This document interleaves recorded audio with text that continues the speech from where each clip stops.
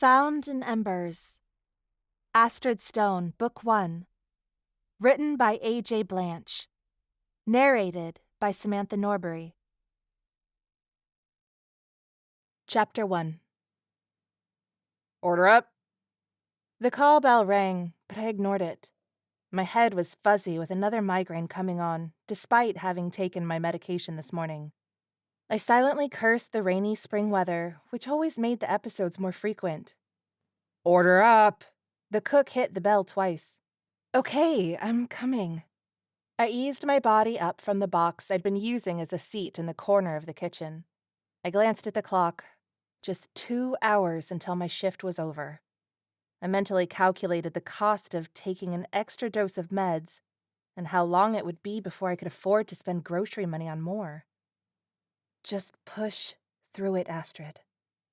Grabbing my serving tray, I loaded it up with the food that was waiting in the window, along with a handful of napkins that boasted the slogan, "Best Barbecue in KC." The words blurred, and I grabbed the stainless steel counter to steady myself against the sudden dizziness. Ugh, please. Not now. Not here. 2 deep breaths. I shook my head to clear it. The episode was subsiding, but I didn't trust myself to move yet. So I played for time by grabbing a squeeze bottle and drizzling sauce artfully onto the food that had been unceremoniously slopped into the serving boats. Art always calmed me. It was both my passion and my coping mechanism. It ain't a gourmet, growled the cook in my direction from the other side of the window. Just get it to the customer. I often wondered if the hairnet covering his meticulously trimmed beard was what made him so grumpy at work. Presentation is important, I smiled, though I knew it would irritate him more. It's burnt ends, he said, slapping his spoon on the counter. You can play with your food at home. Jen, a fellow server, waddled in through the dining room door and dumped a bin of dishes in the sink. Astrid, honey, can you take the order for table 5? They asked for you specifically.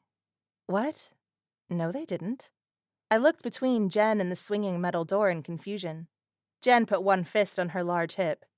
They asked for, and I quote, that pretty server with dark hair that was here yesterday. She looked at me pointedly. Besides, I gotta get a smoke break before the boss come up in here.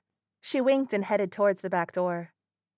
My pounding head searched my memory banks for who had been here yesterday. Hopefully it's not the couple that didn't leave a tip. I picked up my tray and called after her.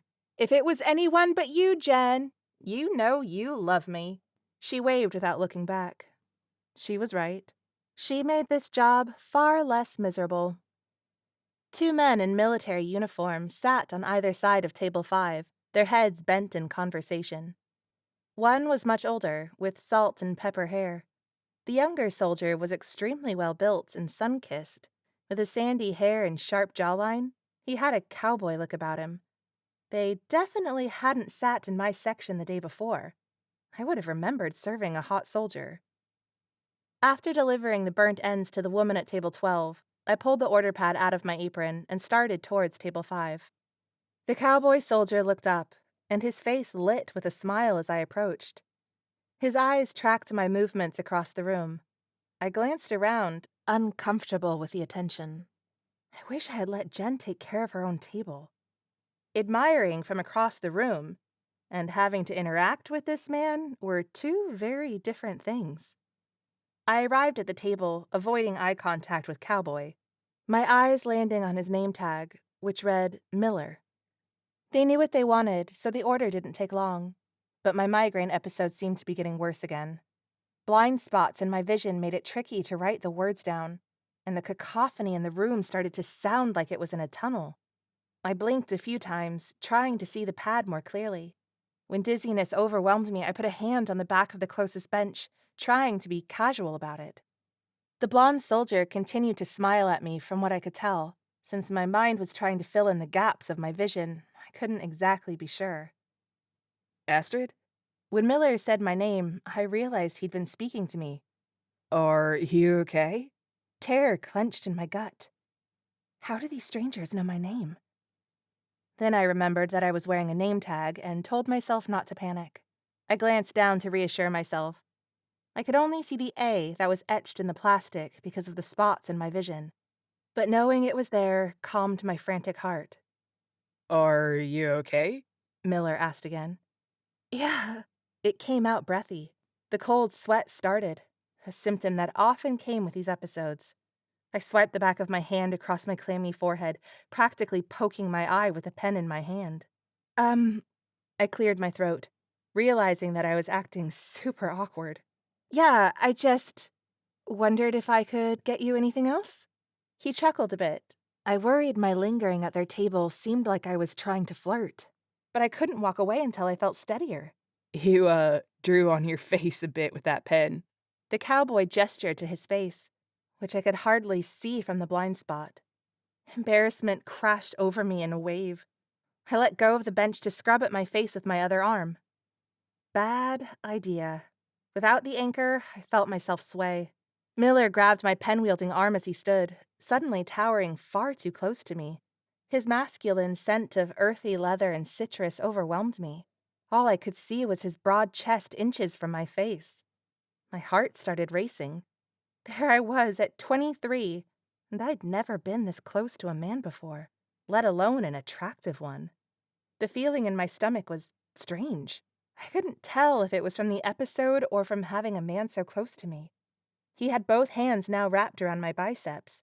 Afraid of the sudden intimacy of the contact, I flinched, and he let me go, his hands up in a surrender gesture. I'm sorry, he said. I would have found the slight drawl in his voice charming if I hadn't been distracted by an overwhelming need for self-preservation. It just seemed like you were about to fall. The room spun, and I grabbed his arms before I bit the floor.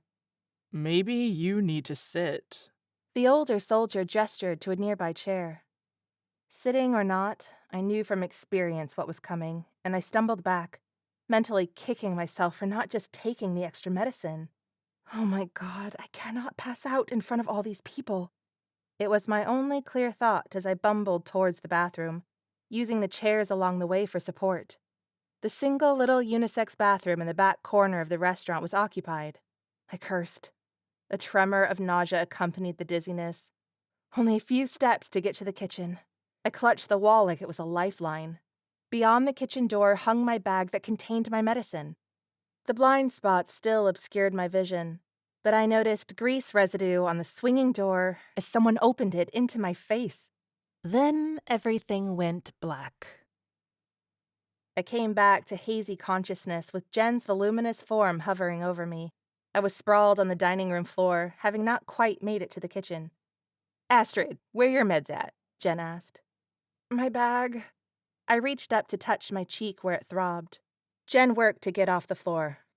I'll get him for you. Are you okay? It was the cowboy's drawl. I turned to focus on the soldier. His cerulean eyes narrowed in concern. With my blind spots mostly gone now, I could read his expression clearly. I started to sit up, but he put his hand on my shoulder, a subtle command. Careful, you hit your head. It was embarrassing enough having anyone see me pass out. I didn't need someone to keep me here on the floor. I'm fine. I sat up against his wishes. Can you tell me your name? Astrid. I shivered involuntarily. I looked down to find goosebumps on my arms and noticed I was covered in baked beans and burnt ends. My face flushed with embarrassment. How many fingers am I holding up? Miller's fingers were long, and his nails were clean and trimmed. 3, I answered him. How about your phone number? I scowled at him. I'm not telling you my phone number. He smiled shamelessly and winked at me. It was worth a shot. Girl, you can't keep coming to work like this, Jen said as she returned with my tattered bag and held out the bottle of medicine. You probably need to see a doctor after hitting your head like that, Miller added. I ignored him and turned towards Jen. It's just the rainy weather. I took the bottle. Rain makes the migraines worse. I'll be fine. I'm glad to hear that you're okay, Miss Stone. The booming voice of Mr. Strickner sent another chill through me. I'd like you to collect your things and go home. I scrambled up to face my perpetually grouchy boss. My head spun from the movement. I'm fine. I can finish my shift. You're a liability in my kitchen. I want you to go home. I'm sorry, Mr. Strickner. It was a freak accident. It won't happen again. No, it won't. His voice was cold and quiet. You can pick up your final check on Friday. Wait, you can't fire me. I leaned in, aware of the people watching. My face burned with shame when I added, "Please, I need this job to make rent." I'm sorry for your difficulty, but it's not fair to any of my other employees to have to pick up the slack every time you get a migraine. Next week was Lyric's Sweet 16. Money was already tight. Desperation rose in my chest. "Please, I have my little sister to feed." He turned and walked away, ending the conversation. Ugh, he's such a jerk. Anger and shame burned through me as I stood there, covered in barbecue, with everyone watching. I rubbed my thumb over the amber stone in my leather cuff, a nervous habit I'd carried with me from childhood. It helped to calm me. My eyes stung with the injustice of it all. I started towards the front door, wanting to get outside before there were tears, or worse. Jen caught my arm and gave it a little squeeze. Baby girl, you got too much talent to waste at this place anyway. She held out my bag to me. "Thanks," I said, taking it. "It would have been embarrassing to have to come back in for my car keys." She snorted and put her fists on her hips. You best toughen up that skin of yours if that was gonna get to you. I gave her a half smile. "I'll miss you." I ain't dead, and you've got my number. "You're right. I guess I'll see you sometime." I glanced at the soldier who was still standing there, worry written in his features. He looked like he was going to say something, but I shook my head. "Please, don't make it worse." I pulled my serving apron off and handed it to Jen. "Their order is on my order pad," I said, nodding towards table 5. When I stepped outside, the air smelled of wet pavement and the hickory smoke rising from the stack. Wrapping my arms around my bag to protect it a bit, I stepped into the rain and jogged to my rusted-out handicap van. Seeing my face in the reflection of the water-streaked window, a chunk of sauce-covered pork sliding down my cheek, felt like a new low. What is wrong with me? The despair and anger burned my eyes, or maybe it was the barbecue sauce. Tears began to spill over my cheeks, mixing with the rain. I swiped at the slop on my face, bringing the hem of my shirt up to scrub at my eyes. Hey. It was the cowboy soldier's voice. I whipped around, yanking my shirt down. Why is he following me? Sorry, I didn't mean to startle you. He faltered. "What are you doing here?" I glanced around. Can't a girl lose her shit in private? I wanted to give you your tip. He offered me a folded-up bill. I waved it away. "You can tip Jen. She's your server." Don't worry, I'll tip her too. He kept his offer extended even as the rain soaked us both. "I don't want your pity." I cursed my pride. Every dollar mattered until I could find another job. He rubbed the back of his neck with his free hand. It's not pity, I promise. Just take it. "Swallow your pride, Astrid.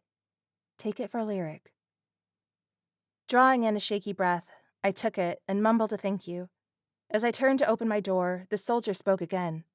I actually didn't come here for the food. I looked at him warily. "I have pepper spray." His hands came up in surrender, and he rocked back on his heels a bit. I'm not trying to seem like a creep. "Well, here's a tip. It's creepy to follow a girl to her car in the rain." Yes, ma'am. He nodded.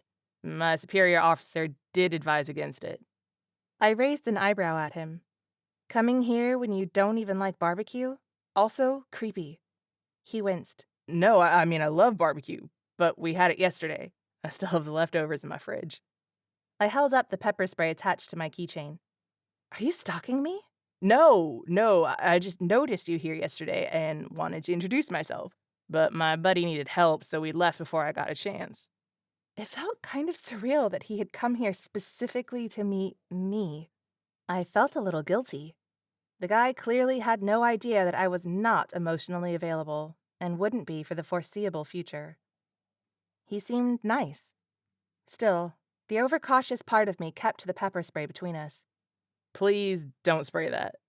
He gestured to my weapon of choice. With the wind and the rain, you're more likely to hurt yourself than me.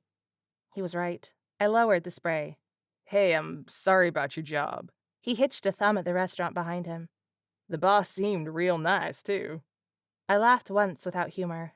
Yeah. Things have a way of working out. I smiled. My mom used to say that. Well, she's right. She's gone. It was hard to remember the sound of her voice, but the reminder of her words lifted my spirits. I rubbed my thumb over the stone in the cuff. Her cuff. Thank you, I said, meaning it this time. Gesturing to my keychain, he said, We should really get you a taser. It's a little more reliable in the rain. He seemed genuinely sweet. In another life, maybe I would let this man in. I shook my head against the temptation and turned back to the van. I'm sorry, I have to go. Are you going to be okay driving home? He asked. I'm not dizzy anymore. The episode was basically over. It had come on just long enough to wreck my life. Okay, be careful, he said. As I got into my car, he added, Call me if you need anything. My face screwed up in confusion as I watched him jog through the rain back to the restaurant. I let out a sigh and looked down at the fold of cash in my hand. When I opened it up, I found a $50 bill wrapped around a slip of paper with a phone number and Captain Jeff Miller written on it. Oh, that's what he meant. Well, I wouldn't be calling him. My entire life revolved around taking care of Lyric and trying to get into the Kansas City Art Institute on a full scholarship. It was why I had moved us here 2 years ago. I had no intention of trusting anyone enough for even a casual relationship. My sister's safety was too important. Shivering from the cold, I tossed the slip of paper into my door pocket that held my trash and shoved the $50 into my pocket. Then I cranked up the heat and drove home. I parked the van outside of the shabby apartment building. Still chilled in my bones and not ready to face the rain again, I let my head fall back against the seat with the heat blasting over me. Maybe I could sell some things to pay rent this month. I mentally scanned the meager apartment that housed everything Lyric and I owned.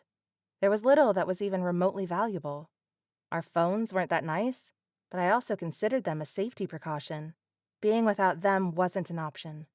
My mind landed on the old refurbished laptop I'd hidden in the back of my closet. A gift I'd saved for almost an entire year to buy, because I wanted Lyric's 16th birthday to be special. I slammed my palms into the steering wheel. What was the point of my trying to get into the Art Institute when I couldn't even afford to give Lyric a birthday gift? It was selfish to do something that didn't provide for us. Why had I even considered it? Will I ever be able to do something that I want to do? Not while I'm taking care of my sister, I sighed and shook my head. No, don't think like that, Astrid. Protecting Lyric is what I want to do. I turned off the car and jumped out of the van into the pelting rain, shivering as I ran. I'd almost made it to the building when I heard the familiar screech of an angry cat. Oh, is that? Pausing, I looked over in the bushes and spotted the little gray tabby. He appeared as miserable as I felt. Soaked to the skin, he looked offended at the very existence of the rain. I frowned at the mud between me and the cat. I couldn't just leave him there. I picked my way through the mire and scooped up the shivering little cat. Hey there, McTabby. Did Miss Norton let you out again? The cat continued to complain as I walked him over to the door. When we finally got inside, he rubbed his wet face on my chin and purred. His abnormally short tail flicked back and forth. What a pair we make, I said. The cat sniffed at the pork in my hair and began to taste it. Oh, I laughed a little. You always know when there's food, don't you? I adjusted him in my arms as I walked. I guess it's good I brought a sample for you today, since I won't be able to bring you leftovers anymore. It took a couple of knocks on the door. Miss Norton finally answered. The door only opened a couple of inches before it hit her walker. Oh, for Pete's sake. The old woman's grumbling came from the other side of the door as she struggled to open it the rest of the way. It's me, Miss Norton. I resisted the urge to wrinkle my nose at the reek of potpourri and ammonia coming from her apartment. I found McTabby stuck outside again. Miss Norton finally won the battle of door versus walker, breathing hard from the effort. Her lined face went from a scowl to a smile when she saw her cat. Well, I'll be. I called and called for him. It's his supper time. Well, I'm sure he's glad to be back home then. I set the cat down. He trotted over and rubbed against Miss Norton's ankle affectionately. He's so cold and wet, she said.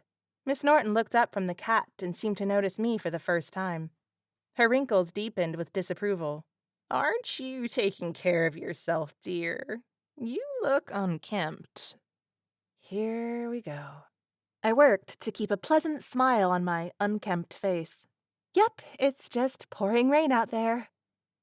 Eager for clean, dry clothes, I carefully escaped the conversation about my appearance and wished her well, before taking the stairs 2 at a time to get to my apartment. Olive green paint peeled in places from my apartment door, revealing a faded pink color underneath. As I put the key in the lock, I straightened the number 5. A pointless exercise. It always dropped back down the doorframe again, as though the building itself were stripped of its pride. Lyric switch bells jingled softly on the door when I opened it. My sister didn't seem to notice, as she and Tyler were on the other side of our barren apartment, at the small kitchen table. They were bent over Tyler's sticker-covered laptop. I smiled at the scene. It never surprised me to find the neighbor boy here. His red hair and freckled face had been part of the landscape of our apartment since we moved in down the hall from him. He practically worshipped Lyric, and I could understand why. Her delicate features were a perfect match to her brave heart and beautiful soul. "What shenanigans are happening here?" I said, alerting them to my presence. Lyric's head came up. Her distinct silver eyes widened in horror, and she smacked Tyler's arm, causing him to look up as well. Whoa, is that blood? Tyler asked. "Astrid, what happened to you?" Lyric said. "What?" Then I remembered the barbecue in my hair. "Oh, no, it's just burnt ends." I kicked off my shoes and dropped my bag on the faded brown carpet that had probably seen 2 decades of apartment life. "It looks like you got in a fight." Lyric touched her own cheek, mirroring the place where my face had met the swinging door when I'd passed out. I shrugged. "Oh, I just fell and kind of ate the door as I went." "Ouch! Is that why you're home so early?" "Yep." No point getting into the details. I walked to the freezer and grabbed a bag of peas for my cheek. "So, what are you two working on over there?"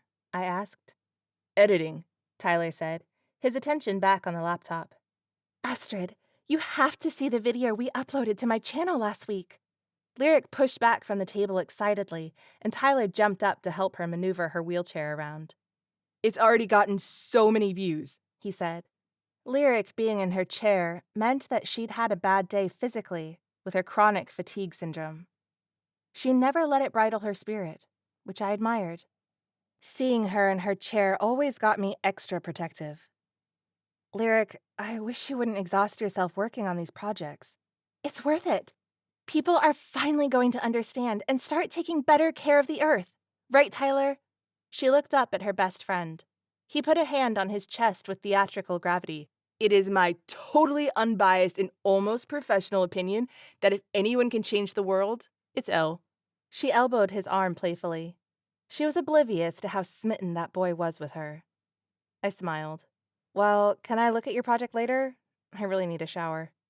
"That's probably for the best." She wheeled her chair backwards away from me a little, wrinkling her nose. "I can really smell you." I laughed and headed for the promise of warm, dry clothes.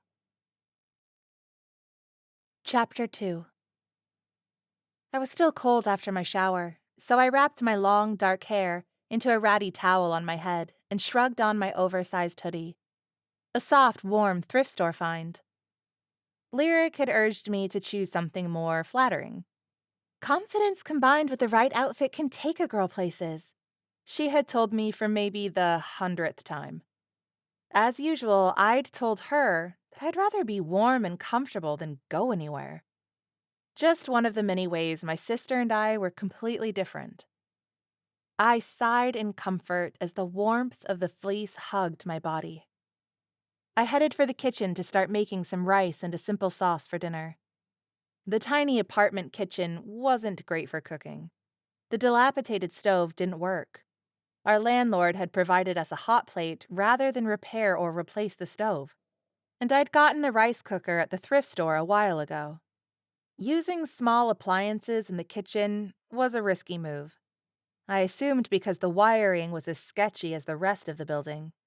If the fridge motor kicked on while using the hot plate, it would trip the breaker. Strategic plug swapping was the only way to guarantee success. Of course, we had to be vigilant about plugging the fridge back in after the cooking was done, so the contents would stay cold. It was all an inconvenient system that we had perfected over the 2 years of living in this place. I moved the container of succulents that Lyric grew on the counter to make room for dinner prep. My sister was set on healing the earth one plant at a time. I didn't personally understand how having plants on the only 2 feet of counter we had in the kitchen would help save the world. But they made Lyric happy, and I couldn't argue with that. I measured the last of our rice into the cooker. It was past time to do some grocery shopping. I thought of the $50 in the pocket of my dirty work jeans. I'll spend my tip money on groceries and figure out the rent after that. Not knowing where money would come from soon had me thinking about finding another job. Hey, Tyler, could I use your laptop after dinner? Applying online was more efficient than going around in person. Sure, I can leave it here for you. When dinner was mostly ready, I began clearing my art supplies off the small table. The painting I'd been working on, a child and his mom laughing and holding on to each other as they ice skated at Crown Center, made me smile. I felt proud of how I'd captured the joy in the little boy's brown eyes. My best work so far. My smile vanished when I noticed dried oatmeal spilled on the corner where I'd worked to get the ice to shine just right. Irritation flashed through me. What the heck? There's food on this. Lyric and Tyler both looked up from the laptop at the other end of the table. I'm sorry, she said. I can clean it off. Don't. I'll take care of it. I clenched my teeth and began carefully pulling the dried bits off. I just wish you guys wouldn't eat next to my art. It's the kitchen table. There was a bit of edginess in her tone. Where else are we supposed to eat? It's also my art table. The food was coming off, but it was taking some of the paint with it. I wanted to scream. I tried so hard to never waste paint, and even still I was running low. There was no way I could get more anytime soon. It was the cherry on my bad day Sunday. This piece was important to me. Good thing I already submitted my application portfolio. Tyler stood and shoved his hands in his pockets. It was my fault. I'm sorry. He rocked on his feet. I meant to clean it up right away. His fault or not, he would have taken the heat for Lyric. It was sweet, but didn't help my mood. I wanted to just talk to Lyric about boundaries, sister to sister, without feeling like I was outnumbered. I took a breath and tried to tamp down my frustration, but my words still came out icy. Tyler, I think it's time for you to go home for the night. Lyric grabbed Tyler's arm. No, stay. It's movie night. Lyric. Tyler spoke before I had a chance to respond. His blue eyes looked into her silver ones with earnest. I'd slay a dragon for you, but I am not crossing Astrid. I rolled my eyes, not in the mood for his banter. Astrid! She turned scolding silver eyes on me. You can't just kick him out because you're mad at me. Tyler touched Lyric's arm and said, I've got to go anyway. My stepdad texted me a while ago, threatening to smash my desktop setup if I didn't have dinner ready when he got home. You're going to actually cook for that jerk? Lyric said. No, I'm going to go make sure all my tech is hidden where he can't find it before I head out to do some work on my bike. Lyric scrunched up her nose. There's no way that motorcycle needs any work. Hey, I've still got to check on her, or she might think I have another woman. Tyler winked and headed for the door. He didn't take his laptop with him. Apparently, he remembered his promise to let me borrow it. I felt like a jerk. It had taken me a couple of months to warm up to the idea of a teenage boy stepping foot in our house. But he was a good kid. Tyler, I called after him. If you need a place to keep your computers safe, you can bring them over here for a while, Thanks, Astrid.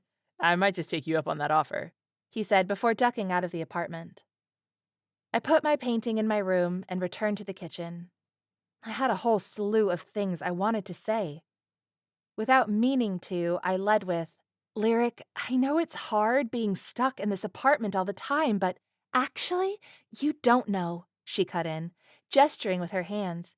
"You get to leave every day while I'm trapped here." The change in direction for the conversation was standard procedure. We'd had this argument more times than I could count. Impatient, I responded as usual. "You know this is how it has to be." "For how long?" Lyric folded her arms. "It's been 5 years since Mom died." "You know I don't have an answer to that." I looked down. My toes fiddled with the hole in my sock. "She told you to keep me hidden," Lyric said. "But maybe she only meant for a little while." She threw her hands up in frustration. "You don't even know." "Neither do you." I pointed at myself for emphasis. "And I'm still in charge." "What am I even hiding from at this point?" She gestured around the room that was empty of threats. "I just want to be a normal teenager and do normal things."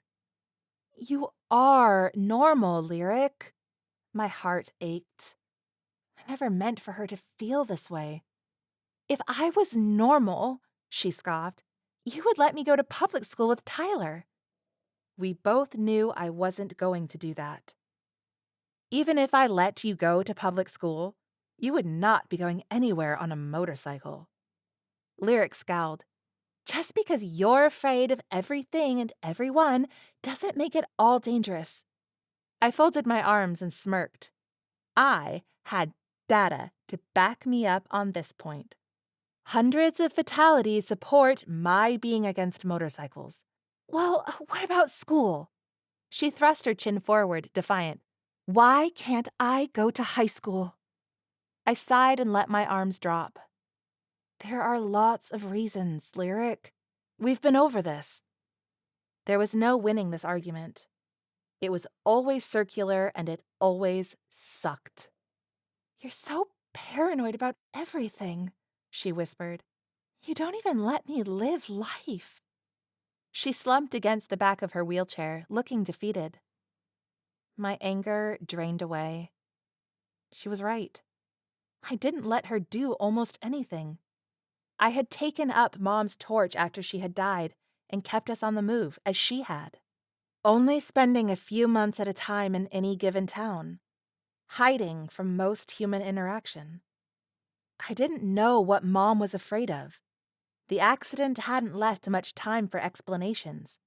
So I was paranoid about everyone and everything. Never let anyone get close to us had been my motto for almost 5 years. Now here we were, settling down in Kansas City so that I could pursue my dream of the Art Institute. It felt risky, but I'd wanted to do it since I was a kid, and we'd stopped at a rest stop in Missouri on our way to whatever remote location Mom was taking us to next. I'd found a brochure for the Art Institute. The school looked like a brick mansion, and my 10-year-old heart had come alive with the idea of belonging there someday. I was so close to making it happen. Lyric was still under lockdown. But what else could I do? Letting her go out was dangerous, especially now that we were staying in one place for a while. Something bad could happen to her. She was already so fragile. I was glad she had found a friend in Tyler. She deserved happiness more than I did. "I'm sorry," I said. "I wish I could fix things, but I don't know how. Let me go to school, or let me put my face in my videos." She gave me a challenging look. "You know I can't do that, Elle." She shook her head. "You mean you won't?" "We'll figure something out, okay?" I said, hoping to restore the peace. "For now, let's eat dinner." I helped her roll her chair back to the table. We ate in silence for a while. Finally, Lyric said, Tyler didn't even eat breakfast here this morning. Huh? It was me who spilled on your painting. I recognized Lyric's peace offering. I returned her gesture with a playful tone.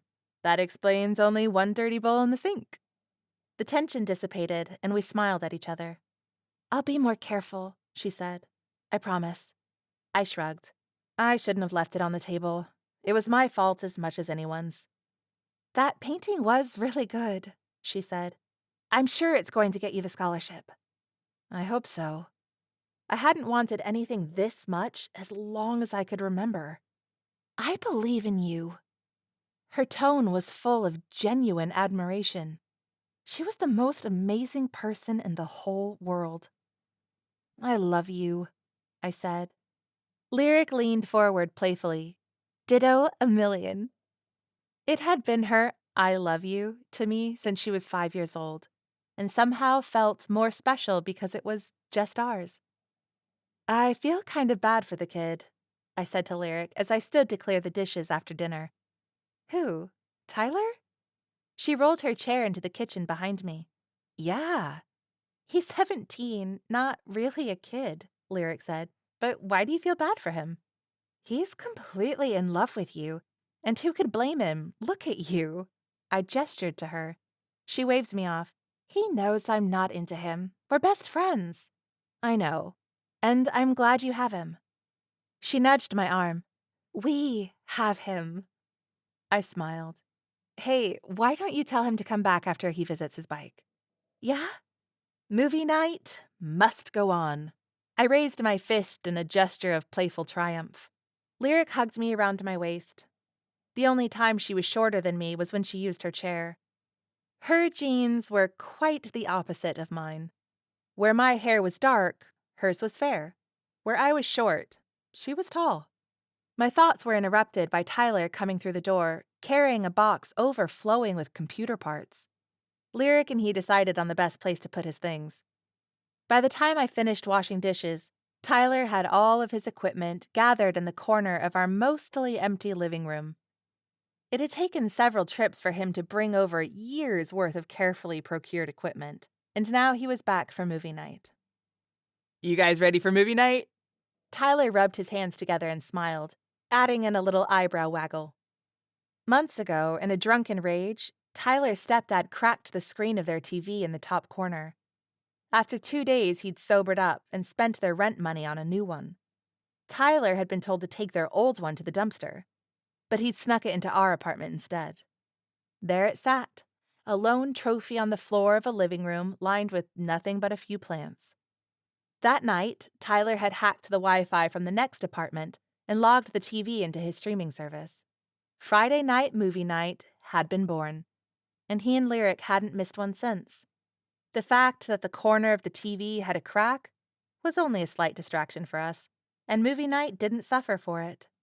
As custom dictated, we dragged a mattress from the single bedroom to the living room, and all 3 of us piled on. You two pick the movie, I'll make some popcorn, I said, heading into the kitchen. Halfway through heating the oil in the pan, the fridge motor kicked on, and all the lights went out. On it, Tyler called from the other room before I even moved. I grumbled at myself for forgetting to unplug the fridge before using the hot plate. Once the lights were back on, I swapped the plugs and added the kernels to the oil. Looks like you're popping more than popcorn in here, Tyler said with finger guns in my direction as he passed by me on his way to the living room. I rolled my eyes and smiled at his terrible pun, then shooed him out of the kitchen. Before he disappeared around the corner, he turned back.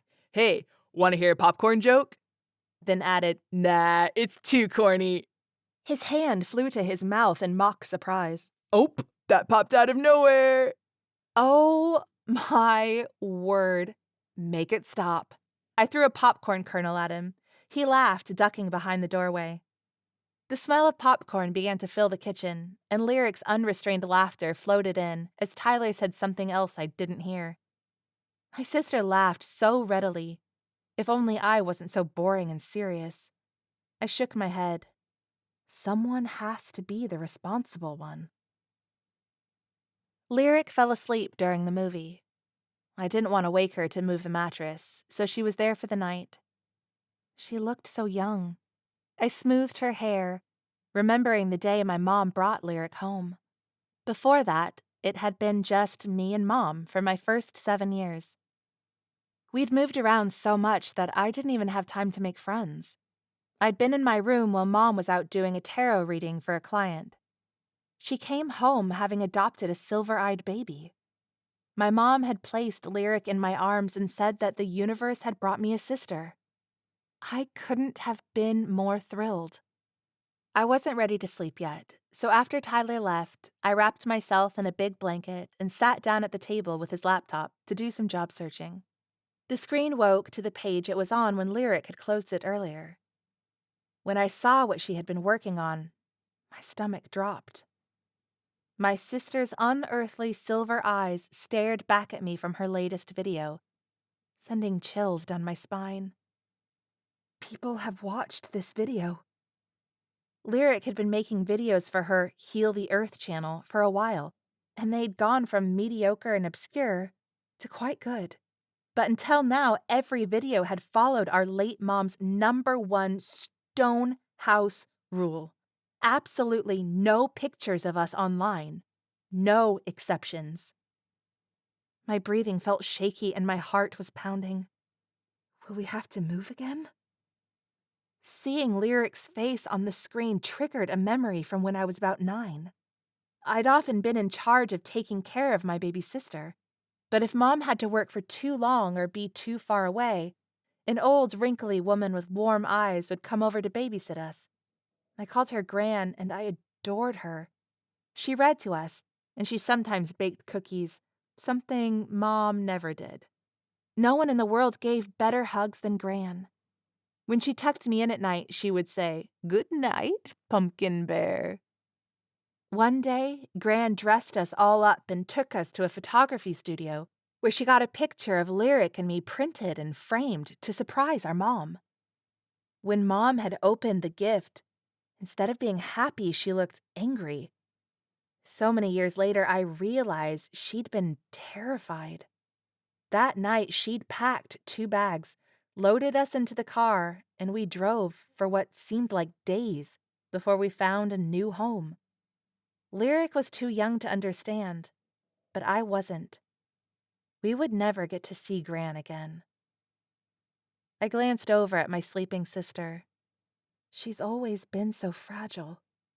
That was really hard on Mom. All my life, I'd been given a steady stream of lectures from Mom on how to blend in and be careful. And after the Gran debacle, it took my mom years before she loosened up about pictures. After Mom died, I had gotten Lyric a phone with an actual good camera on it. She had been thrilled. She had sworn to follow Mom's rules, even though Mom was gone. I was responsible for her safety now. If anything happened, it would be my fault. Watching the way Lyric moved and spoke in this video was pretty mesmerizing. Her thoughts were compelling, and her passion for the earth inspired me as I watched it. Lyric is really proud of this project. I wish I'd paid more attention to what she was working on, instead of being so caught up with my own stuff. I clicked the play button to watch it again. She really could change the world. When the video finished for the second time, I let the mouse hover over the Unpublish button. It's what Mom would have wanted me to do, no question. But it seemed like a huge overstep. I bit my bottom lip in deliberation. Lyric worked so hard on this project, and she's right. It really is good. I tapped the table a few times. Maybe Mom had needed to lighten up. I sighed. Maybe Mom had known things I don't. In the end, I decided it wouldn't do any more damage to leave the video published until morning. Then I could just talk to Lyric about it and have her take it down. Promising myself I would job search in the morning, I closed the laptop and headed to my room. Chapter 3. It was still dark outside when I woke the next morning from a graphic nightmare in which everything I touched turned to ash.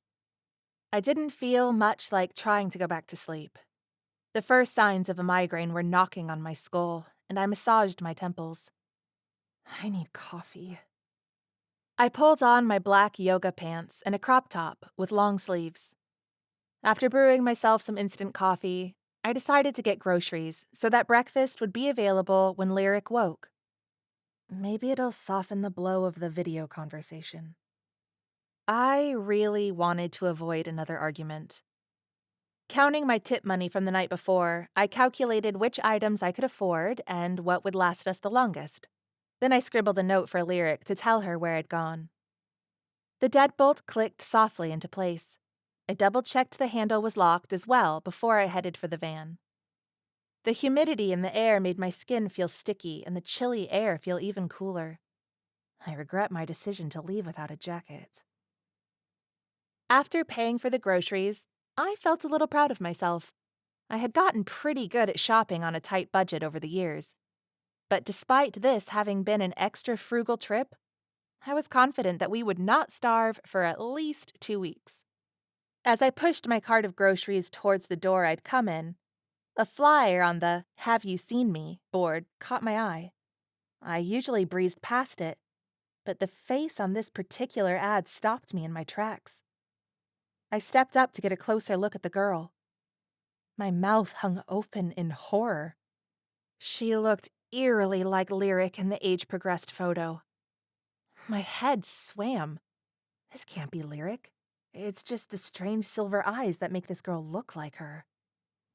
But even as my mind tried to justify it, I couldn't deny that it was more than the eyes that looked like hers. The heart-shaped face, the slim nose, the way her right eyebrow peaked slightly higher than the left. It's a computer age-progressed photo. This girl probably doesn't really look like Lyric in real life. I glanced around. It was still early, so the store was mostly empty, except for a few workers who weren't paying any attention to me. Snatching the flyer off of the corkboard, I shoved it in a bag of groceries between the flour and the jar of peanut butter. Then I headed for the van. After loading the groceries into the side door, I hopped into the driver's seat just as rain started dotting the windshield. I ignored the headache that was coming on strong, and I twisted around to dig the flyer out of the bag in the back seat. My heart hammered as I examined the flyer carefully. The picture that looked like Lyric really looked like Lyric. The second picture was of an infant. Lyric Smith. I felt queasy. Lyric is not a common name. Last seen in Maryland. Isn't that where we lived when we adopted Lyric? I mentally calculated from the date missing. 15 years ago. Not possible. I shook my head. Reward for any information. Is this why Mom was so paranoid? I felt sick to my stomach and utterly alone in the world. Mom, what did you do? Who could I even talk to about this? What did it all mean?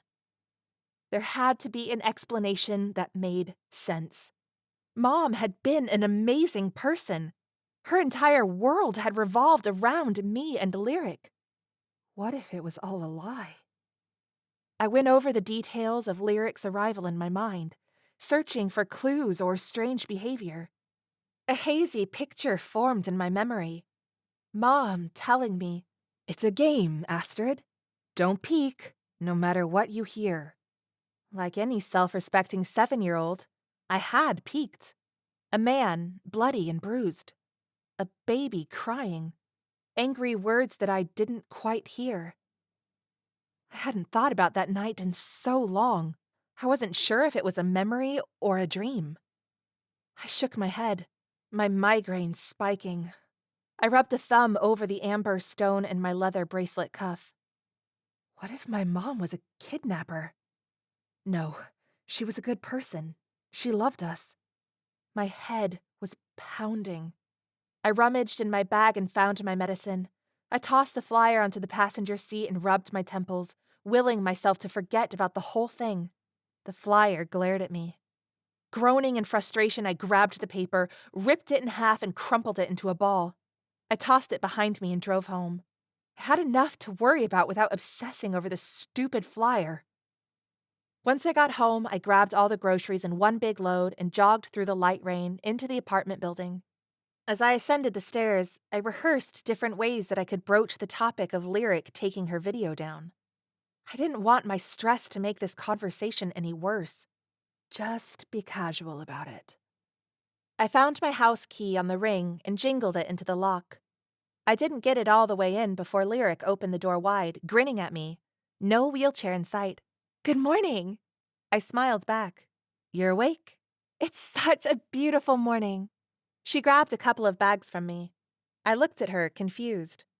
"It's gray and raining out there." She ignored me and walked into the kitchen. "Looks like you're feeling pretty strong today." I gestured to her empty wheelchair across the living room. "I feel like I could do anything today." She spun in a little circle. I raised my eyebrows. "What's got you in such a good mood?" We both started putting the groceries away. "My newest video is getting tons of hits." She bounced a bit with each word. I closed my eyes.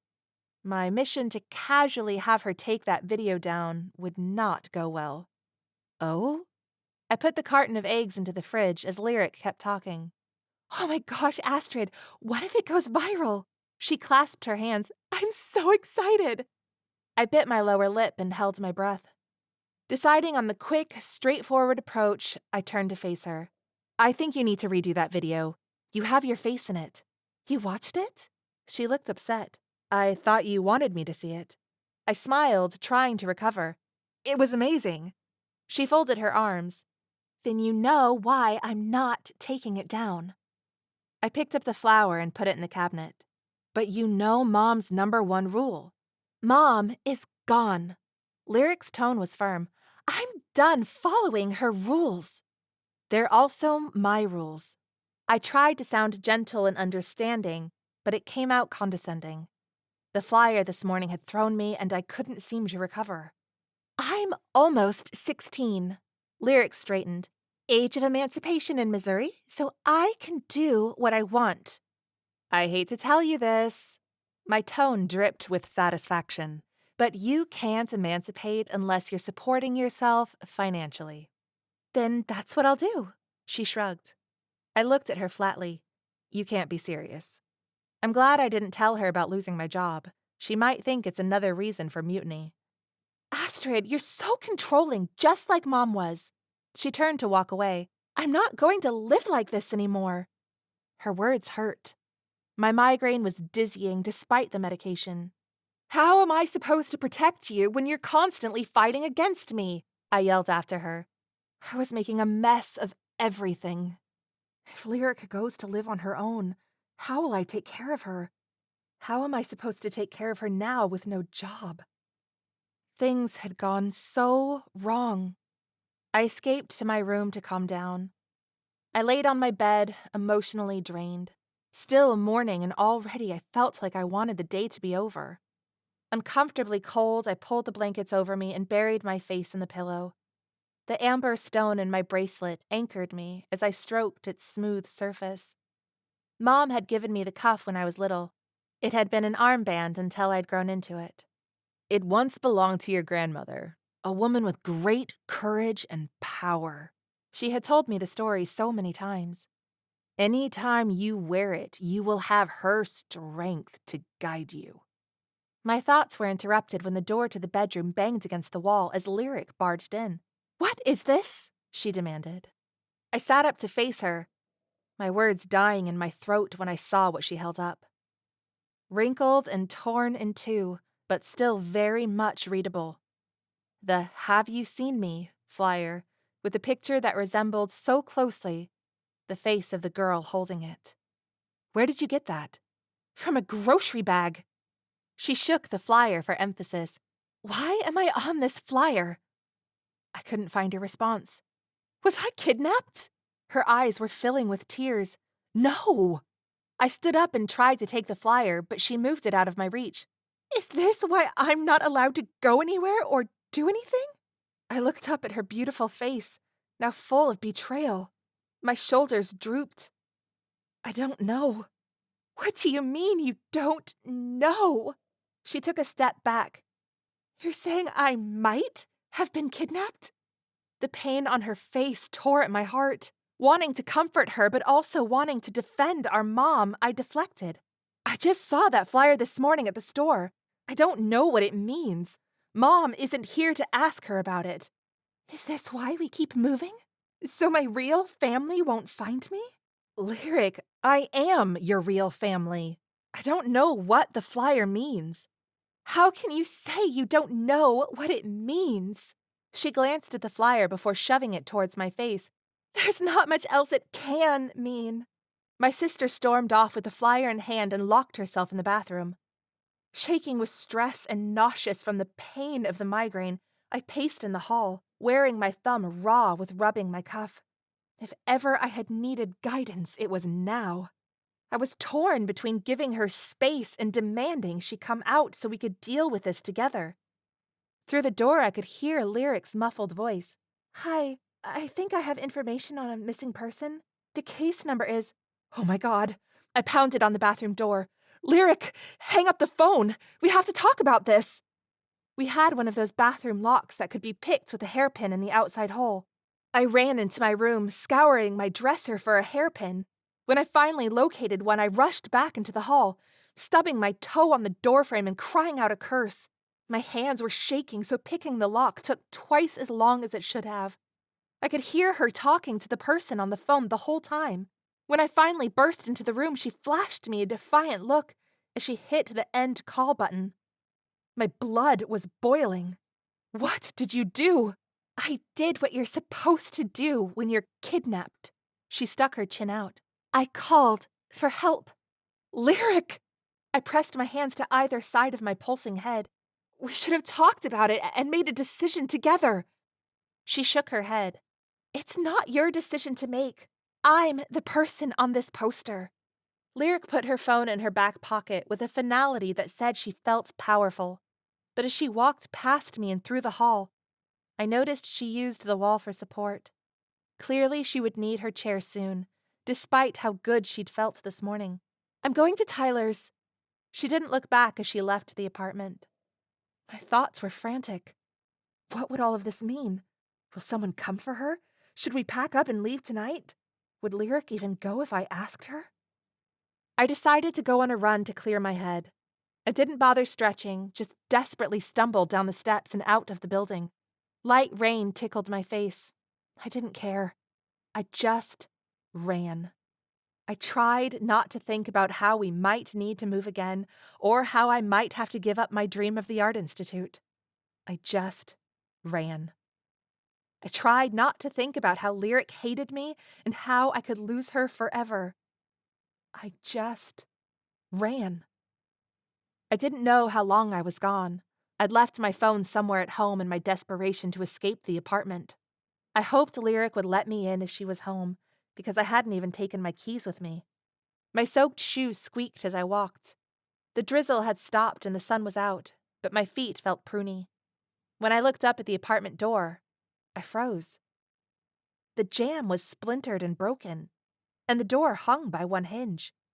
A break-in? Had we been robbed? What could they have taken? Heart thumping in my chest, I inched the door open and tilted my ear closer to listen. Silence came from inside. I opened the door further and called out, Lyric? No answer. Maybe she's still at Tyler's. It didn't take me long to look through every room. She wasn't there. Her wheelchair sat near the mattress, still on the living room floor. My chest constricted. I tamped down my fear. She's probably at Tyler's. I noticed a few drops of greenish oil or paint on the floor. Did they break in for art supplies? That didn't make any sense. I didn't bother looking for what the intruders might have taken. We had little worth stealing. But I prayed Lyric had still been at Tyler's when the break-in happened. My fist pounded on the door of Tyler's apartment more forcefully than I had intended. Chill out. She's going to be here. When it took too long to answer, I knocked again. If she's over here, why aren't they answering the door? The door opened just enough to make the chain on the inside lock pull tight. The man's narrow eyes that appeared in the crack were bloodshot and full of anger. It gave me an intense sense of why Tyler hated this man. What do you want? Is my sister here? Why the hell would your sister be here?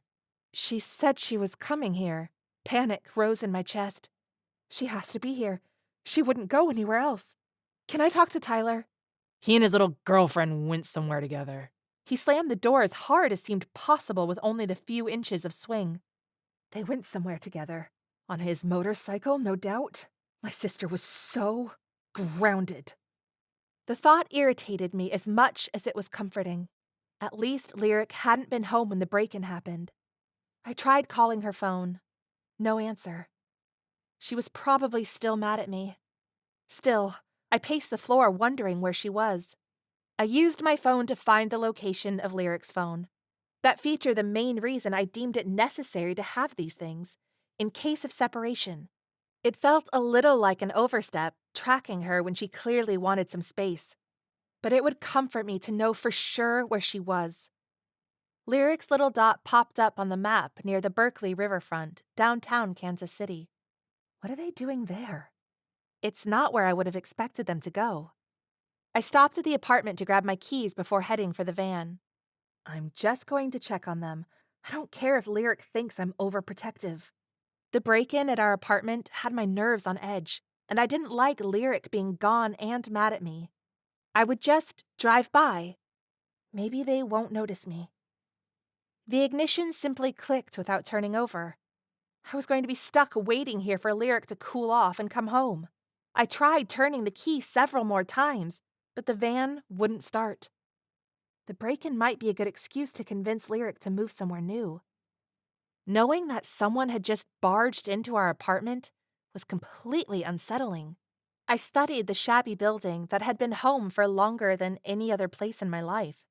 It seemed kind of sad to leave, but it no longer felt safe to me. I narrowed my eyes at the motorcycle parked just across the lot. Tyler's motorcycle. What is that doing here? Downtown was not within walking distance, and Tyler didn't have any other transportation. Something did not add up. I tried calling Lyric's phone again. Still, no answer.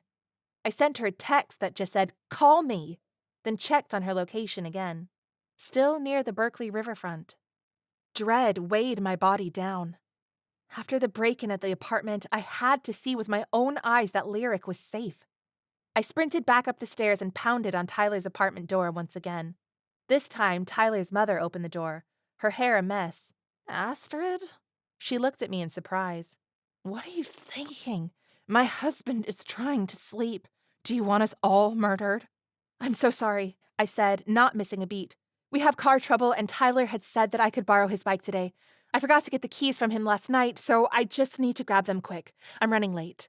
It was hard to keep my foot from tapping with impatience. The woman looked at me with narrowed eyes and then closed the door.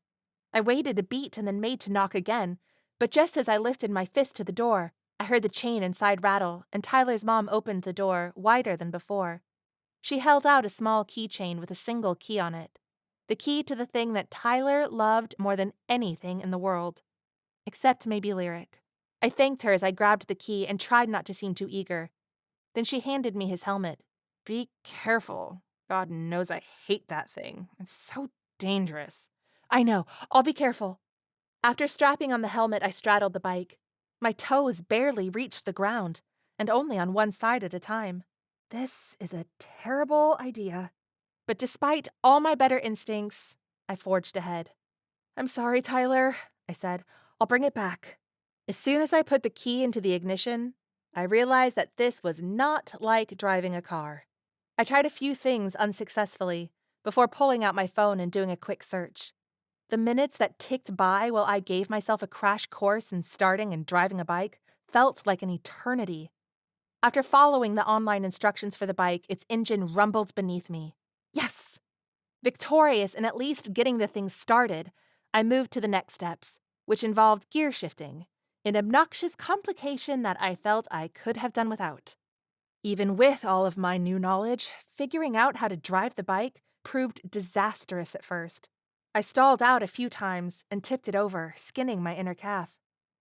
Why do they even make these things? Once I got going, I was shaking. My first few turns were wobbly and wide. I almost lost my balance and realized that in order to stay upright, I would need to drive faster. Fear gripped my chest as I urged the bike forward.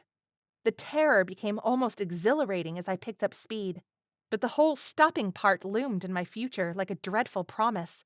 I prayed I could just get to Lyric and that everything would, in fact, prove to be fine. I'm just being paranoid. Lyric is safe. I told myself that the dread in my gut was just a combination of the break-in at home and the bike I was on, careening down I-35 at 60 miles per hour. Several cars passed on my left, the whoosh of air causing me to tense every time. If Lyric were here, she would definitely comment on my going 10 under the speed limit. But I couldn't bring myself to let the bike go any faster. 20 minutes later, I pulled up under the Heart of America bridge that crosses the Missouri River. I planted my toes on the ground on the left side of the bike. The place was deserted in an eerie way. There was no trace of Lyric or Tyler. I tapped the screen to light up my phone.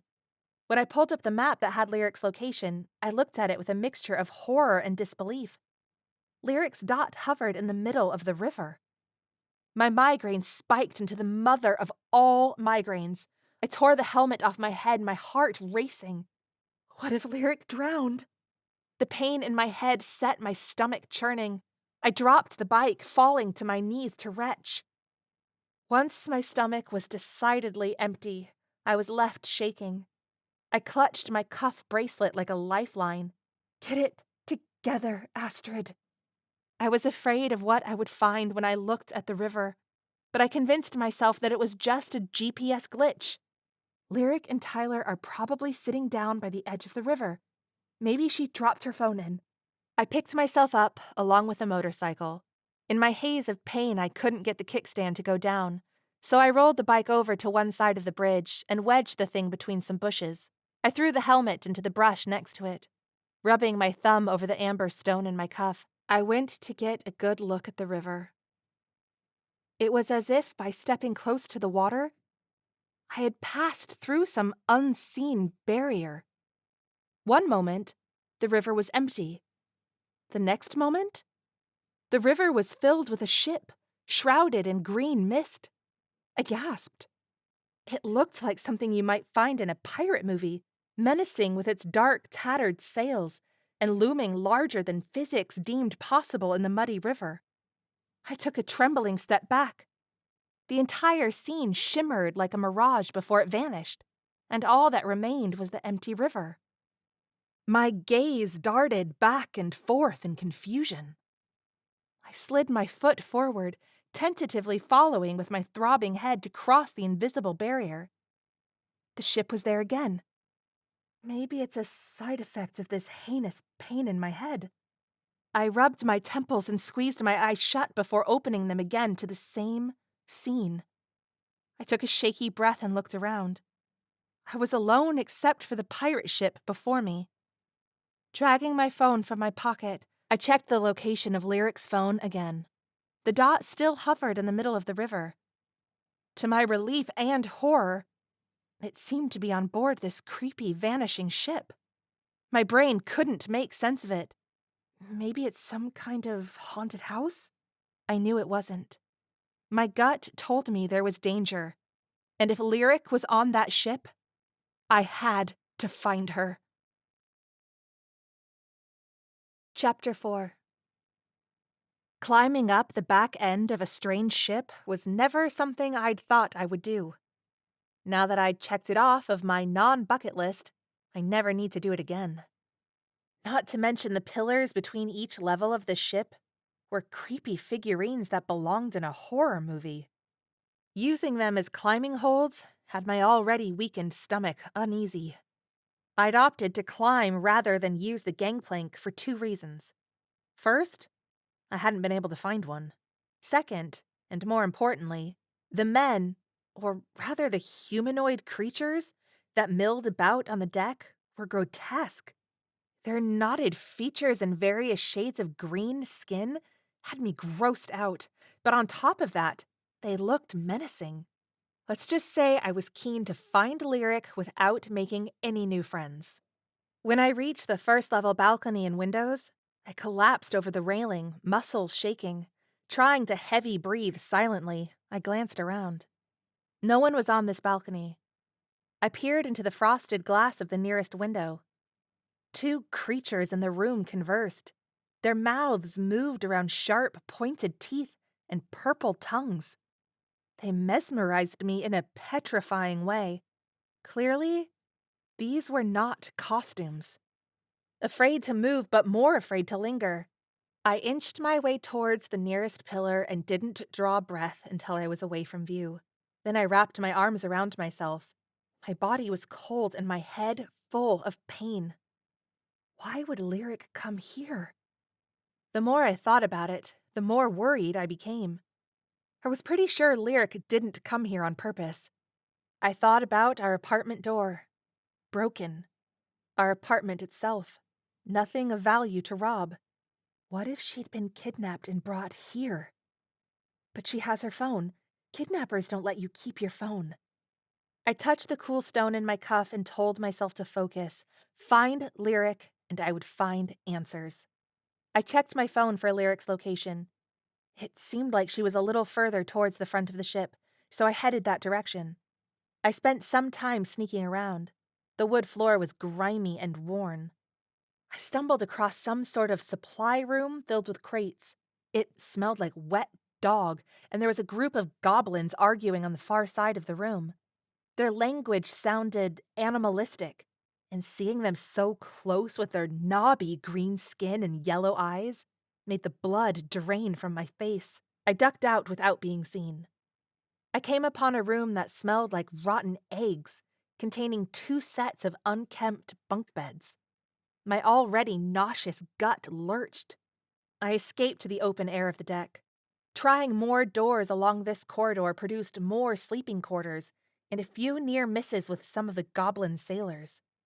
I was no closer to Lyric's location. This part of the ship didn't seem to connect far enough forward. I gritted my teeth in frustration. I had to get to the next level of decks. So, grabbing hold of the nearest goblin pillar, I climbed up to the next deck, my shaking muscles protesting the entire time. When I eased my head over the side to peek through the spindles in the railing, the stench hit me. Foul mud and decay. Then I saw them. A pair of hairy green feet, inches from the railing. I ducked my head back down. Too late. The goblins started shouting something in their strange language. I tried to climb back down, but pain erupted in my scalp. I was being pulled up by my hair. I screamed, kicking and thrashing. I tried to get free. They had me surrounded. The first goblin didn't let go of my hair, and 2 more pairs of green hands grabbed at my arms. They pulled me to my feet. Several crude weapons pointed at my face.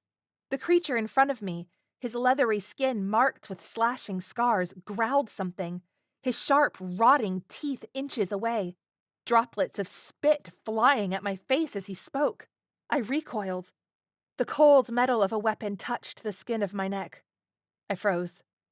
In light of the weapons and the teeth, but mostly the weapons, I took a shaky breath and willed my panic to calm. When I spoke, my voice trembled. I don't understand what you're saying. The goblins glanced at each other before focusing back on me.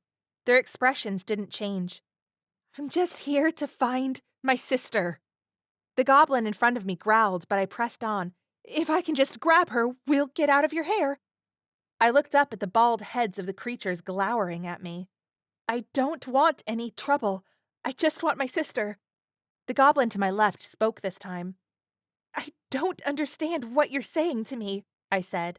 The creatures grunted and growled at each other. Then the one on my left lumbered away, leaving 2 weapons at my throat instead of 3. He was only gone a short time before he came back with another goblin. The new guy had circular pattern tattoos around his eyes. Tattoo guy said nothing to me. He only reached out his gnarly green hand and touched my forehead with 3 long, dirty nails. The touch sent a shock surging through my gut. My insides felt like they were being ripped out. I don't know if I screamed before I passed out. Astrid? Astrid! Wake up, Astrid! My eyes fluttered open to see Lyric's face above me. Inhaling sharply, I tried to sit up and swayed a bit. Lyric threw her arms around me. Astrid! Oh, thank God! I thought you'd never wake up. Where are we? My voice sounded hoarse, and my mouth felt like cotton. My migraine was gone, but that's where the good news ended. We're in prison, Lyric said. I looked around. The space was small and filthy. The cell contained chains on the wall and a bucket in the corner. On the other side of the grimy steel bars, the rest of the room was almost as bare as the cell. There was a pair of goblins sitting at a wooden table, and a few hooks with metal contraptions on them. The entire space wasn't much bigger than an average bedroom. As usual, when anxiety spiked, my hand went to the cuff on my arm to find comfort in my mother's stone. It was gone. The cuff that I had worn every day of my life for as long as I could remember had been stripped from me. Panic rose in my chest. Astrid, it was so scary. Lyric was practically in tears. It pulled me back to the present. These nasty men broke down the apartment door. I can't believe I let this happen. I was talking about both the kidnapping and the missing cuff. I've never seen anything like it, Astrid, she spoke in a whisper. When we got to this ship, the men didn't look human anymore. She glanced over to where the two goblins sat at a table across the room. You see them too, right? Yeah, they look like... I couldn't bring myself to say the word. That sounded insane. Trolls? Goblins? Yes, and goblins aren't real. Whatever they are, they're real. She wrinkled her nose, and they smell horrible. I recounted how I'd gotten captured. My hand kept seeking my arm where the absence of my cuff was like a missing piece of myself. How did you know I was here? She asked. I tracked your phone. Well, if you came to rescue me, it's not going well, because we're both on the wrong side of the bars. She gestured around us. The rocking of the ship beneath me caused my stomach to lurch. I might puke. Lyric helped me to the bucket in the corner of our cell and held my hair back. I wiped my mouth on the knee of my leggings. So gross. The guards sniggered at my being sick. I flipped them off. They went back to playing some kind of card game. Once I had puked, I felt better, though still a little dizzy. Lyric and I huddled together in the cell, and I hugged her. Did they hurt you? No, but you would have been proud. I fought hard and made one of them bleed. Good. I smiled at the thought of my gentle, fragile sister getting one of the goblins. Tyler fought too, and they roughed him up pretty good. It was awful. Oh no, I hope he's okay. I hope so too. They tied him up and brought him with us, but they obviously didn't put him in here with me. Crap. How are we going to get out of this mess? At that point, a third goblin came into the room. It was the same one with circular face tattoos that had touched my skin and made me pass out. I stood up, wanting to be ready for whatever was happening. Lyric followed suit. The goblins exchanged a few grunts. Then one guard picked up the keys from the table where they'd been playing cards and approached the cell. Circle Tattoo Guy followed close behind him. Get behind me, I said, pushing Lyric back. What are they doing? I don't know, but I won't let them touch you. When the goblin stepped into the cell, I used my 2 months of long-ago Hapkido training to take a fight stance and then land a kick to the guard's groin. He didn't seem nearly as affected by that as a human man would have been. I tried to punch him in the face, but after my first attack, the goblins were more prepared. 2 of them grabbed me, twisting my arms back at a painful angle. When one of them grabbed Lyric, my anger flared red hot in my gut. She clawed at her captor's face. They rewarded us for our efforts with manacles around our ankles and wrists. 2 feet of chain bolted us to the wall. Lyric cried and screamed.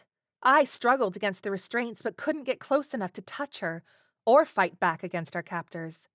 After they chained us up, the original 2 guards went back to sitting at the table.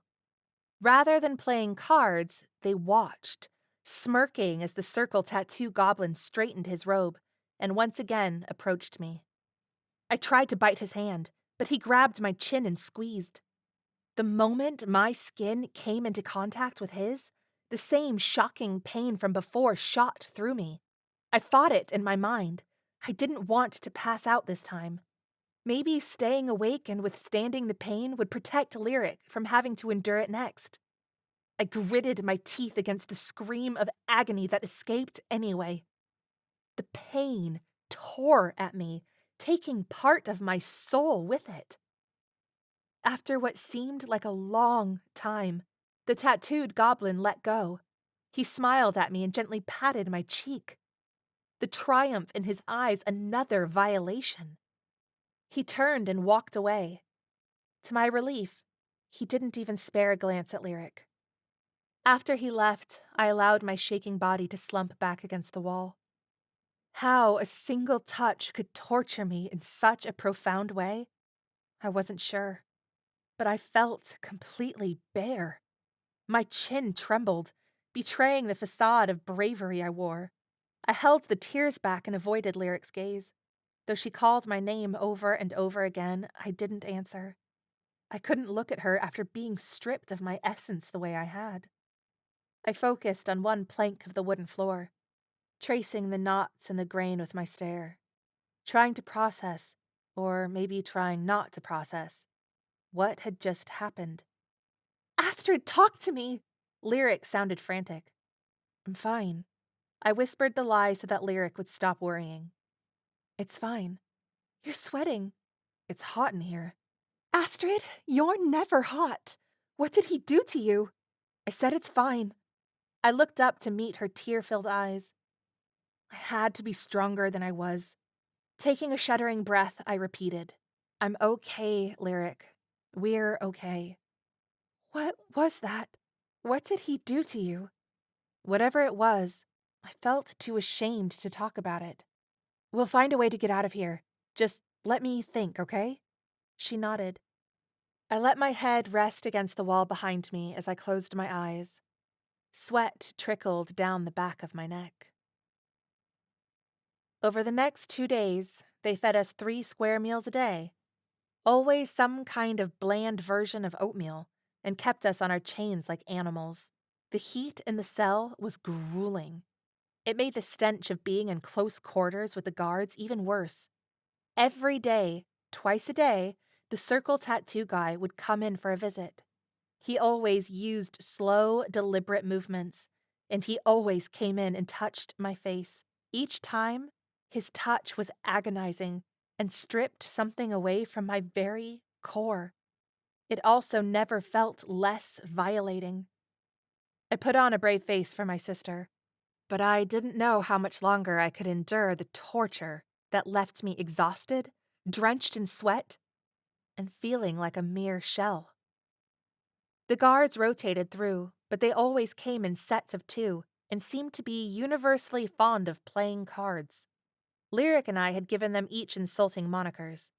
We looked for a pattern in the rotation, hoping to find a weakness in their security. We hadn't found one. I continually demanded answers as to why I was being tortured. There didn't seem to be anyone who spoke English, let alone who cared to tell me what they wanted from me.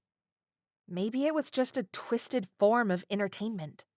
At least they weren't using Lyric for their sport.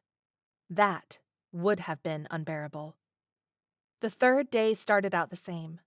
A visit from the tattooed creature who touched my face and made me feel like I was dying, followed by a meal and plenty of clean water. I was grateful for the abundance of water to drink. Lyric wasn't bothered by the heat, whereas I was dying. Lyric and I thought maybe my body was in trauma from the torture and couldn't regulate. The other weird side effect was that despite the fact that I didn't have my medication, I hadn't experienced even the whisper of a headache since I'd been shut in the cell with Lyric, a feat no medication had ever accomplished for 3 days in a row. Halfway through the 3rd day, a lone guard we didn't recognize came in. He wore a belt of weapons unlike the other guards. After a brief conversation with the 2 on-duty guards, the former pair left, and we were alone with the newcomer. He grabbed the keys off the table and approached the cell. Worried, I glanced at my sister, her face full of distress.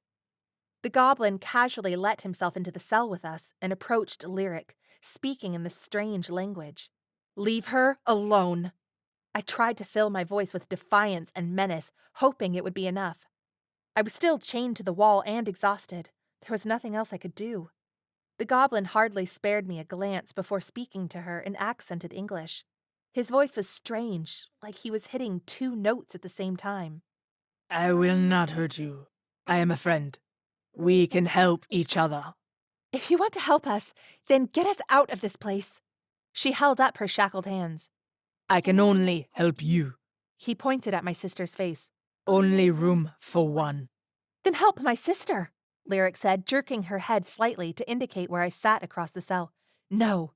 I shook my head. "I won't leave without you, Lyric." The goblin didn't even glance my way. I can only help you. Lyric jutted her chin out. "I won't leave without my sister." The Jalak Brotherhood will come after us if I take the power source.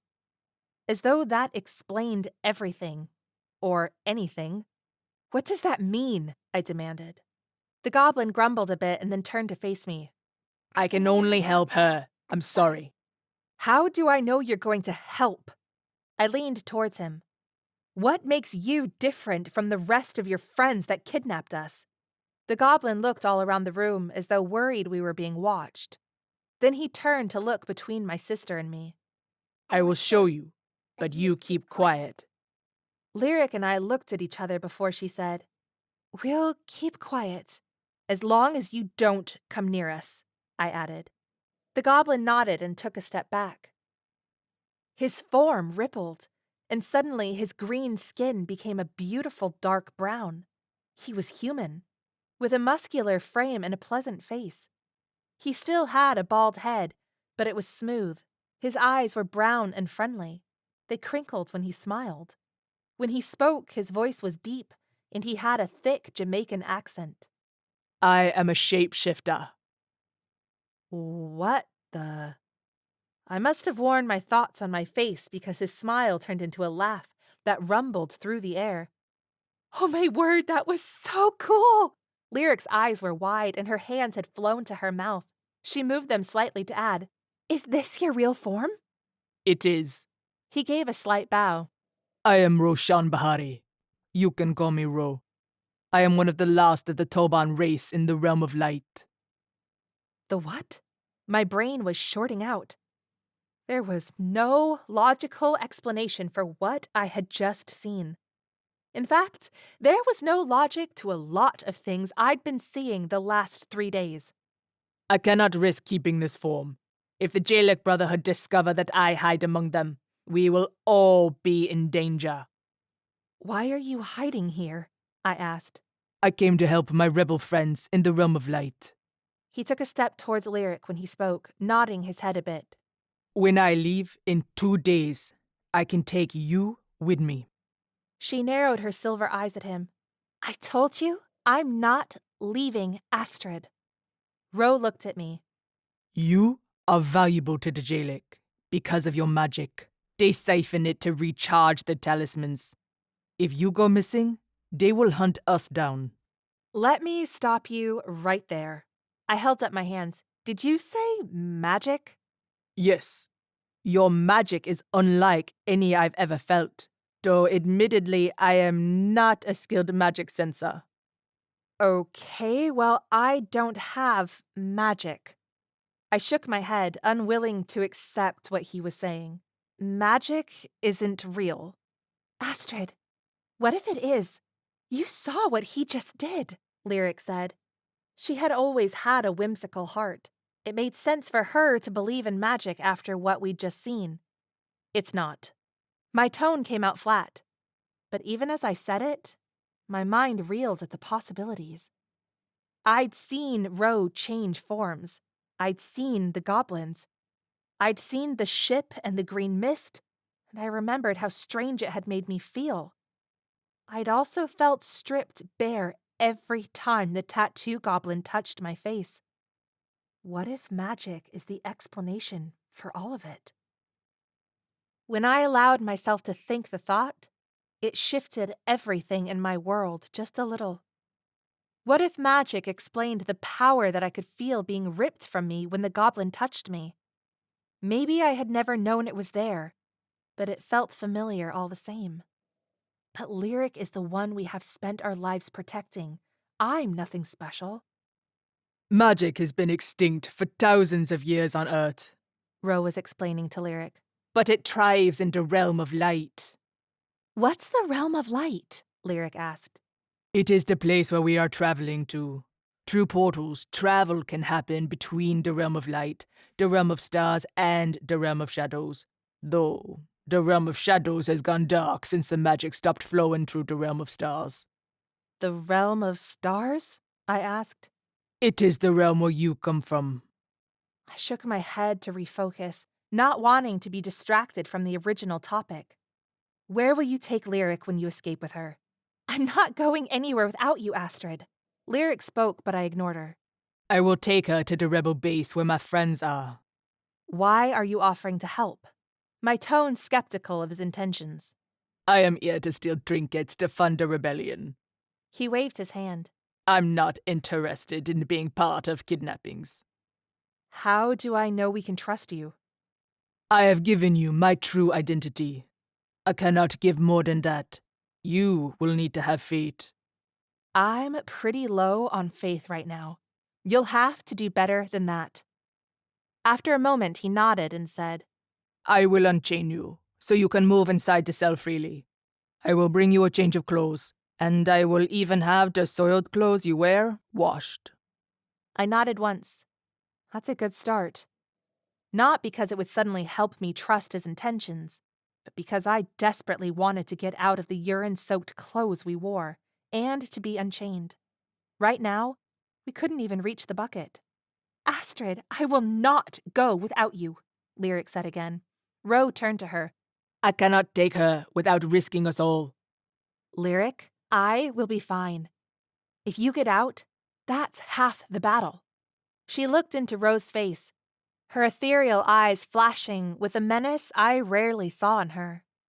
If you think you can take me without taking Astrid, I promise you, I will raise so much hell that you will get caught and never see anyone you love again. Do you hear me? After a long silence and the stare down of the century, Ro sighed. I hear you.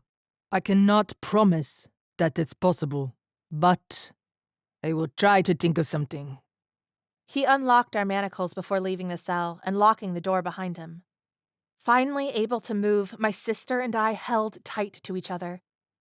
We're staying together or we're going together, she whispered. Okay, I said, though I knew that if there was a chance to save her, I would sacrifice myself to make it happen.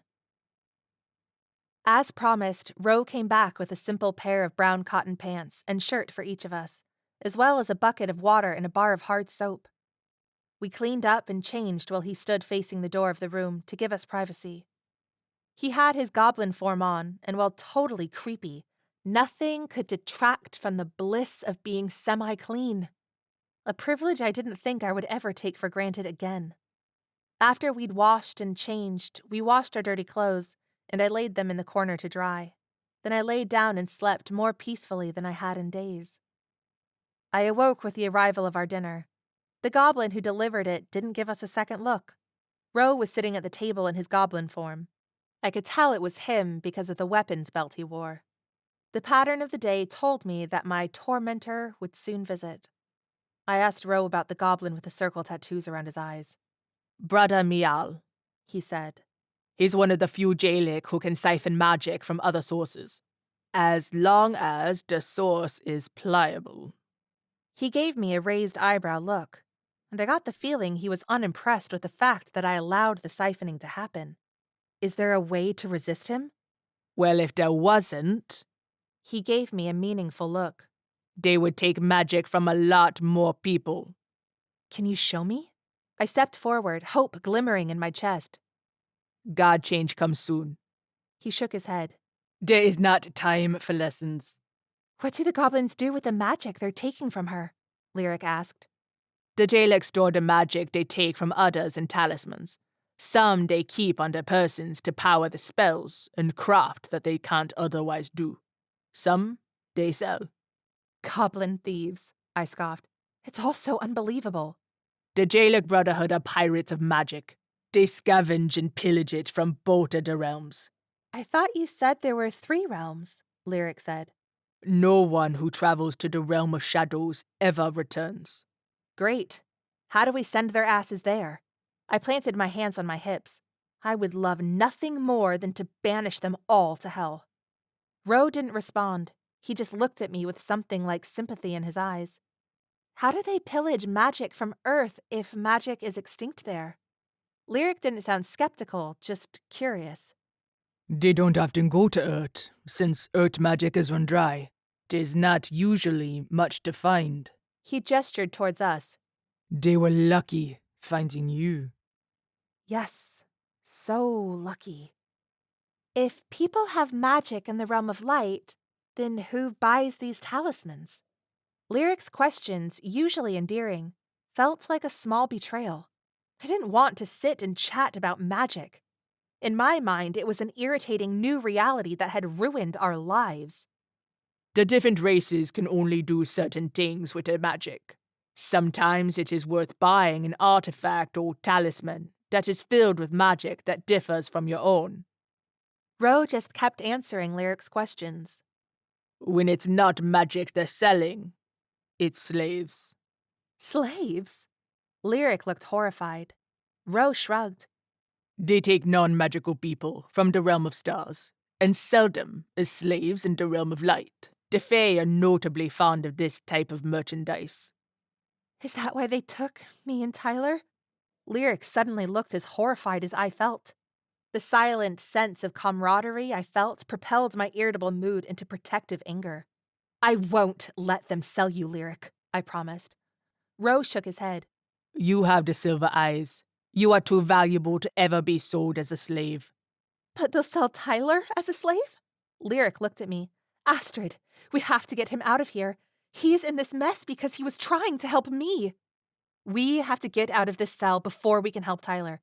But we're going to try. I hoped the promise wasn't in vain. Before we could continue the conversation, the door to the room opened.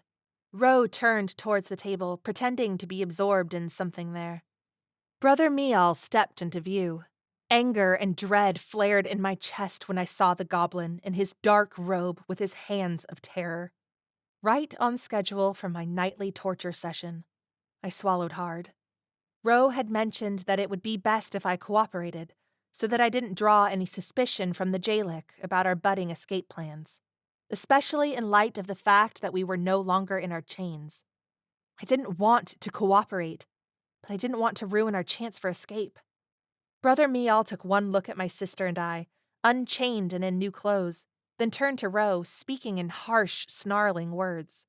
Ro explained something in the Jalak tongue, and then the two of them stepped into the cell. Ro whispered something to Lyric as he passed by her, and then took my arms and pinned my elbows back, holding me tight against his chest. He whispered in my ear, Cooperate. My hands, though restrained, were poised to attack the goblin about to touch me. I had little time to react, because as Ro held me to keep me from lashing out, Brother Mial grabbed my face. The siphoning began. Power flowed out of me. Now that I was aware of what was happening, it was so obvious that it was power being ripped away from me. That's exactly what it felt like. I clenched my teeth and closed my mind to the pain, channeling all of my rage into how much I wanted to ruin this goblin's life. Consumed with pain, I pictured Brother Mial engulfed in the flames of my hate for him. I put all of my focus into that image. When I couldn't hold back my screams any longer, they ripped through my clenched teeth. With my scream came a surge of energy from deep in my core. It traveled up through my arms and out through my hands. The same moment the sound escaped my mouth, a burst of red light came from each of my palms and incinerated the goblin before me. The creature didn't even burst into flames. He simply went from being there, touching my skin, to glowing bright red from within. Then he was smoke and ash, lightly falling to the ground. The moment Brother Mial was gone, the pain stopped. Ro removed his hands from my arms and stepped away from me. Without the strength to stand, I slumped to my knees. My entire body trembled. A pile of ashes sat where a living person had been only moments before. Did I do that? I didn't ask the question aloud. I knew that I had.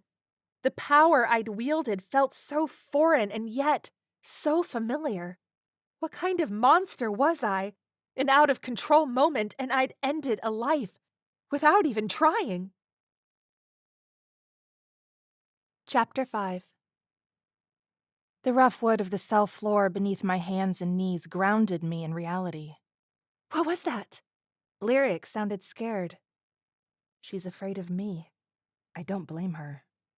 Somewhere in the peripheral of my mind, I recognized Ro and Lyric talking, but I couldn't focus on what they were saying. I felt so ashamed.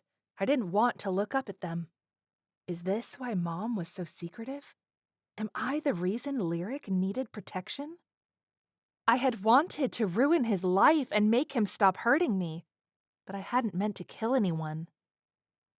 Am I evil? What kind of magic is this that I can kill without a word? Killer. I couldn't make sense of my new identity. How had I never known this power was there before? Can I get rid of it? So many questions and no one I could ask. I needed my mother. Did she know about this magic? If she did, why didn't she tell me? My goal in life, for as long as I could remember, was protecting Lyric. My life was a lie. It turned out Lyric most needed protection from me. Magic is a fairy tale for children. This is a nightmare. I was afraid that I would lose my cool and accidentally hurt my sister, one of the only people I really cared about. I would die if I hurt her. I couldn't say how long I sat in my cocoon of harrowing thoughts, but a soft touch on my shoulder pulled me out. My body tensed, afraid of what could happen if I even moved. Astrid? The hesitation in Lyric's whisper told me she was afraid too. I wondered how she'd even found the courage to touch me. Then her slender arms wrapped around me. It was an accident, she said, laying her head on top of mine. The gesture cracked me open. My body gave way to silent, racking sobs. My shaking arms responded and I held on to Lyric, because in that moment, my soul had no other anchor. Ro left us alone like that, crying in each other's arms. It didn't take long for Jalak to swarm the room in a panic, and too soon, my sister and I were ripped apart. They left Lyric alone, but chained me up again. I had no strength to stand, let alone fight. I'd never truly experienced fatigue until this. Apparently, using magic drained me more than the siphoning sessions. According to Lyric, I was dead to the world for a full 2 days. Since Ro only did guard duty periodically, my sister was impatient to have someone to talk to. Now that I was awake, she rattled on about several things without my having to contribute much to the conversation. The ship changed course, Lyric said. I guess the Jalak Brotherhood wanted to go to their lands and pick up another guy with siphon powers. I groaned in response. I didn't even want to think about another goblin with siphoning power. I finally sat up. Physically, I felt all right. I wasn't about to run a marathon or anything. I was still near empty in my core, but I was rested and still migraine-free. Ro and I had to improvise plans without you. Her tone was all business now. Ro says it's best if we escape when we dock tonight, instead of waiting to be near the capital. The capital? That's where we were headed before. Lyric nodded. I guess it's close to Feylands where the Jalak Brotherhood planned to sell their slaves. Lyric hesitated for a moment before adding, and where they're taking me. The thought of having Lyric close to being sold or trafficked had my brain instantly on alert. I agree, we should get off here. I stood. I gathered my clothes from where they were clean and dry in the corner. The only problem is that this stop is also a bit of a way from the rebel base, she said. So, not caring that there were guards in the room, I began changing into my own comfortable clothes. So, that's where we have to go to get his friends to help us. The fact that we were not even on Earth was hard to take in. I took a moment to think and then voiced my idea. Maybe we can just lie low and hop on the next ship back to Earth. I suggested that. Lyric began, changing into her own clothes as well. But Rose says not many people realm travel. Plus, it takes a ship that is outfitted with some kind of special travel stones, which I guess are hard to find. The implication of what she was saying was that we'd be here for a while. Which gives the goblins lots of time to find us with their magic sensing abilities. They're Jalak, she said, but yes. I considered suggesting that we separate so she wouldn't be endangered by my magic or by the Jalak sensing my magic. But separating terrified me almost as much as my magic did. So the only problem is? She wrung her hands together. What? I braced myself for her to tell me she was leaving me behind. Well, she hedged. Ro won't agree to bring Tyler. He says just you and me. There's a shocker. But we can't leave him. Lyric grabbed my arm, her face full of pleading. What did she expect us to do? We were going to be lucky to get out at all. Everything we did was going to flare up her chronic fatigue syndrome and exhaust her, as it was. Adding a pit stop would seriously hinder her chances at getting home. I took a heavy breath. As much as I care about Tyler, I'm not risking your safety to help him. Well, I have an idea that would work for everyone. Which is? If you break Tyler out and meet back up with us after we're all off the ship. No way. I held up a hand. We're not splitting up. I'm not trusting Ro with your safety. Just hear me out. I raised my eyebrows. I wouldn't agree to what she wanted, but I could at least let her feel heard. I gestured for her to continue. She went on in a rush. We've already mapped out a meeting place. It's perfect.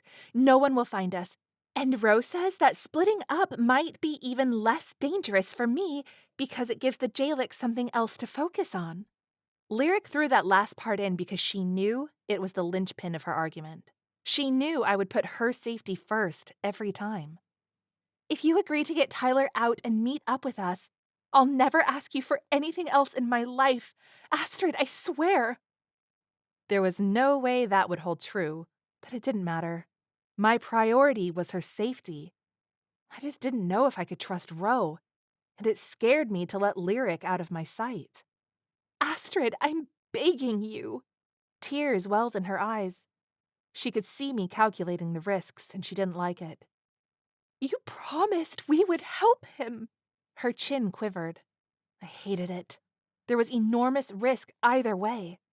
But if I could give Lyric her best chance and also help Tyler, she was right. It was clearly the best option. Plus, I cared about Tyler. If Lyric hadn't been part of the equation, I wouldn't have even considered leaving him behind. If anything happens to you while we're separated, I swear. She threw her arms around my neck. Thank you. Lyric began outlining the details of the plan that they had come up with while I'd been recovering. Ro had drawn a two-sided map for me. One side would take me to the cell where the slaves were kept. He never did guard duty down there, so he could only get me to the room, not the right cage. The other side of the map was drawn from the docks to the rendezvous point where we would meet up with Lyric, and I would never again let her out of my sight. I even thought about bringing her to classes with me when we got home. We have to get home first, Astrid. We're a long way from Kansas City. When the Jalak brought our dinner, more bland oatmeal crap, I ate ferociously. A lot of my strength came back after sleep, but eating was key. I still felt drained in a deep-down way. What was it like? Lyric asked as she picked at her oatmeal. Using the magic, I mean. Not ready to talk about it, I shoved the last bite of oatmeal in my mouth before shrugging and gesturing to her bowl. Are you going to eat that? She traded her mostly untouched bowl for my empty one. I imagine it gave you a headache, huh? A safe assumption since most strenuous things usually gave me a headache. No, I still haven't had a headache since I got here, I said. So, did it hurt when the fire came out of your hands? I shook my head no and tried to push the rising shame back down so that I could keep eating. How did you know what to do to use your power? Her tone was full of curiosity. I set the spoon down in the mostly empty bowl and pushed the tray away. I didn't, I said, without taking my eyes off the spoon. Well, how did you do it? I could tell she was trying to be patient and give me space, but was tired of being put off. I finally met her gaze. I was just angry and wanted to make him stop hurting me. Admitting that I lost control because of my anger felt humiliating, so I rushed past it. The red light came out of nowhere. So it could happen again at any moment. She folded her arms and gave me a look that said she wasn't buying it. No, of course not. I mimicked the gesture. I don't know how I did it, okay? I wish I did.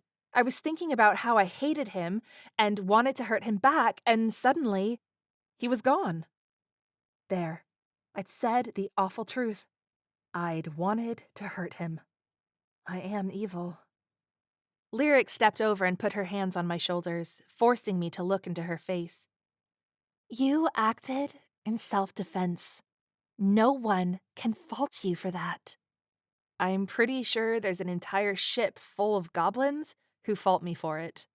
Well, they kidnapped us, so let's agree that their moral opinions don't count. I laughed. You're totally right. I'm glad we're here together at least.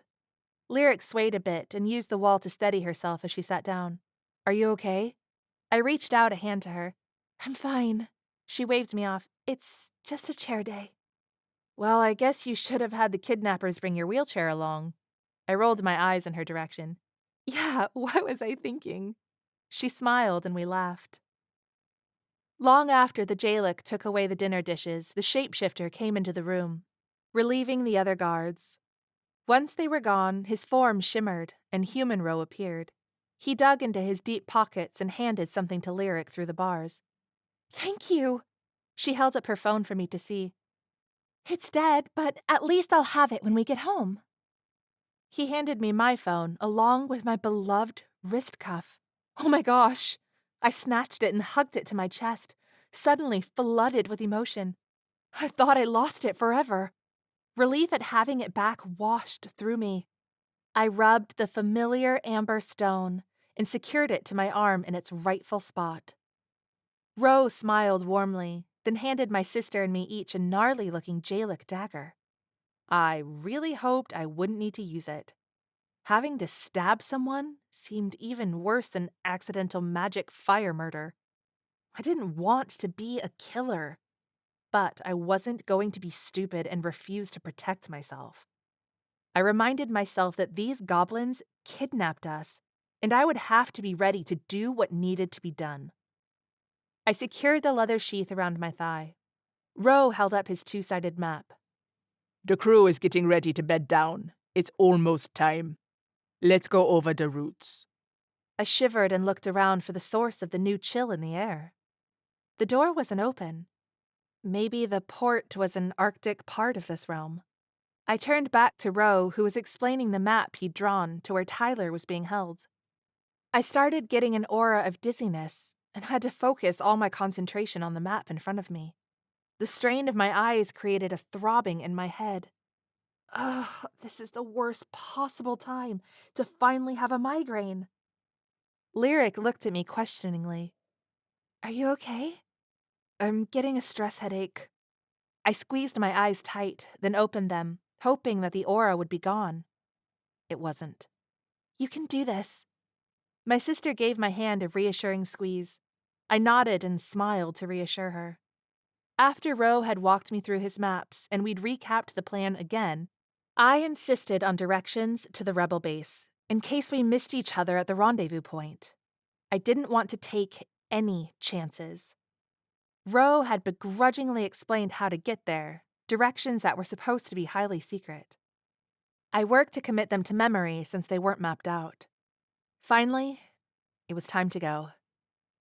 My hands were cold and clammy, and I shivered from chill and anxiety.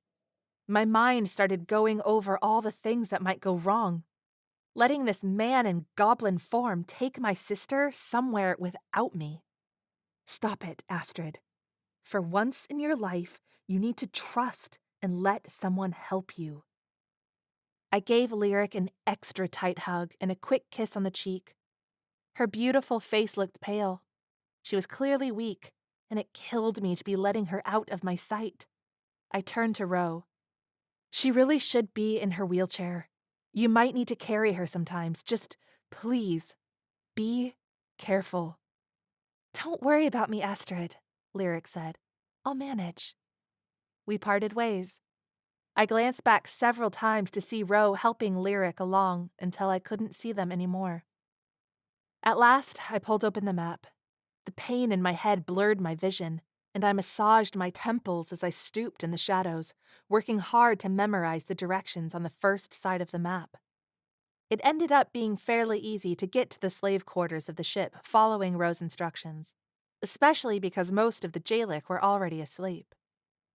Once I got to the slave room, I used the key Ro had given me to unlock the door. It swung on its hinges with a creaking sound, which to me seemed like a blaring trumpet announcing my arrival. I froze in place, my entire body convulsing with shivers.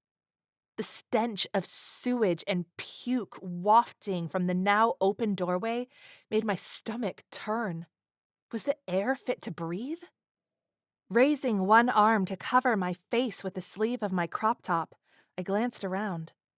No one had come running to investigate the creaking noise. I was grateful that the boat creaked and groaned all the time. Fighting pain and nausea, I crept into the dimly lit room.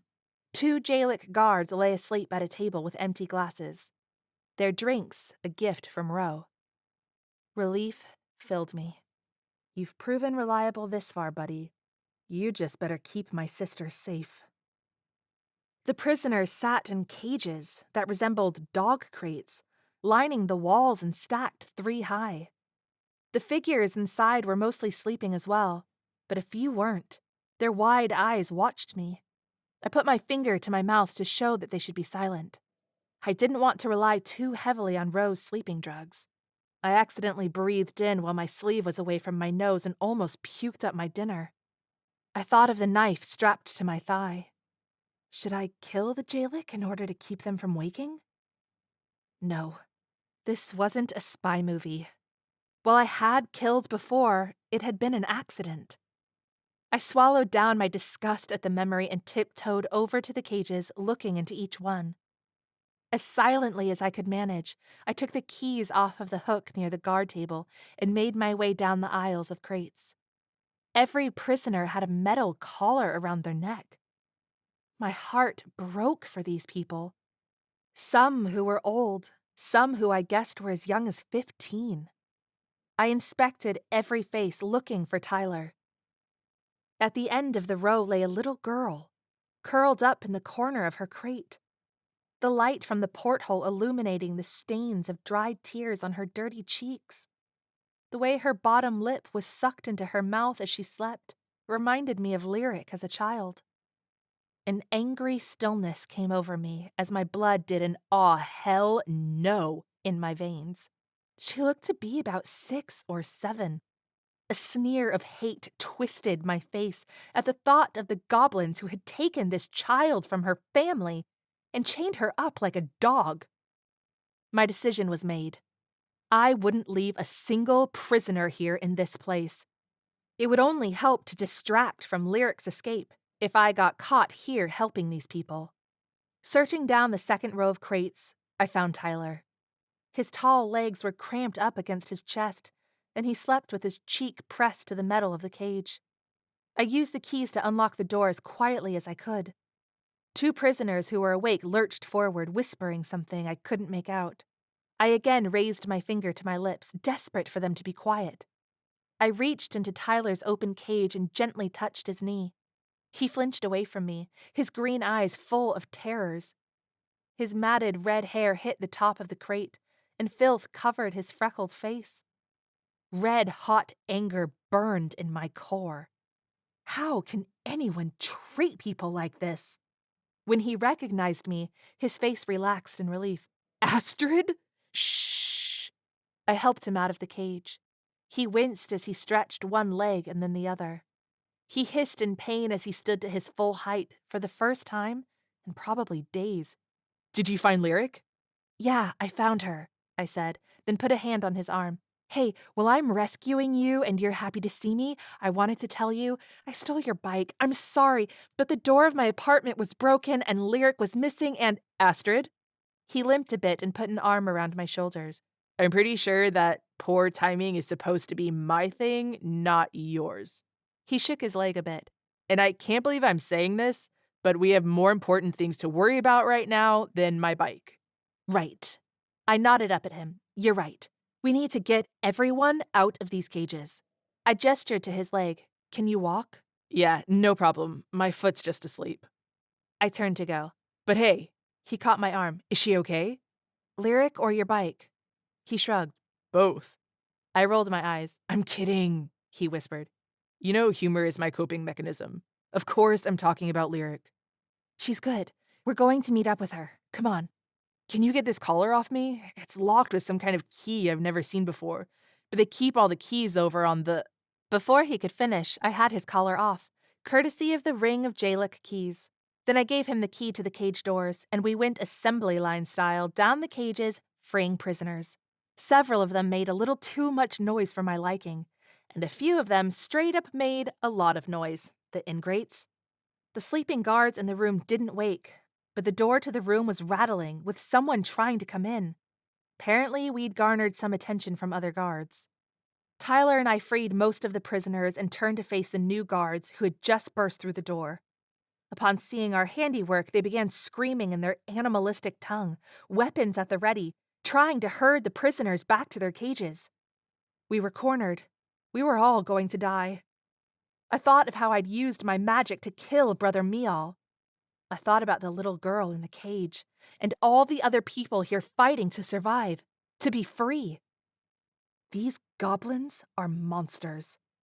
I wouldn't allow myself to feel bad for hurting them to save people. Stand back! I yelled. Hopefully the prisoners could understand me and would trust me. I desperately tried to summon the red flame from my gut. All I got was a massive spike to my headache that about knocked me over. Crap! I looked up at Tyler. What do we do? Panic? Not helpful!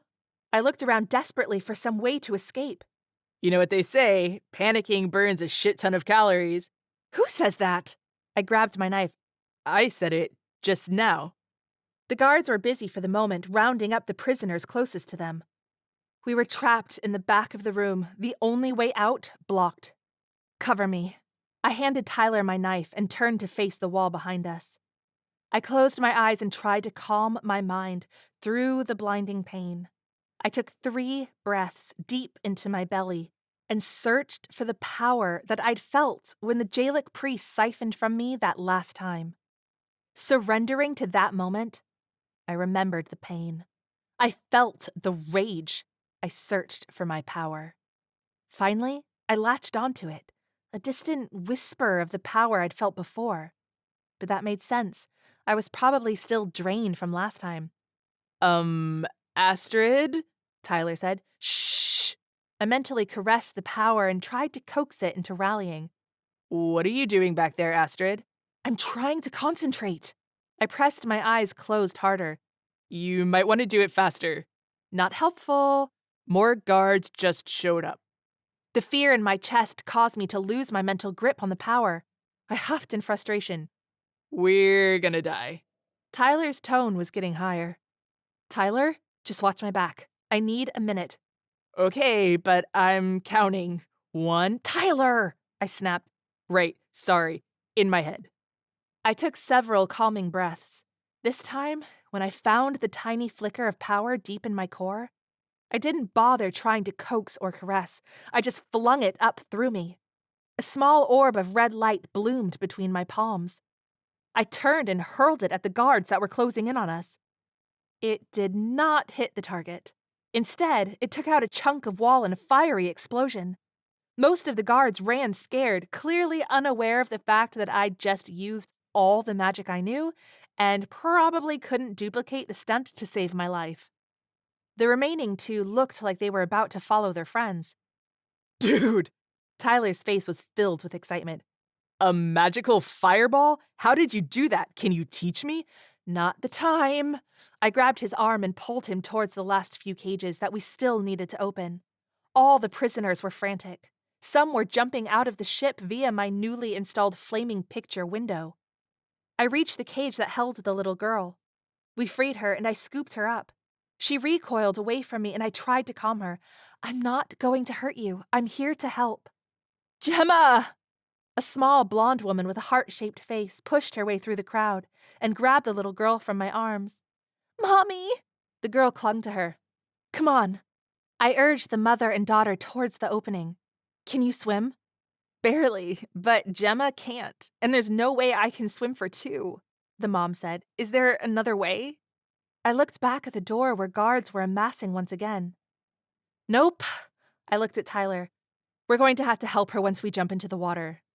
Okay, we'll tag team it. He bounced on his feet a little as if hyping himself up. I'm a better swimmer than you are, so I'll take Gemma first. Says who? I was on the swim team for 2 years, and Lyric says you avoid swimming at all costs. I rolled my eyes. My sister was a sellout. Jalak were pouring into the room. It was now or never. I tore Gemma from her mother, practically throwing the little girl into Tyler's arms. Jump! He dove out with her.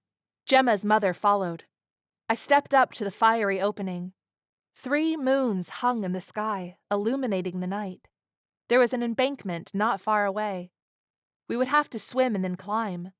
The cliff cast a dark shadow on the water. The entire scene was so vast, and the water so far below. I was frozen with terror. This is why I was afraid of heights. I couldn't bring myself to jump.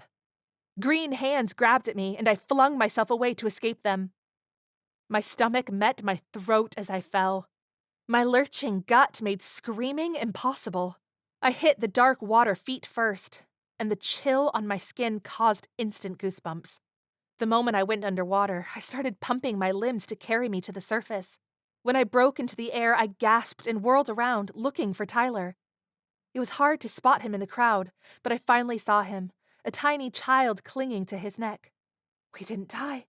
We're okay. I took a moment to breathe. The opening of the ship high above us was ablaze and spreading fast. I smiled, knowing that my actions were causing the horrid ship to burn. I was glad Tyler had taken the girl. Using my magic again had drained what little I'd replenished. I was weary.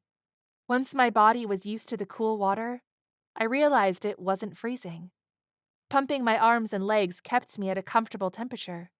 The longer we paddled, the more the water almost felt rejuvenating. I had swimming skills for mere survival, so between me and Gemma, making our way to shore was slow. Land seemed much further away than it had from up in the ship.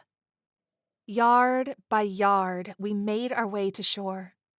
I wished that we had been able to get a lifeboat like the original plan entailed.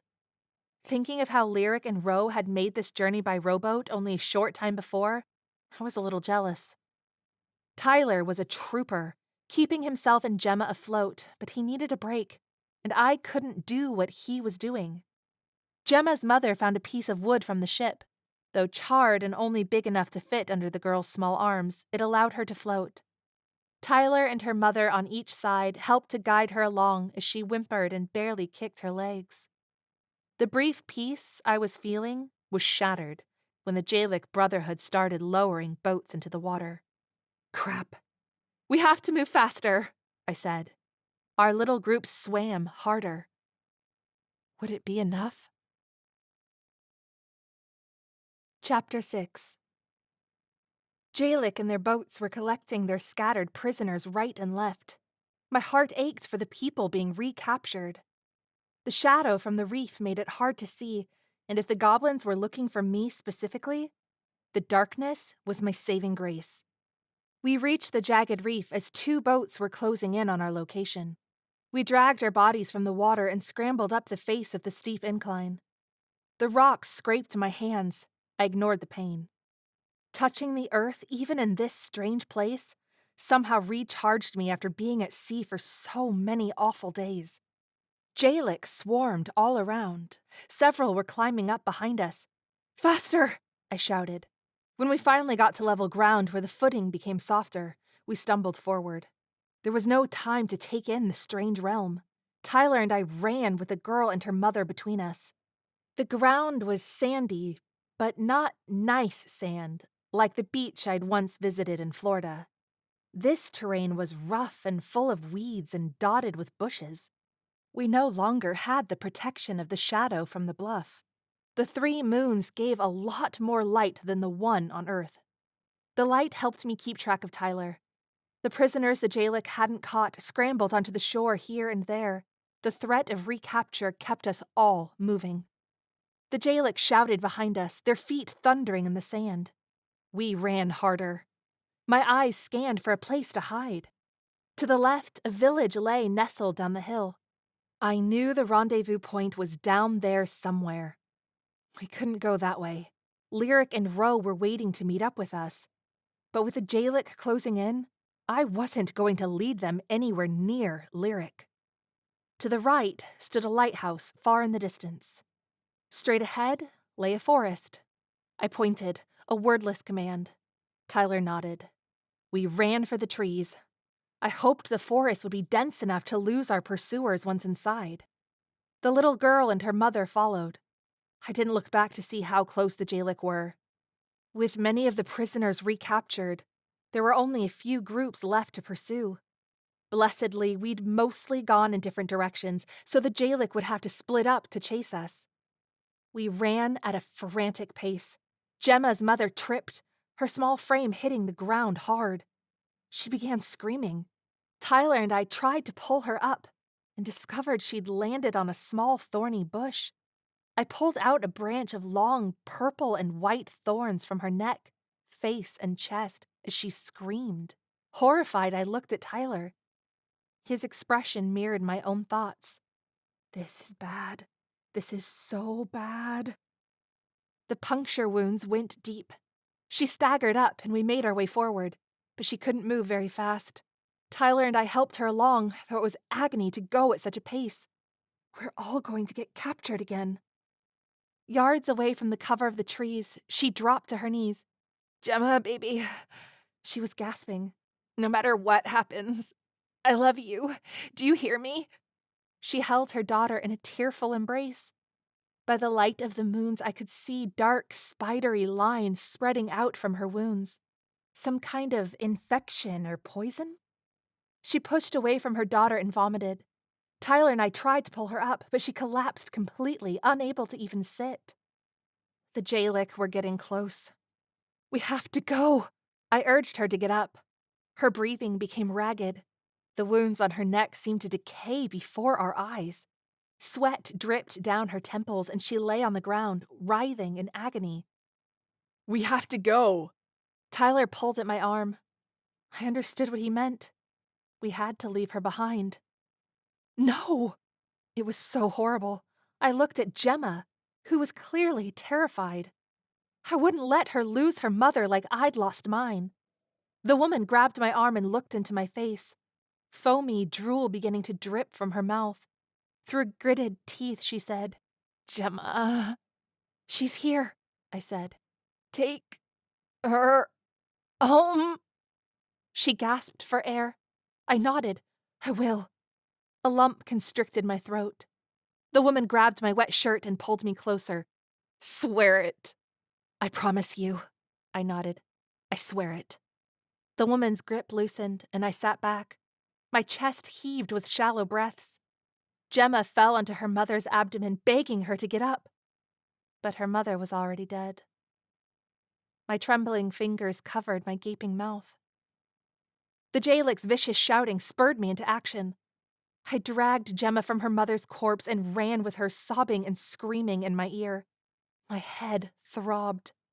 The girl was small, but I was already so tired. The Jalak were gaining on us. Tyler urged me to put her down so we could all run. We each grabbed one of her hands and pulled her along while her little legs pumped hard to keep up. Cold wind assaulted our faces and my teeth chattered. Our wet clothes felt like weights. We reached the tree line with 4 Jalak close behind. Once the darkness of the forest cloaked us, we veered to the right. I stumbled on a rock and almost fell. My heart clenched, afraid of finding another heinous, thorny bush. I scrambled to keep pace. We swerved between trees and dodged branches. Several small, hard objects struck me in the back. Are they throwing rocks at us?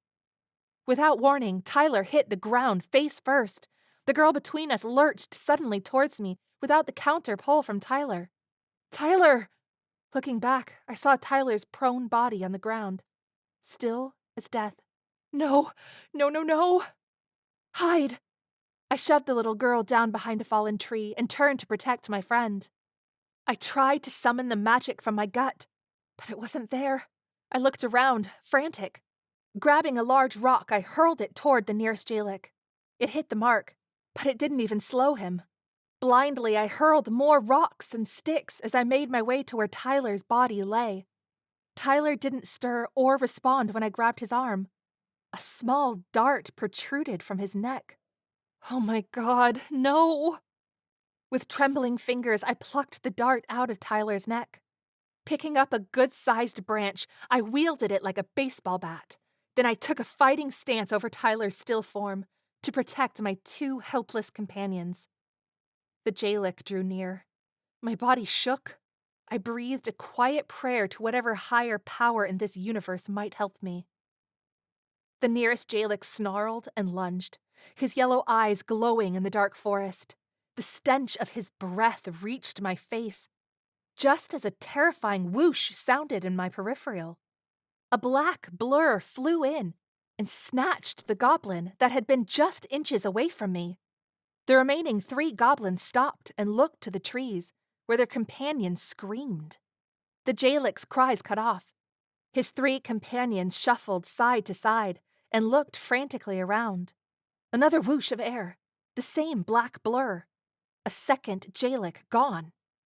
When the second goblin's screams abruptly cut off, the other 2 Jalak turned and ran. They only got a few steps before a third was picked off by the same black shadow. Are we next? My hands trembled as I crouched down to check for Tyler's pulse. He was still alive. Relief washed over me. As I looked up, the final goblin disappeared into the shadows. The air whooshed again. I shielded my head, knowing what was coming. Nothing happened. Heart beating in my ears, I peeked from around my arms. There was the silhouette of a man with huge dark wings. Somewhere in my mind, I registered that I might be going into shock. I was looking into the shadowed face of what I could only assume was the god of death, and all I could do was stand there, terrified, gaping. Not an appropriate response. Is he helping us? Or is he toying with me before he makes his kill? He'd been just a blurred shadow before. He could catch me if I tried to run. I also couldn't leave Tyler and the little girl. Shadows seemed to follow the figure as he stepped towards where I crouched defensively over Tyler's body. The god of death spoke to me in a strange language, his deep voice reverberating in my body. I can't understand you. My words came out in a breathy whisper. It surprised me that my voice worked at all, through the fear that gripped me. His head tilted slightly, then he spoke again. It's not a lethal poison. Huh? Hearing his rumbling voice speak in English took a moment to process. The dart. The god of death gestured towards Tyler. It knocked him out, but it won't kill him. How do you know that? I can smell it. Oh. Besides, the Jalak like to keep their merchandise alive and valuable. A whimper came from where the little girl hid. The shadow being and I both whipped our heads around towards the source. I stood slowly, trying not to make sudden movements so that death wouldn't perceive me as a threat. My eyes darted back and forth between him and where I knew the little girl crouched. Please, I said, holding my hands up in a placating gesture. Please, leave her alone. Death turned his dark face to look at me, and then back towards the place where the girl peeked her little blonde head up from behind a log. Is she yours? He would have been scary in the dark woods, even if I hadn't just witnessed him easily kill 4 crazed goblins in the span of a mere minute. Yes, I mean, she's not actually mine, but I'm trying to keep her safe. And the weak male, he is yours too?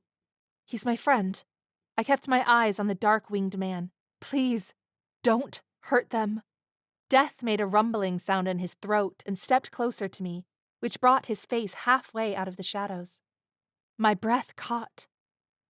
The god of death was a gorgeous specimen, with dark hair falling to his shoulders and chiseled masculine features. Had I run into him on Earth as a regular man, I might have embarrassed myself trying to talk to him, and definitely would have made a point to fantasize about him later. But he was the same creature who had killed the goblins. He could kill me. I had to keep my attraction in check. The god of death seemed to examine my soul with his piercing gray eyes, one of which were interrupted on the right side by a scar that ran to the middle of his cheek. The scar did nothing to diminish his sexiness. His bat-like wings were gone, hidden away somewhere behind his muscular frame, as though I'd only imagined them. His clothes were dark, and in addition to a belt of weapons at his waist, a single leather strap ran diagonally across his chest. Without opening his mouth, the man made another rumbling sound. His eyes tightened slightly. Is he growling at me? I didn't move or even hardly breathe. Maybe he was deciding if I would be next on his hit list. What about you? He said finally. Me? You ask me not to hurt your friends. I took a shaky breath. Oh, I would very much like it if you also don't hurt me. Another rumble. Why are you here? Well, I looked around at the dimly lit forest and back to where Death, half in shadow, stared me down with his beautiful, dangerous eyes. I'm obviously not here to meet the locals. He cocked an eyebrow. Okay, he didn't appreciate my attempt at humor. I was running for my life because the Jalak were after us, and this forest seemed a lot more promising than going back to the cells they had us in. You escaped the Jalak slavers? Yes. His face hardened as he turned his gaze to the forest rather than on me. He wore dark clothes with a leather jacket. After a few beats, he spoke again. It isn't safe to be in these woods overnight. Follow me. Since he was the most dangerous thing I'd seen in the forest so far, I didn't think it was a good idea to follow him back to his lair or whatever. Plus, I had to meet up with Lyric. I was about to tell him, no thank you, when he stepped forward and scooped Tyler up, tossing him over his broad shoulder. Wait, stop! Where are you taking him? Death didn't respond. He just started walking. I began to jog after him. Wait, Gemma. I darted back and grabbed her hand, pulling her along. She whimpered and resisted. Clearly, I wasn't the only one who was afraid to follow the god of death into the forest. I bent down and scooped her up. I'm going to protect you, okay? But we can't lose Tyler. She bit her lip and buried her face in my neck. I trudged forward. Wait! I called after him. I have to get my sister. He paused and turned. Do the Jalak have her? Not anymore. I'm supposed to meet her at... I checked my wet pockets for the map and came up with nothing. Damn it! I'd lost Rose's map somewhere between the ship and the forest. How am I going to find Lyric? Where? I don't know, but I have to find her. I set my jaw. Even with your magic hidden, the Jalak will find you before you find your sister. He turned and kept walking. I hurried to keep up. How do you know? Because your scent is strong. I ducked my head and tried to discreetly smell myself. It wasn't my fault I hadn't been able to shower in a while.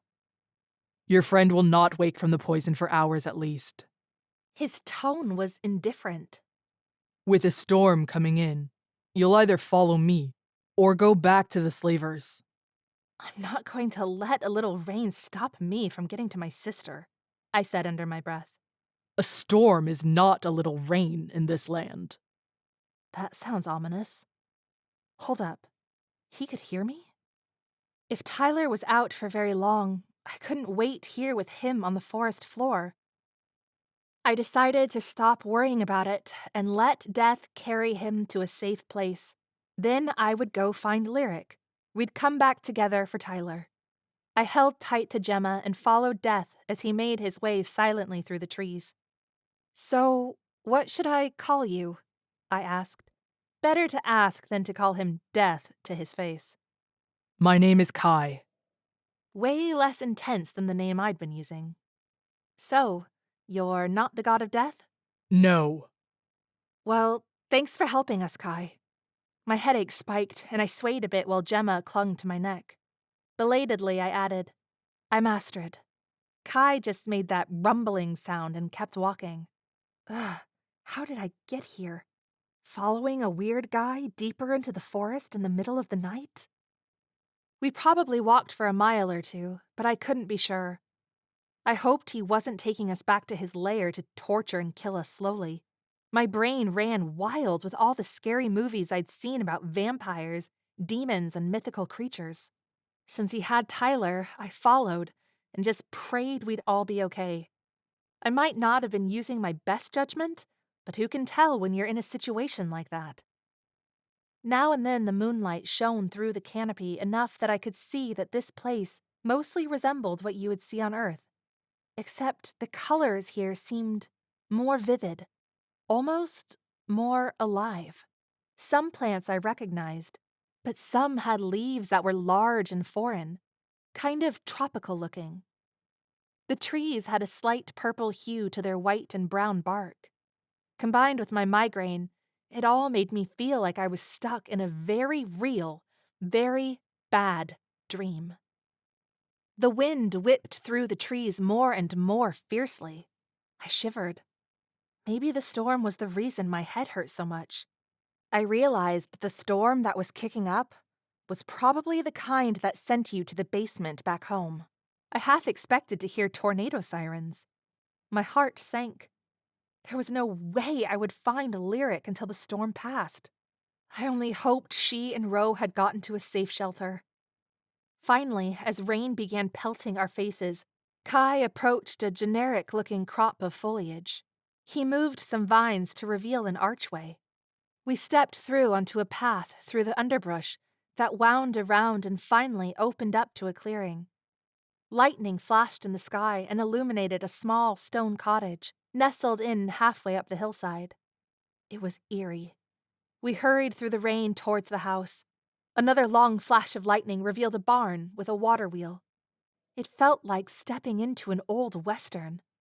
I hope it doesn't turn out to be a western horror. We entered the cottage, which smelled of teak and lemon. There was nothing horror-esque in sight, as long as you didn't count the man that could sprout terrifying black wings who brought us here. The large room, lit by 2 small lamps, had an array of quaint furniture, mostly made of wood. Embers glowed in the open fireplace. I smiled. I was getting Amish vibes, and this badass shadow man Kai did not fit the picture. The piece that drew my eye was a large wood dining table with a natural edge. The grain of the wood was more dynamic than any I'd ever seen on Earth. Just like the trees in the forest, there was a subtle purple hue to it. Despite everything, this home felt cozy. I breathed deeply and felt my shoulders relax a bit. My head was still throbbing, but the warmth of the fire was soothing. Kai flopped Tyler down unceremoniously on the floor near the hearth. Don't throw him around, I said, rushing over to make sure Tyler's head was okay, setting Gemma down next to me. A door on the far side of the room thumped open. I whirled around. A woman with gray hair pulled over one shoulder and a long, thick braid rushed in. Seeing that she had a weapon in hand, I pushed Gemma behind me. The woman's skin looked worn in the lamplight, but her eyes were fierce as she looked us over with a frown. Her accent was almost Scottish. Kai, what are you bringing into my home in the middle of the night? They were being attacked. Kai began unstrapping his weapons from his body. The light of the fire flickered over his large biceps in a distracting way. We cannot take in strays. The woman waved her hands wildly at us. Out! By Jalak slavers. Kai tilted his head in emphasis, as though it explained everything. The woman raised an arched eyebrow. After a beat, she shrugged as though she understood, but didn't like it. I watched their exchange with curiosity. What was that about? She huffed. Put them in your room, then. She walked back into the room she came from. That low, rumbling sound came from Kai's throat again. Did the growl mean he was irritated then? He took a lamp from the table and went into another adjacent room. Gemma and I peeked around the corner where Kai had disappeared. It was a room with a simple bed, some clothes in piles, and weapons strewn all around. I smirked. Turns out he's a softie who lives with his mom. I'd said it so quietly it was almost like I didn't say it. Suddenly, he didn't seem at all scary anymore. Apparently, Kai really did have super hearing, because he answered in a gruff tone. This is not where I live, and Kandra is not my mother.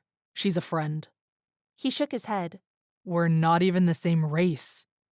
His tone told me he thought it should have been obvious, but it seemed like the perfect opportunity to ask what I had been wondering about him. What race are you, exactly? He scowled at me. Have you never seen a dragonborn before? We're not so close to extinction as to be a novelty to someone your age. Between the pain of the migraine and being exhausted, I wasn't in a mood to put up with bad manners. I glared back. Well, I'm not from here, so no, I've never seen a dragonborn before. I glanced at Gemma, who looked dead on her feet. The poor girl had just had a worse day than any of us. I wanted to find a way to bring her a little comfort, and I needed to sleep off this migraine. I led the girl into the room and pulled back the covers on one side of the bed. Here, Gemma, lay down. She gently laid her small body on the bed. I tucked her in. What do you think you're doing? Kai demanded. We're going to bed. I flopped down on the side opposite Gemma and closed my eyes. This time, the rumble sounded more like a snarl. You are not taking my bed. I peeked at him with one eye, a little worried he was going to attack. Then why do you bring us in here? My instincts told me I shouldn't show any weakness. I was getting a blanket so you could sleep in the barn. The barn? Really? No thanks. I snuggled in, draping a protective arm around the little girl. We're good here. I hoped he wouldn't call my bluff, because there was no way I could stop him if he decided to make us move. Kai growled again and left the room, closing the door behind him. The tension in my body released, and I smiled slightly. I felt a little bit powerful. It felt delicious to lie in a bed. Truthfully, I almost cried from the solace. Then I shivered. Nope, I was not going to ruin the coziness by sleeping in damp clothes. I got up and rummaged through the clothes on the floor. My standards were low. I just wanted something to sleep in that was dry and didn't stink. I found a large cottony shirt that smelled like pine and musk. The dragonborn was an alluring man, even in the scent department. I stripped down and pulled it on. The shirt hit me mid-thigh. That'll work. Gemma's sniffles came from behind me. I turned to see that she was crying. I pulled a second shirt out of the pile and knelt down next to her. Smoothing her hair, I asked if she would like to wear a dry nightgown. Her nod was almost imperceptible. Once she was dry and settled back into bed, I brushed my fingers lightly over her hair, the way Lyric had always liked when she was small. I began humming a lullaby our mom used to sing to us. Gemma's lips sucked into her mouth as she relaxed. I smiled and thought of Lyric. The second time through my song, Gemma's breathing became heavy with sleep. Would she wake up scared in the night? She had been stolen from wherever home was and locked in a cage by goblins, then watched her mother die in a horrifying way. Nightmares seemed like a given. She didn't wake. Despite the storm that raged outside, it wasn't long before sleep and I found each other. Chapter 7. Morning came too quickly. Green light shone through the one window in the room like a glaring alarm clock that didn't have a snooze button.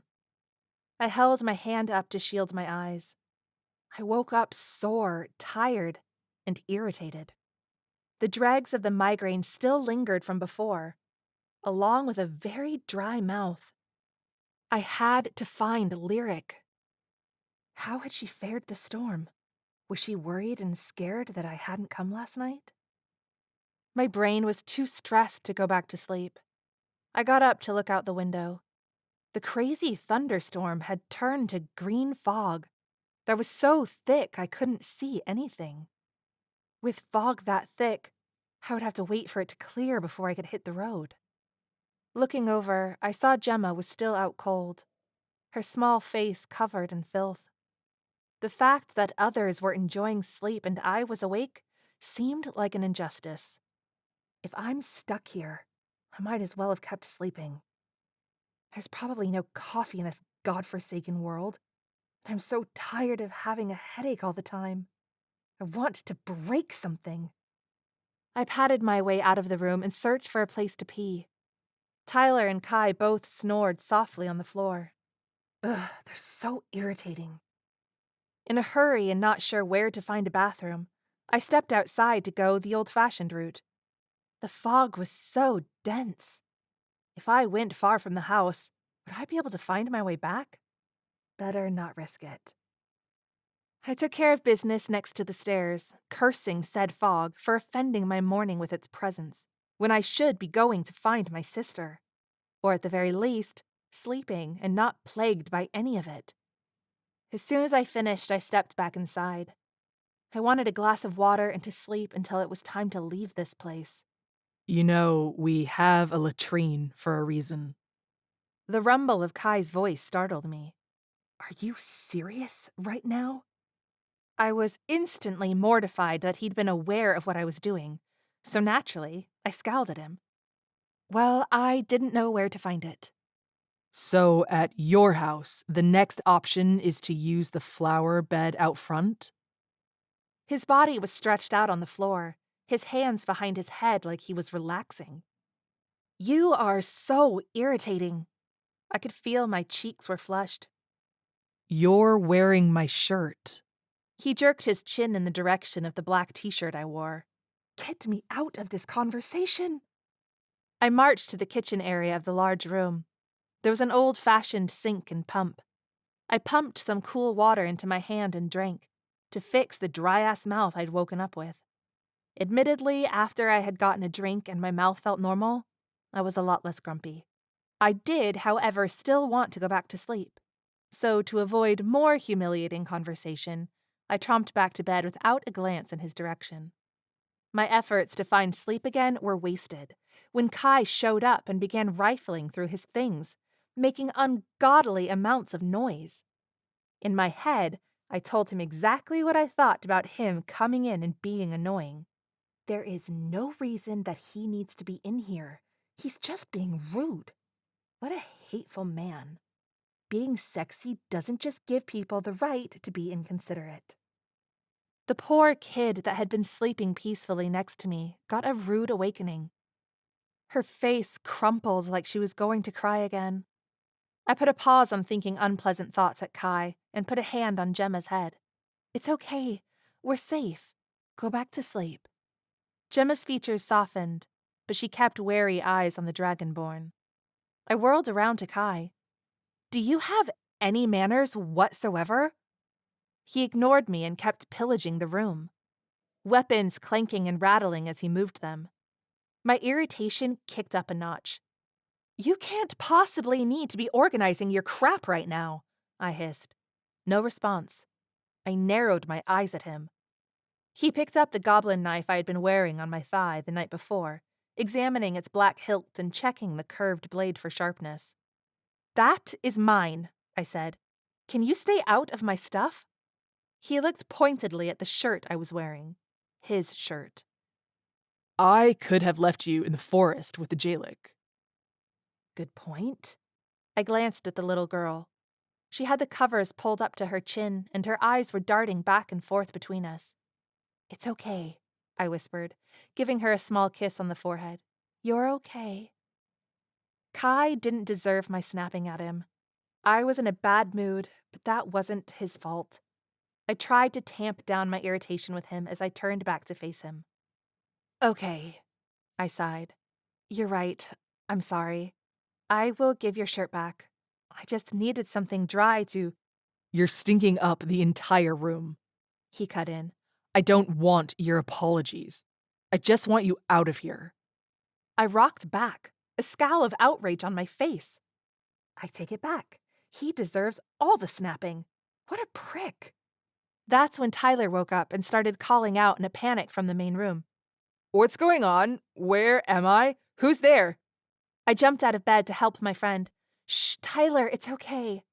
Apparently, only his face had woken up. He lay on the stone floor on his back, his breathing quick and shallow. I can't move. Astrid, what's wrong with me? I knelt down to him and put a hand on his shoulder. You had some kind of tranquilizer dart shot in your neck. I was told the effects take a while to wear off.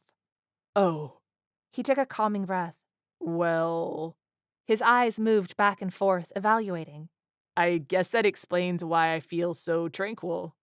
I snorted a single laugh and lightly smacked his shoulder. I cannot believe you make jokes this early in the morning. You know I couldn't feel that, right? Tyler smiled at me. I was glad he was back. I even secretly appreciated his humor. It brightened my mood. Kai took some equipment from his room and went out into the fog. While he was gone, Condra emerged from her room and started bustling around the kitchen area. I got water for Tyler. Condra instructed me to get the fire going while she made breakfast. Since we were here when she didn't want us to be, and since she was hopefully going to feed us, I said, "Yes, ma'am." I didn't tell her I'd never started a fire before. She seemed like the kind of grandmotherly figure that you don't cross. Tyler, unable to move, still lay near the hearth. I discreetly asked him if he knew how to start a fire and could talk me through it. Well, if it was a computer or an engine, I could talk you through it with my eyes closed. But as far as I can tell, you'll want to stack some wood up in there and light it up. I narrowed my eyes at him. Not helpful. Sorry, the only fireplace I've lit was at my grandma's. It was gas. I just flipped the switch. I took a few pieces of wood from the bin on the hearth and set them in the fireplace. Then I looked around for matches. I didn't find any. Am I going to have to rub sticks together here? I was bumbling around trying to figure out what to do when Kai came in with a basket and an armload of wood. It seemed odd to see Kai, sans all his weapons, doing something ordinary like chores. The basket he set on the table, and the wood he dumped in the bucket next to me. Are you truly this incompetent? He gestured to the pile of wood in the fireplace. Rude. I'm trying to be helpful. I leaned back and folded my arms. Why don't you just use your red magic? He shrugged out of his jacket. How did you know about that? I'm a dragonborn. I can smell it. He draped the jacket over a chair at the table. Not wanting to admit that I didn't know how to use my magic, I looked down. I ran my thumb over my cuff, feeling inadequate. Never mind. He practically knocked me over, asserting himself in front of the fire. Excuse you! He rearranged my perfectly neat stack of firewood into a disorganized heap, and then stretched a hand out toward it. Red light came from his palm and lit the wood instantly. Oh my gosh, that looks just like my magic. You have firepower? I tried not to sound too interested. His piercing eyes looked at me flatly. I'm a dragonborn. Right. A long braid of his dark hair hung down to the middle of his back. I hadn't noticed before. It reminded me of a Viking from a movie. Warmth from the fire washed over me, and I realized how cold I'd been all morning, Instinctively, I stretched my arms forward to warm my hands. Did the Jalak make you wear that? Kai hooked one finger under the cuff on my arm and gave it a gentle tug before letting his hand drop. The touch of his callous finger raised the hair on my arm. No. I brought my arm to my chest protectively. His eyebrows pulled together. Then why would you wear it? Because it's comforting? Because I love it? It's none of your business. He pulled my hand away from my chest to inspect the amber stone embedded in the worn leather. A shiver ran through me at the contact. This kind of magic suppression is government use only. He spoke in a low whisper.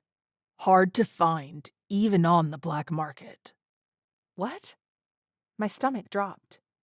No, he's wrong. My mother gave me this. It was special to her. Where did you get this? His eyes searched mine, and his face hardened. Who sent you? I jerked my arm away from him. What? No one sent me. I hardly saw him move, and he had a knife at my throat. Who sent you? He growled. His attractive face was suddenly swathed in shadow. Translucent black, claw-tipped wings adorned with opaque black tribal patterns, unfurled above us. I won't ask again. Fear gripped me like it had in the forest. Our faces were suddenly inches apart. My chest began to rise and fall in heated breaths. I could just see the curve of his lips through the shroud of the shadow emanating from him. I couldn't speak. Holy giant pair of wings, Batman!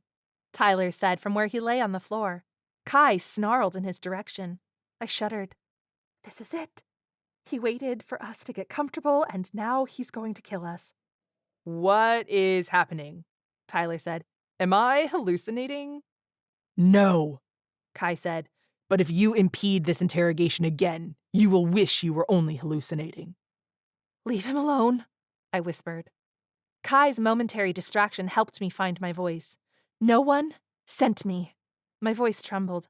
I told you. We escaped from the Jalak ship. That might have been an elaborate ruse. He pressed the knife against me harder. Trust me, buddy, Tyler said. We wouldn't stink like this if we didn't spend a week on a slave ship with no bathroom and no showers. Tyler? If I could have moved, I would have smacked him. If what you say is true. Kai searched my eyes, his nose flaring. Why would you wear something Lord Alifar created for his personal slaves and spies? Who? The shock I felt must have shown on my face, because he eased up a little. You really didn't know? That stone was a magic suppressor? It wasn't a question. If I knew this bracelet was going to make people think I'm a spy, why would I openly wear it? Kai seemed to consider that for a moment. Then his wings folded up, and the shadows faded away, leaving the attractive, if menacing, human pressed up against me. I held his gaze. Dragonborn was clearly a predator race. It felt important to not yield first, to not show weakness. After a few beats, he backed off and slid his knife into a sheath on the back of his belt. I wanted to run, but I forced my body to walk to my room, closing the door behind me. Then I sagged against it and let out a shaky breath. The smell of him and the weapons all around reminded me that it was Kai's room, not mine. I wished I'd gone anywhere else. I looked at Gemma, who was sitting on the bed watching me. Her expression was blank. I rubbed my temples as I walked over to sit next to her. I talked to her, but she remained completely silent. She would move her head in tiny movements to communicate with me, but it seemed she was unwilling to speak. I knew she could speak because I had heard her with her mother. I played a little guessing game with her and learned a few things about her. She cried when I asked about her family, and I pulled her into my lap and rocked her for a while.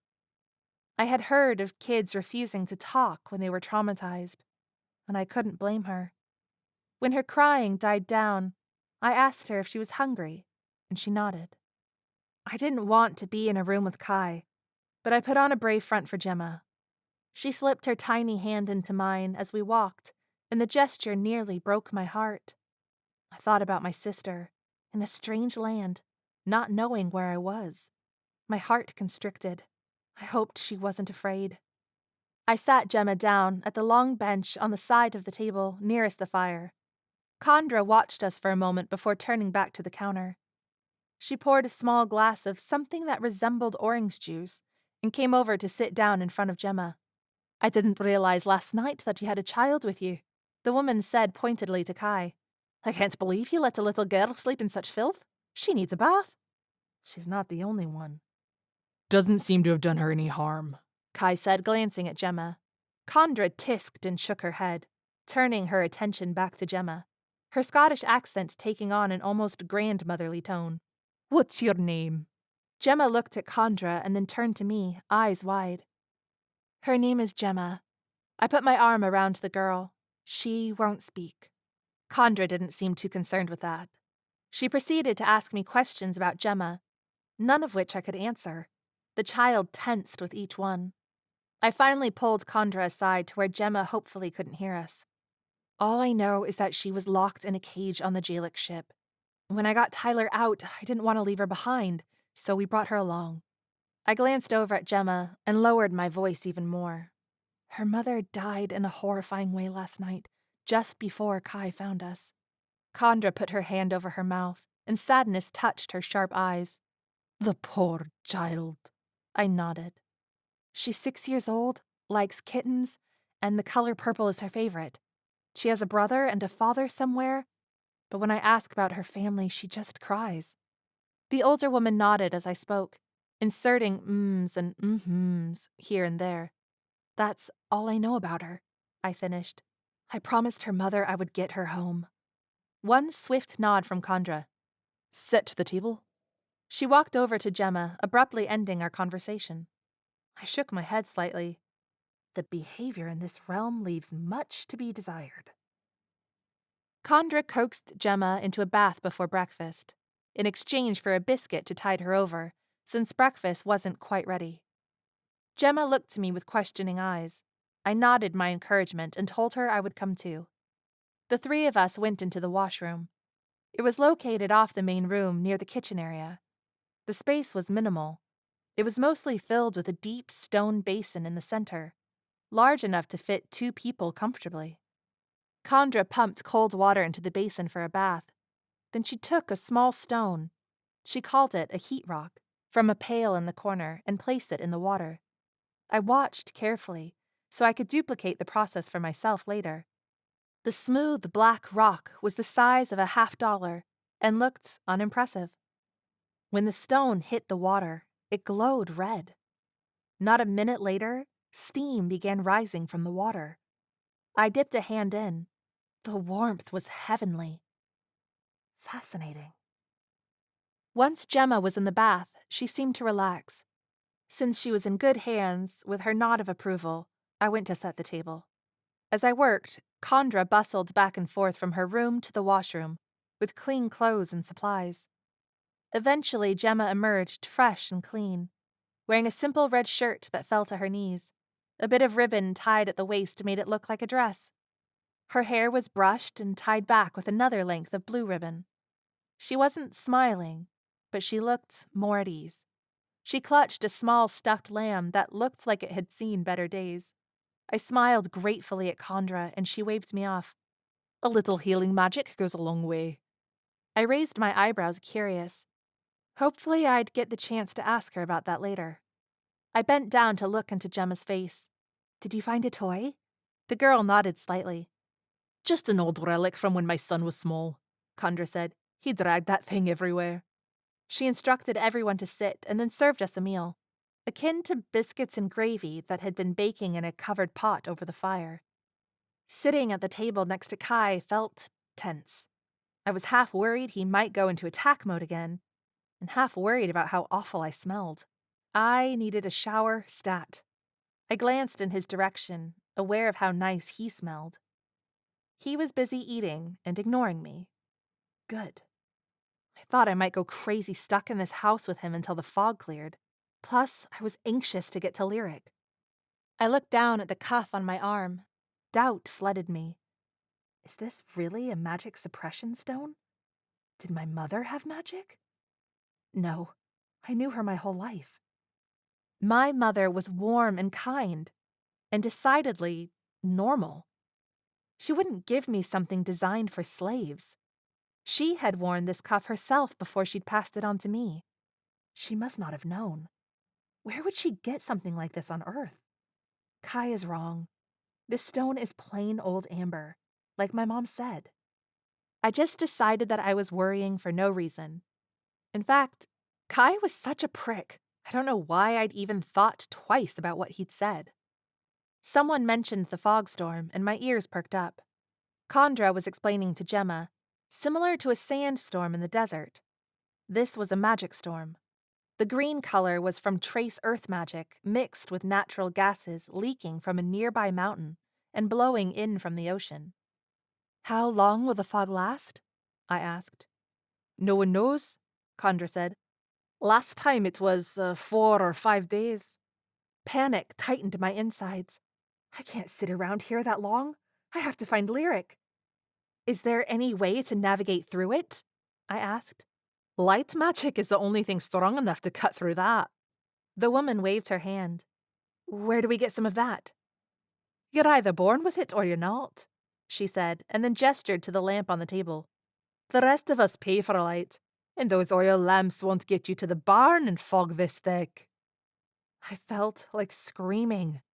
Why was everything so primitive here when people had magic? But I didn't want to offend these people, so I didn't ask. Once I finished eating, I helped Tyler eat his food. He cracked a few jokes about it, but I was too distracted to respond. Headache? He asked. It's not too bad right now. I shook my head. I'm just distracted. Sorry. It's okay. He lowered his voice. Dude, what's with live-action Batman? Kai? I stole a brief glance at the man in question. He's a dragonborn. I shrugged, which is some kind of race. I raised my voice just above a whisper to add, he's a class act jerk. I hope he really does have super hearing. Tyler's eyebrows knit together. And how did we end up here? I recounted the events of the night before, along with my worries about finding Lyric. No wonder you're distracted, he said. You should rest. He was right, but first I planned to take a warm bath. Not wanting to even be around the Dragonborn's clothes, I asked Condra if I could borrow something to wear. She loaned me a dress.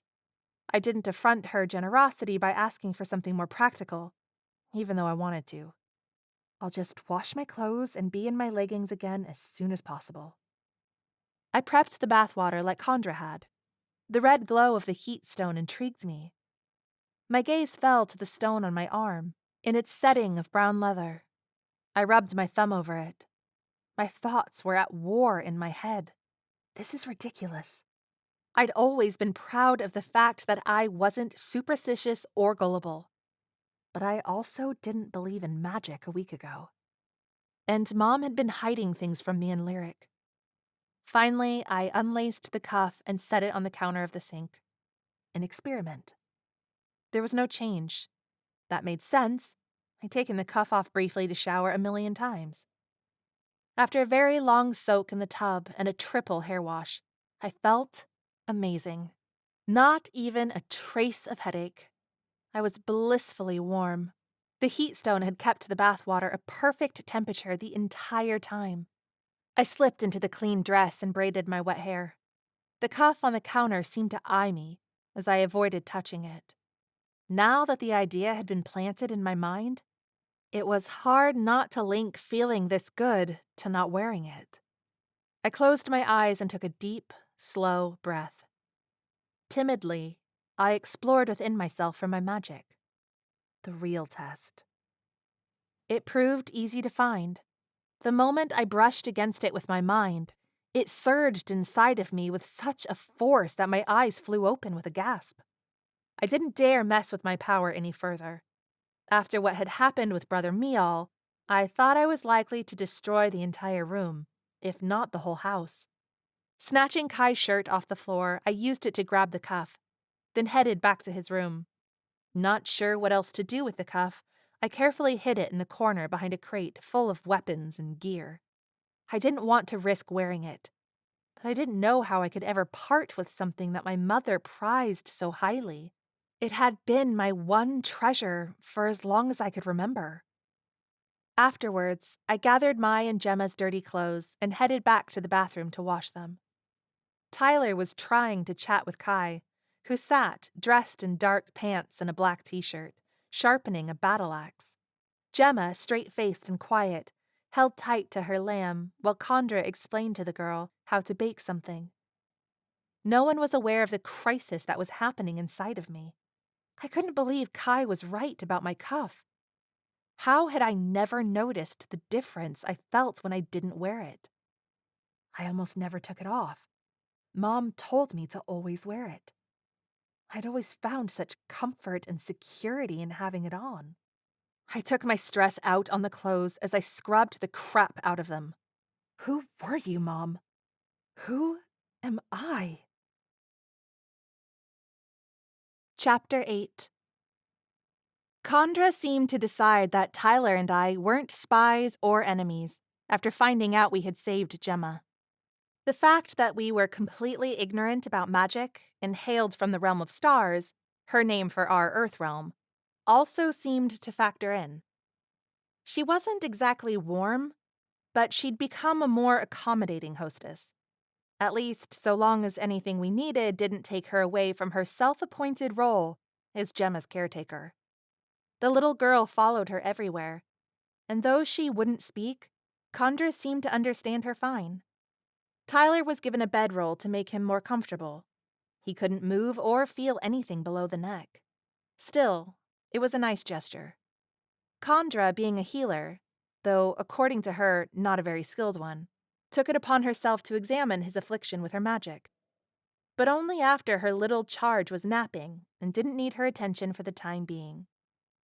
Turned out it was a good thing she did, because she discovered the Jalak had laced the dart with a spell, which would keep him immobilized until it was released, which required magic. The person with the parry to the spell could easily release the effects, she explained to Tyler. But I'm going to have to fix you the long way round. She ordered him to hold still while she worked. I saw him about to say something smart about that, but I gave him a don't you dare look, and thankfully, he kept quiet. I didn't want her to have any reason to change her mind about helping us. Condra sat on the stone floor next to Tyler. She took great care to spread her dress around her instead of sitting on it. She caught me watching her from my perch on a chair nearby. I half expected her to shoo me away, but she simply gestured to her fanned-out dress as an explanation. I need all the help I can get for this one. How does sitting like that help you? I asked. Magic comes from the earth itself. When you aren't grounded, you can deplete your magic entirely. So you have to touch the stone floor? She nodded. It's a living element. That is touching the earth. I thought back to the Jalak cell. What about wood? Living wood is living, still connected to the earth. Dead wood is useless. The only magic exposure I'd had so far had been pretty unpleasant, so watching her heal was captivating. She closed her eyes and hummed softly, a tune that was foreign and haunting. Her hands danced in a slow, rhythmic flow, hovering over Tyler's body. When her eyes fluttered open, she seemed to put all of her focus on her hands, which she held several inches apart. An orb of translucent orange light grew between her open palms. She turned it over in her hands several times before carefully placing it on Tyler's sternum. Then she whispered words in a language I didn't understand and used one flat hand to push the orb into his body. Tyler inhaled sharply. Luckily, he couldn't move. It made him a model patient. Condra repeated the ritual over each joint in his body. It was tedious. I understood why she needed to be grounded to use that much magic. Eventually, she leaned back, sweat glistening on her forehead. It will take time. She was breathing hard. But by the time this fog clears, you'll be able to go find your friends together. Are you trying to get rid of us? Tyler said in mock sadness. All guests have a limit to their being welcome. Uninvited ones more so than the rest. Tell us how you really feel about it. Condra fanned her face with her hands. Do you need some water? I asked her. She nodded, and I hurried to get some. When I handed her the drink, I asked, how do you control how much magic you use at one time? After downing the entire glass of water, she said, it all starts in the mind. You must stay calm and focused to control the magic. That made sense to me. In the slave quarters, I had struggled to find the magic, even with a lot of concentration. Though I had put my cuff back on just before that. Maybe that explained why I could hardly find the magic. And there were only the dregs of power compared to the first time I'd used it. Can you teach me? I asked. What color is your magic? I've only used it twice. Both times it looked red. The woman shook her head. Better to ask Kai. Dragonborn are often skilled with red magic. Him more than most. Yeah, I'll ask him right after he bites my head off next time. I tried a different approach. I would be so grateful if you would teach me anything you can about the mind stuff. Condra acted annoyed, but explained a few things anyway. I chose to take it as a sign that she was flattered that I wanted her expertise. The main idea was to put your mind in the right state. Breathing and grounding helped, and many people connected their state to a calming trigger. For Condra, it was a lullaby native to her people, often sung by her mother. Each color of magic was accessed at a different place in the body. When she described the locations and the colors, it sounded like the 7 chakras chart we have back on Earth. The colors of the rainbow starting with red, fire, and all its subsidiaries, at the base of the core. No wonder I'm not cold since I have my cuff off. I've got a magic heat source in me. Healing, orange, came from the sacrum. Yellow, air manipulation, being at the solar plexus. Followed by earth, green, and water, blue. Each at the heart and throat respectively. The magic that comes from the crown is light magic.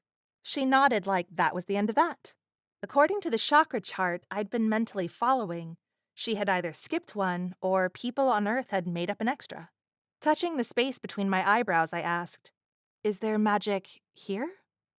Condra narrowed her eyes and spoke, her voice laced with disgust. There's only one person to ever have magic of that color. She turned and spat on the floor. Oh, I guess I shouldn't ask. It must have been a bad person. Hey, look! Tyler waved his arms at us. My arms work. They're a little tingly, but I'm thawing out from the top down, like a popsicle. That's great! I smiled. Condra simply hauled herself up and walked away, saying something about making a decent dress for Gemma. Soon you can clean the stink off of you, Kai said from across the room. I whispered so Kai wouldn't know I agreed with something he'd said. He's not wrong. I wrinkled my nose, but softened it with an apologetic shrug. Believe me, I know. Tyler raised his eyebrows in emphasis. I'd be chasing myself out of the room. Only I can't get away. We both laughed. It felt good to release some tension. Here's what I can't figure out, Tyler said. How did Kai know to come help us in the woods last night? I shrugged, not particularly concerned about the answer. I was just glad he'd had a lapse in his egocentric personality and helped us. I was coming back from a job and smelled Jalak's scum, Kai said, standing and heading toward the door. Hard to resist the lure of easy prey after a hard day's work. So you have a personal vendetta against the Jalak? Tyler asked. Not your business. Kai growled as he left the house.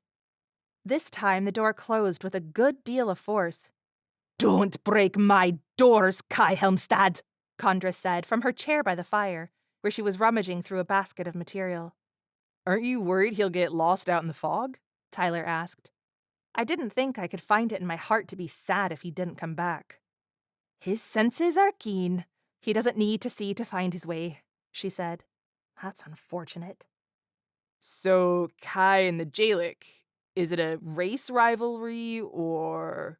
Tyler trailed off. The Jalak Brotherhood stole his mate and sold her as a slave, Condra said, smoothing a soft blue fabric across her lap. When he found her, it was too late. Her new master had beaten her to death. That's horrible. I pressed a hand to my heart, glad Lyric had escaped the slavers. I shuddered, thinking of Gemma and the rest of the prisoners who might have faced a similar fate. Wow, Tyler breathed. Worst part was, she was with child when they took her. Condra shook her head. Okay, I could see why Kai had some anger issues, though I still wasn't about to trust him or his knives. Dragonborn offspring are scarce as it is. Condra threaded a needle as she continued. A shame to lose one with such good breeding. Oh, I shifted in my seat, my ears and neck suddenly feeling very warm. Kai is a gorgeous specimen, built by the gods even. But do we need to discuss his breeding? no wonder the guy looks angry. Tyler frowned. Condra nodded. Been a lost soul all the years since. Can we please change the subject? I cleared my throat. Why doesn't your government stop the Jalak from trafficking slaves? She bristled. Lord Alifar and his court buy from the Jalak more often than most. Disgust filled me. Just like Lyric, people being taken from their families. The thought of such corruption and rampant disregard for people's lives made me angry. But I was stuck here in this cottage with no power to do anything about it, including finding my sister. Tyler took advantage of Condra's willingness to chat while she cut and sewed. He asked questions about the realm, and Kai, and her family. Kai was close friends with Condra's son, Ryder, which brought him to stay occasionally. Ryder doesn't like me here alone. Condra rolled her eyes. When he does a supply run for the farm, he has Kai come stay at the house. It seemed strange that the frightening dragonborn had such an ordinary life with ordinary friends, or was civil enough to want to help around their farm. But who was I to question the inner workings of a moody male? I didn't think I would forgive him for how he'd treated me, but I couldn't really fault him for being sullen after losing his wife and kid. I couldn't imagine losing Lyric. Is that where your son is now, getting supplies in town? Tyler asked. She nodded. Didn't realize he'd have to hunker down there for a storm. Kai was off on one of those jobs, so he didn't get here in time to warn him. She said those jobs in a tone that gave the impression she didn't approve of Kai's line of work. My mind instantly volunteered several shady things the Dragonborn might be involved with. Thanks, brain. I don't know how I'd manage without you. But it was Tyler who had the guts to straight up ask about it. It slightly mortified me. Still, I checked my cuticle beds with my ears perked. With no calls of his own to care about. He works as a contractor. That's informative. How boring. Tyler moved his arm. What does he contract? Thank you, Tyler. He was on a roll with his snooping. Condra shook her head. I canna speak it. She kissed her knuckles, then pressed them to her opposite collarbone. I got the impression it was a gesture of reverence, like making the sign of the cross. I just pray for his soul. So should we be worried that he's going to kill us all? I was only half joking, thinking of all the weapons in his room. Oh no, he only does that when he's paid to do it. Great. That's not very comforting. So he's an assassin! Tyler was clearly impressed, and his joints were beginning to work as he gestured with both of his hands. Tyler, being an assassin is not cool, I said, trying to emphasize my point with my face. You're right, He nodded. it's not cool. It's awesome! Oh, brother. I rolled my eyes and Tyler leaned up on his elbows. Think about it, Astrid. We could hire him to help us. What? I jerked my head back. No way! Who the heck do we need to kill? Not kill, protect. I shook my head. Hard pass. Hear me out. He moved his legs and gasped. Did you see that? You're not distracting me. The answer is no. He began ticking off on his fingers. The Jalak are looking for us. He could keep us safe. He's from here, so he knows his way around. That alone would save a ton of time. I was still shaking my head no. Tyler raised his voice, something I'd never heard him do. Lyric needs us. I'm sick of sitting around waiting and worrying. I don't want to fumble our way to finding her or risk something horrible happening. His sudden passion surprised me. Do you think I want to wait around here? I'm going crazy. The only reason we separated was to save you. Shh. Condra waved her arms. The child needs rest. I don't want you to waken her. Gemma, another responsibility I hadn't meant to pick up along the way. How am I supposed to take care of everyone? I'm not asking for your permission, Tyler said, stone-faced. She is my sister. She's the love of my life. My whole body tensed. I'd never heard him declare it so boldly before. I didn't like it. Possessiveness flared in my gut. I knew it was selfish. Someday she would grow up and live her own life. But not yet. And not for some teenage romance. I can't lose Lyric. I headed to Kai's room, suddenly wanting to be alone.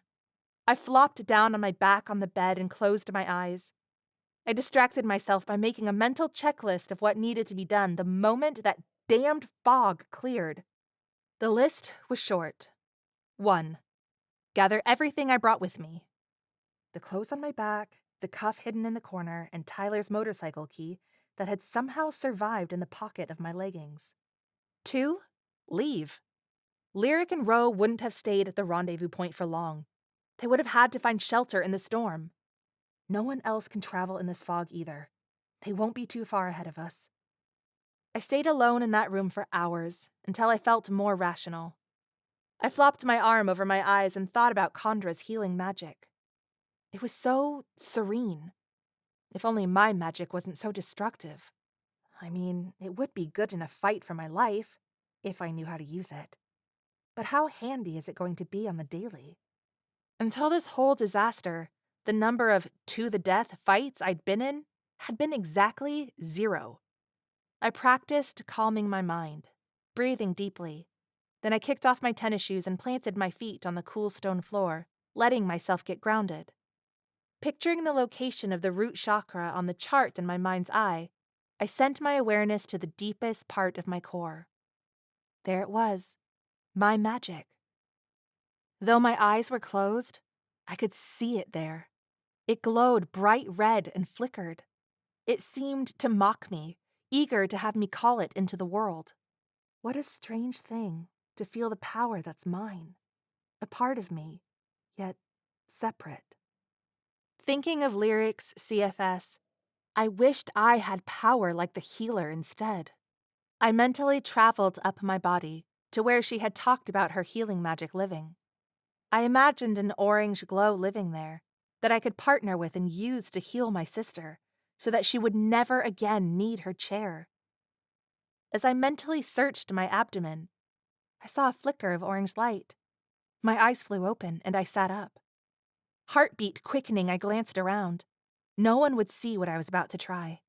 I sat cross-legged on the ground and flared my borrowed dress out around me, as Kondra had done. The cool of the stone against my legs felt soothing. Placing both of my palms on my belly, I breathed slow and deep. I sensed the orange light in my core. A smile touched my lips. This magic wanted to play. I invited it to come through me. The orange magic burst out through my hands and into every corner of the room. There was no orb, only chaos. Orange light undulated all around, filling the space with swirls and waves. A single sound, like light laughter, escaped me. I was so surprised by it. I caught my bottom lip between my teeth. In the room's privacy, my smile of delight could not be contained. I set it free.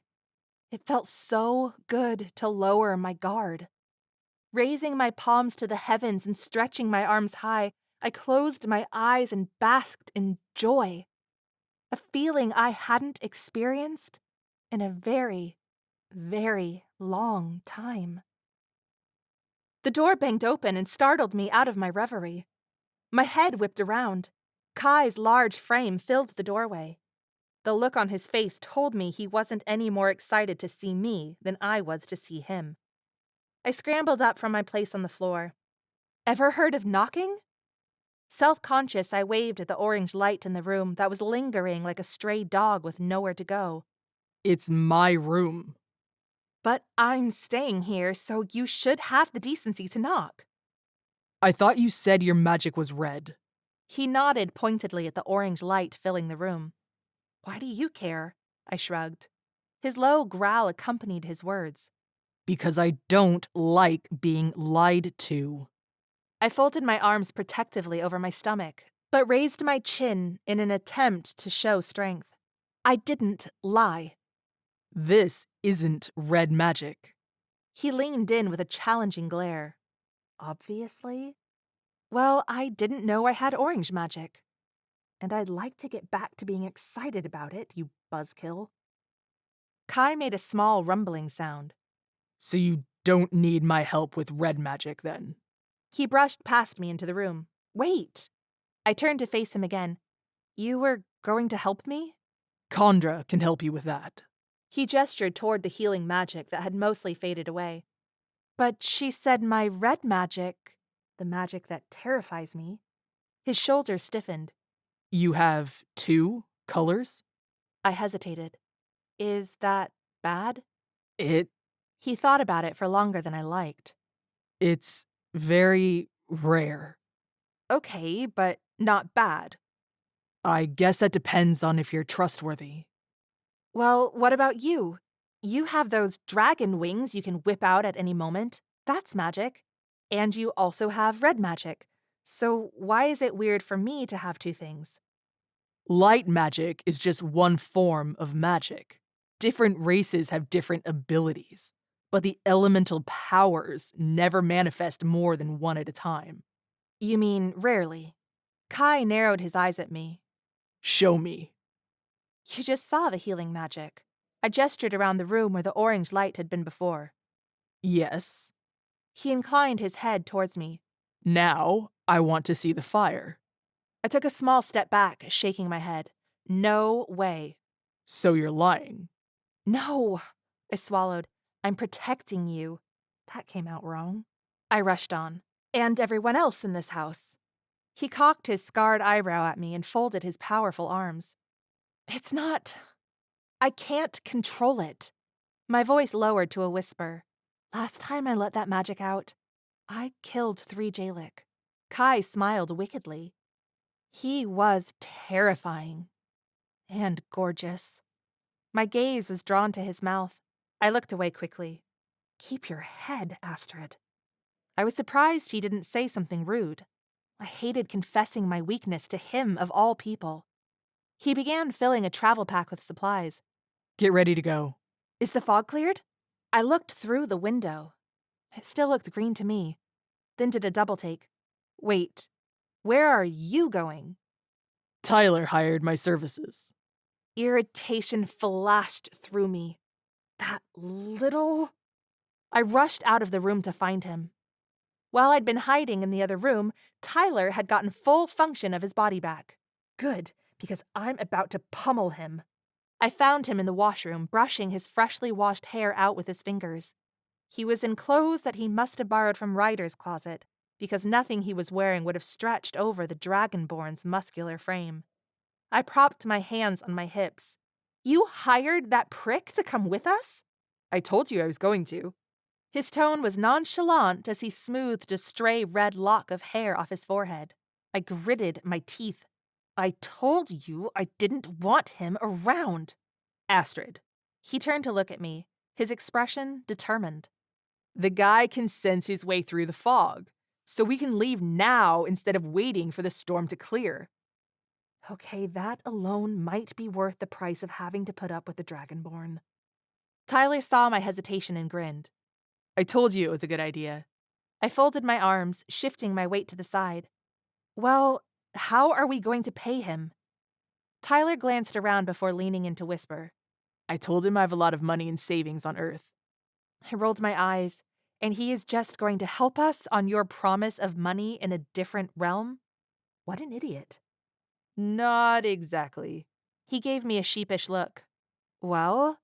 He said he would take your cuff as payment. Tyler scuffed his hand through his red hair. Anger roiled in me. You were just going to steal my mother's cuff? I shoved against his shoulders.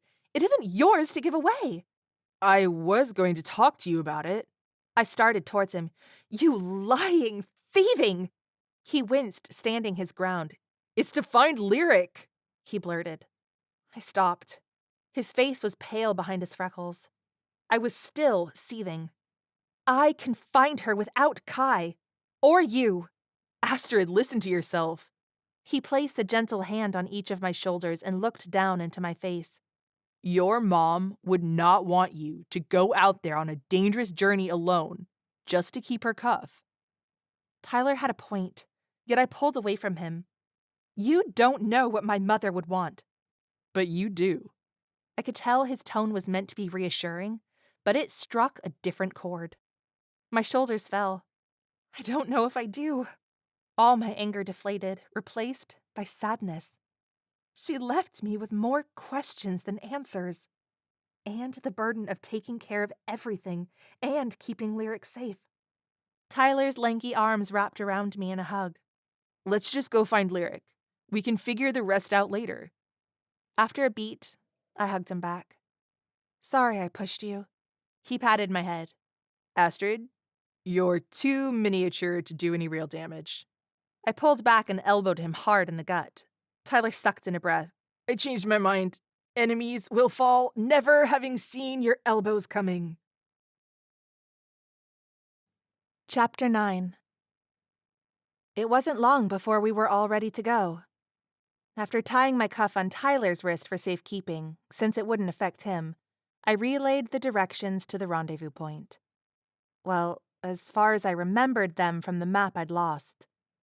Kai seemed to think he knew the place. At Kondra's insistence, we left Gemma in her care until it was time to portal travel home. Gemma seemed pleased with the arrangement, and I was happy to know she would be safe there. I was back in my own clothes. Kai had strapped Tyler with a pack full of gear, and the already intimidating dragonborn wore enough weapons and combat gear to outfit a small platoon. What kind of battle was he expecting on this errand? I couldn't picture anyone challenging him. Hopefully just a precaution. The fog was thick. We tethered a line between us, with Tyler bringing up the rear, leaving me in the middle. Kai's dragon sight, an ability that allowed him to see through any magic illusion, let him see past the magic storm pretty well. All I could see was green. I didn't know how long or how far we walked, but it felt like hours. Sometimes weaving around, sometimes walking straight. We kept quiet, though I didn't think anyone else would be insane enough to be out in this. If you've never walked through fog or darkness so thick that you can't even look down and see your body, let me tell you, it's unnerving. Enough to make a person feel like they're going crazy.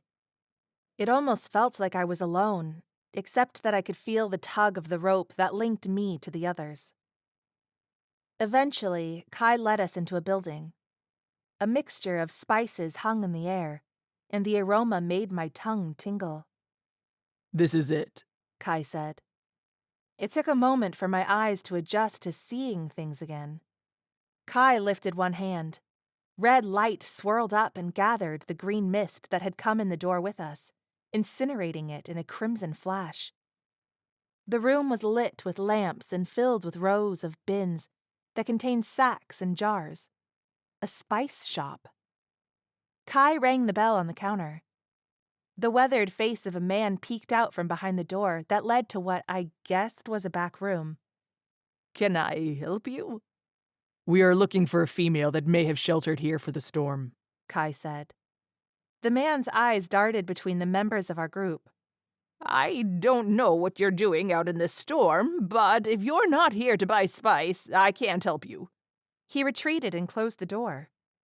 Without warning, Kai unhooked the line that connected him to me and let it drop as he hopped over the counter and burst through the door to the back room.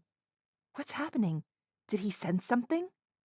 Imagining my sister trapped in the back room, I rushed around the counter, dragging Tyler with me. If Lyric was back there, I wanted to see for myself.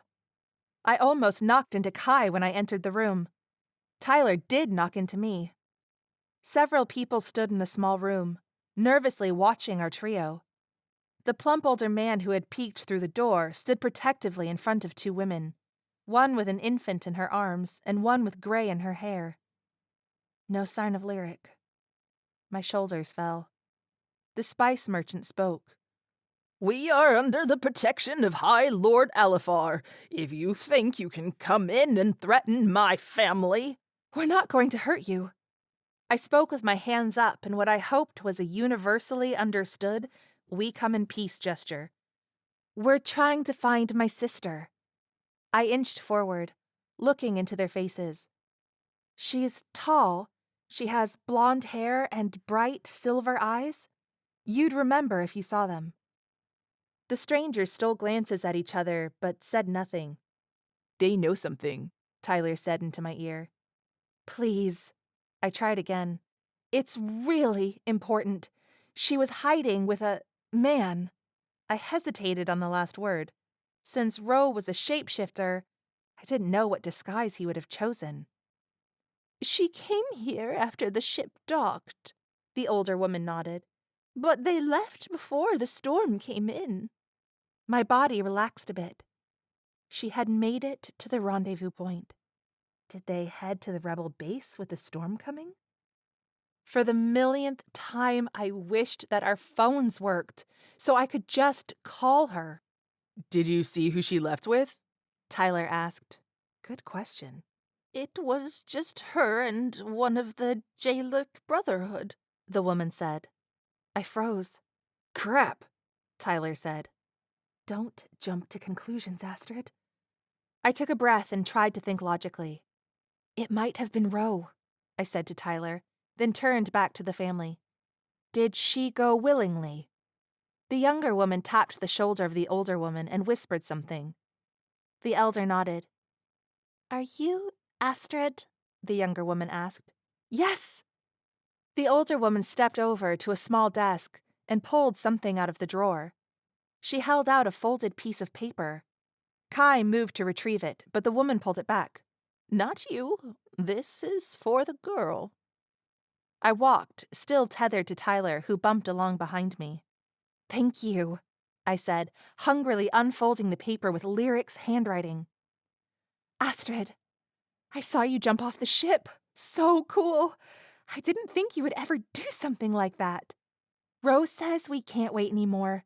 We're going to meet up with his friends. Don't worry about me. I know you are. Everything is good. On to plan B. Love, Lyric. P.S. Did you notice how amazing it feels here? It's like their Earth is alive on a whole new level. I even feel stronger here.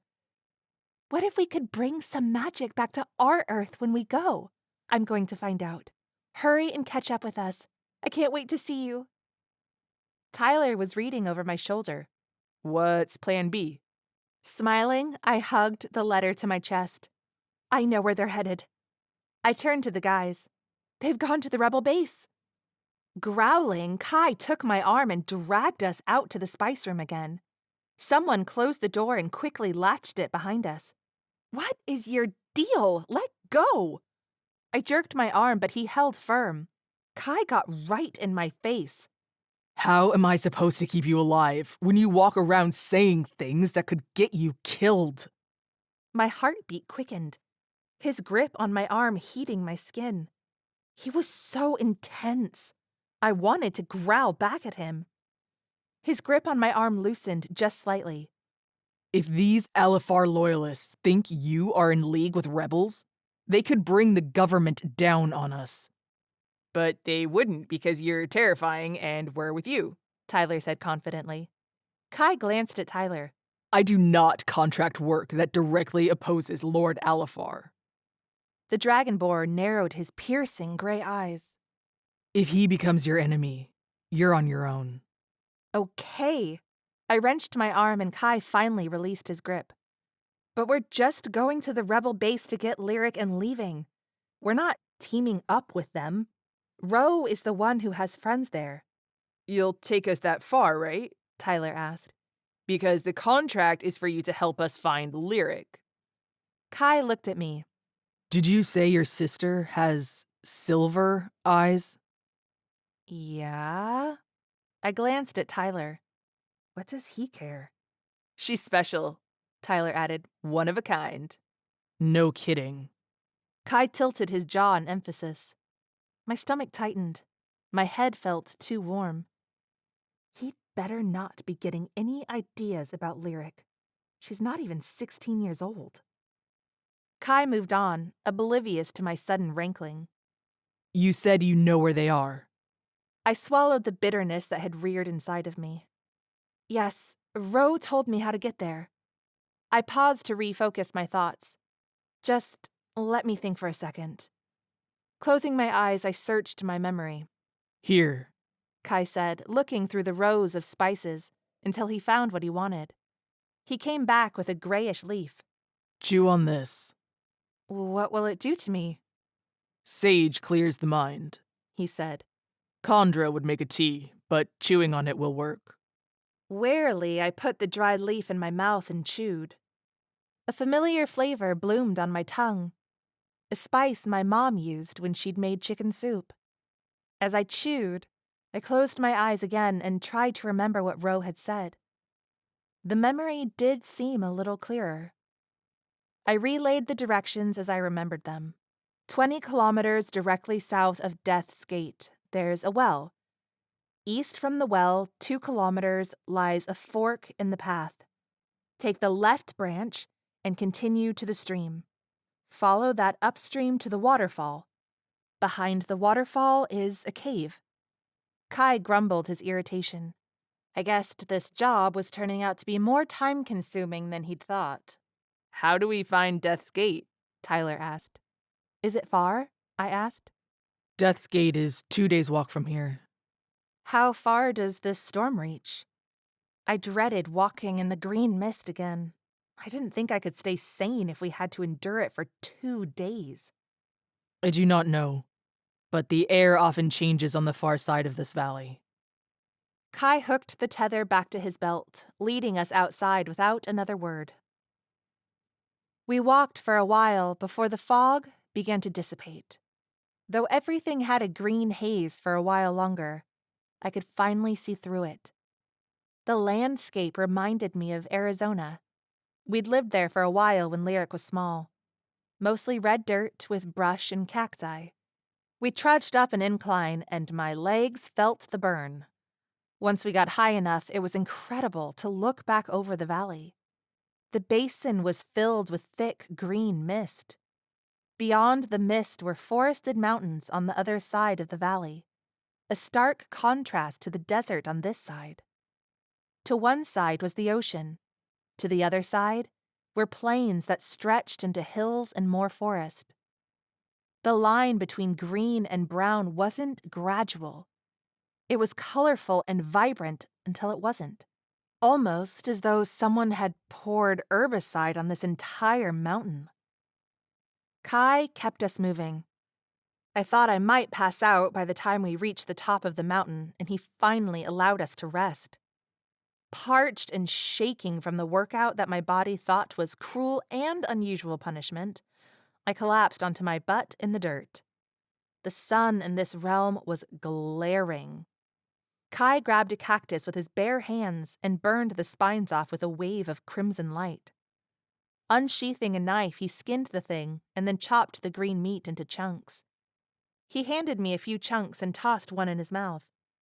I took a bite. It was juicy, like a watermelon, but not sweet. It reminded me of a cucumber. There was a grittiness to it that felt like sand in my teeth, which I didn't like, but I was grateful for the sustenance. After Tyler ate a few pieces, he broke the silence. This is taking forever. Isn't there a faster way to travel in this realm than walking? When the assassin didn't answer, Tyler tried again. Don't you have cars or planes or anything? How can we possibly walk for 2 days? It's unbelievable. What I wouldn't give for my motorcycle right now. Tyler chewed on another piece of cactus. Speaking of which, He touched my arm. Astrid, I am crazy impressed that you rode my bike. No one even forced you. Wasn't it so awesome? You left her in a safe place, right? I filled my mouth with a huge bite of cactus to avoid responding. I had shoved the bike into a crop of bushes. It had rolled a bit and was probably going to be very hard to get back out and up the hill. But the upshot was that probably no one would see it from the road. I was sure it had a few new scratches. Especially since I dropped it. Astrid, Tyler leaned in to peer at my face. seriously, she's safe, right? I swallowed. Yeah, she's safe. Oh, good. Tyler looked genuinely relieved, and I felt a shot of guilt. It better still be there when we get back. I couldn't afford to buy him another one. We began walking again. Thankfully, we didn't need to be tethered anymore, so I walked several paces away from the dragonborn. Being near him was more than I wanted to deal with right now. A few minutes later, Tyler pressed Kai again. Does everyone just walk everywhere? People have magic. It seems like you should be way more advanced than we are on Earth. People on your Earth use technology. People on here use magic. He shrugged. It's just different. People in your realm are very disconnected from the Earth. I scoffed inwardly at his judgy comment. Have you been there? Tyler sounded genuinely interested. Kai nodded. What brought you to our realm? Tyler asked. My special ops team was stationed there. Reconnaissance. Kai said. Tyler nodded. Oh, you're military? Ex-military. Did you ride a motorcycle when you were there? It's like flying.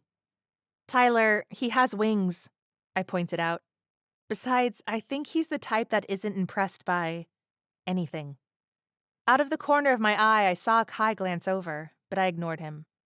People with yellow magic ride the wind here. Kai said to Tyler. Those who have no wings or wind magic pay for windstones that can make a vessel glide over the earth.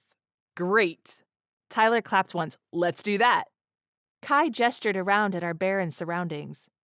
How do you plan to pay for a windstone or a vessel? You're a criminal. Tyler shrugged. Why don't you just steal one? I'm an assassin, not a thief. Kai shook his head like that should have been obvious. Apparently that gives you some kind of moral high ground. I said it under my breath, several yards away, but Kai threw me an icy look that told me he'd heard me. Good.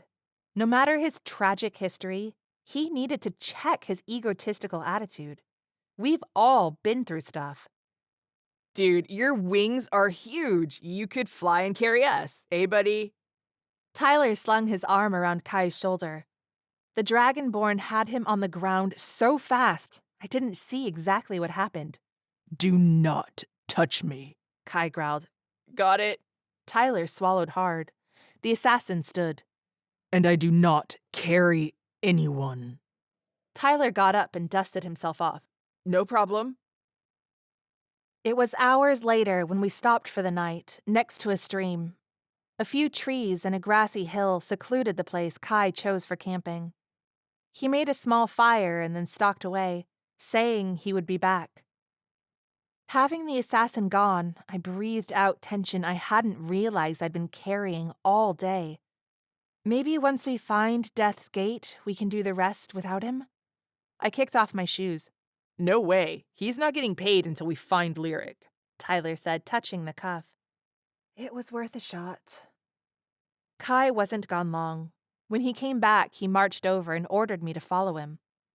Not unless we're going to get a foot massage. When I didn't jump up and salute his request, he hauled me up by my arm and dragged me with him. Let go!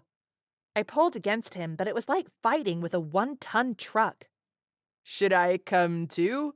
Tyler stood. Kai growled at him. Tyler sat back down.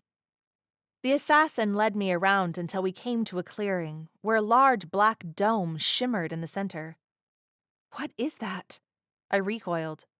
A training circle. He pulled me toward it. Reluctantly, I stepped with him through the barrier. We were swallowed by darkness, and I could see exactly nothing. Only then did he release my arm.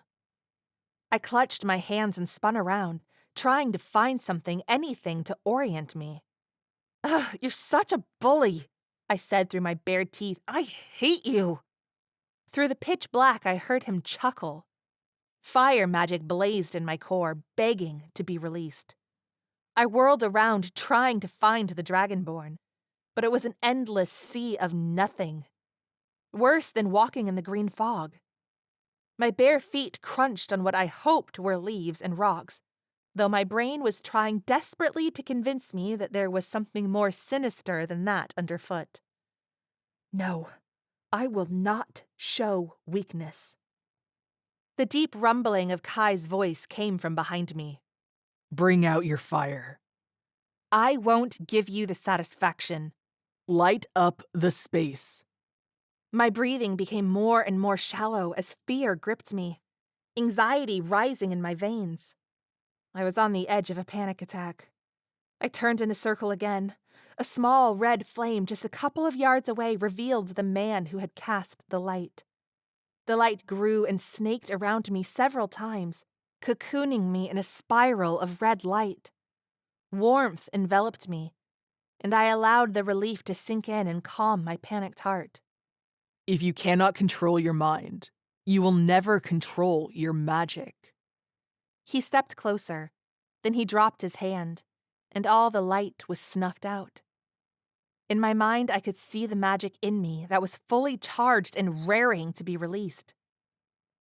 If I destroy anything, it's on Kai. He asked for this. Tentatively, I reached inside and tapped my red magic. It flowed out of me like a burst dam. There was no controlling it. I brought my hands up as if to shield myself from the fragments of shattered earth that might come back at me. Everything around me was consumed in flames. It incinerated everything inside the dome on every side of me. I was in the center of the inferno, my limbs shaking. I'm burning alive. Dropping to the ground, I threw my arms around my head to shield from the raging fire. When the flames died away and I realized I was still alive, I looked at my arms and hands. Not even pink from a burn. Then I winced. There was way too much skin. My clothes had burned away. Crap! I wrapped my arms around myself. Within the dome, the earth was black and charred. Only a few embers remained. The darkness was gone. Light shone through the shimmery surface of the barrier. Kai stared down at me from across the circle, wearing a shocked expression, and all of his clothes. I felt my cheeks heat with embarrassment and anger. He had pushed me to light up. When our eyes locked, it seemed to jolt him. He shrugged his jacket off, then peeled off his black V-neck shirt and handed it to me. He turned to give me privacy as I pulled it on. It hung to my thighs and smelled like Kai. While he was turned away, I examined his broad shoulders and powerful back. A tribal tattoo wrapped his upper left arm and shoulder, snaking around to his chest. His skin held a few scars, but no sign of his wings. He looked human. He looked incredible. Which was irritating because he was a real jerk. I cleared my throat. When he turned to face me, I looked away, gesturing at the destruction I'd just caused. I told you I couldn't control it. You incinerated the dark spell within the circle. I'm actually surprised. I wanted to fireball him in the face and see how surprised he was then. I'm so done with this. Pivoting, I strode to the edge of the dome and tried to walk through, but my body hit something solid. How do I get out of this thing? I looked around for the origin of the field. It was being projected by 3 small discs on the ground. The most high-tech looking equipment I'd seen since leaving Earth. It's a training circle, standard military use for dangerous weapon or magic training. Right, I snapped. So, how do I get out of it? I thought you wanted to train. I glowered at the shirtless dragonborn. I would rather die than train with you. You can earn the right to leave by doing some drills. You're holding me captive to train with you? I folded my arms. I'm not dressed for training. Yeah, you put on quite a show. He said with a cocky half smile. Ugh. I glared at him. You're revolting. He chuckled once. With the amount of power that you just displayed, you're a danger to everyone around you unless you learn some discipline. Oh, now you're scared of me? I am not afraid. It's foolish to leave you untrained when you're so volatile. There's a difference. First off, I cocked my fists on my hips. I'm a very disciplined person. And second, I am not volatile. Says the woman who just lost it when she couldn't have her way. What? I stepped up to him. I was not throwing a tantrum. I was having a panic attack. Volatile. The way his hair brushed his well-built shoulders when he nodded, so sure of himself, inflamed my anger. What'd you expect? I shoved against his immovable chest. You dragged me here against my will. I grew more intense with each point. You tossed me in a dark abyss, preying on my fears. You expect me to fend for myself when I have no clue where I am or what I need to do. I shoved at him again. I don't know where I am, and horrible things keep happening. Why am I the one who has to always be in control, always take care of everything and everyone? I shoved him a third time. He still didn't move. Keep it together, Astrid. Show no weakness. Everyone needs your strength. Fall in line. Sacrifice everything. Protect her at all costs. How could you just leave me alone to carry all of that? I stopped, my breathing heavy. Kai's scarred eyebrow was cocked, and he gave a low, rumbling growl. Nice going, Astrid. I broke eye contact, looking anywhere but his piercing gaze. He is such an asshole. Of course he's annoyed with emotions. What did I expect? An apology for his rude behavior? What happened to my show no weakness plan? After a bout of punishing silence, Kai said, Are you ready to begin? I rolled my eyes and turned to face him. Fine, let's get this over with. Better to stay and show strength than to leave like a coward. He nodded and held out his hands. An invitation. What, hold hands? No thanks. Not interested in physical contact. My eyes strayed to his bare, bronzed chest as if challenging my own convictions. I reminded myself that he was a bully. You're going to use red power on me, he said. Touching skin is easiest. I froze, remembering Brother Mial incinerated on the floor in my cell. Kai raised an eyebrow. If you don't want to use hands, I can get more creative. Ew, no. I slapped my hands into his. If something bad happens, just remember I warned you that I'm dangerous. He gave a little smile. Not to me, you're not. We'll see about that. Ready? His thumbs brushed once across the backs of my hands. The gesture sent a tingle through me, slowing my sense of time. My gaze fell to the 3 scars that crossed his chiseled abs. So he's attractive and not wearing a shirt. Chill, Astrid. Annoyed at my body's reaction, I cleared my throat and nodded my head. After my outburst of magic, I was surprised to find that I had red light left to draw on. Being grounded really made a huge difference. When I searched, there it was, deep in my core. Kai instructed me to concentrate and compel the magic to become an extension of myself. If you and your magic are divided because you're afraid of the power, you will lose control. That's not vague at all. How am I supposed to compel it? Get into a strong stance. He demonstrated by standing a little taller and squaring his shoulders. Steel your mind. Be bold. Then, when you drill down into your power, be the alpha. Bend its will and demand its fealty. Sure, nothing like showing a non-entity inside of me who's boss. I grumbled under my breath as I pulled my shoulders back. Is that really the strongest stance you can take? Don't distract me. He used his grip on my hands to twist me around so that my back pressed against him. A powerful state doesn't just come from here. He dropped my hands and pulled my shoulders back against his body. I sucked in a breath.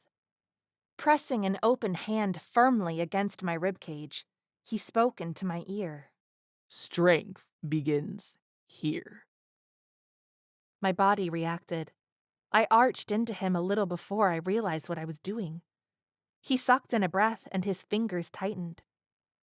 I jerked away from him and whirled around, assuming a fighting stance. Kai nodded. Better. I bared my teeth at him. Now, drill into your power with that same dominance.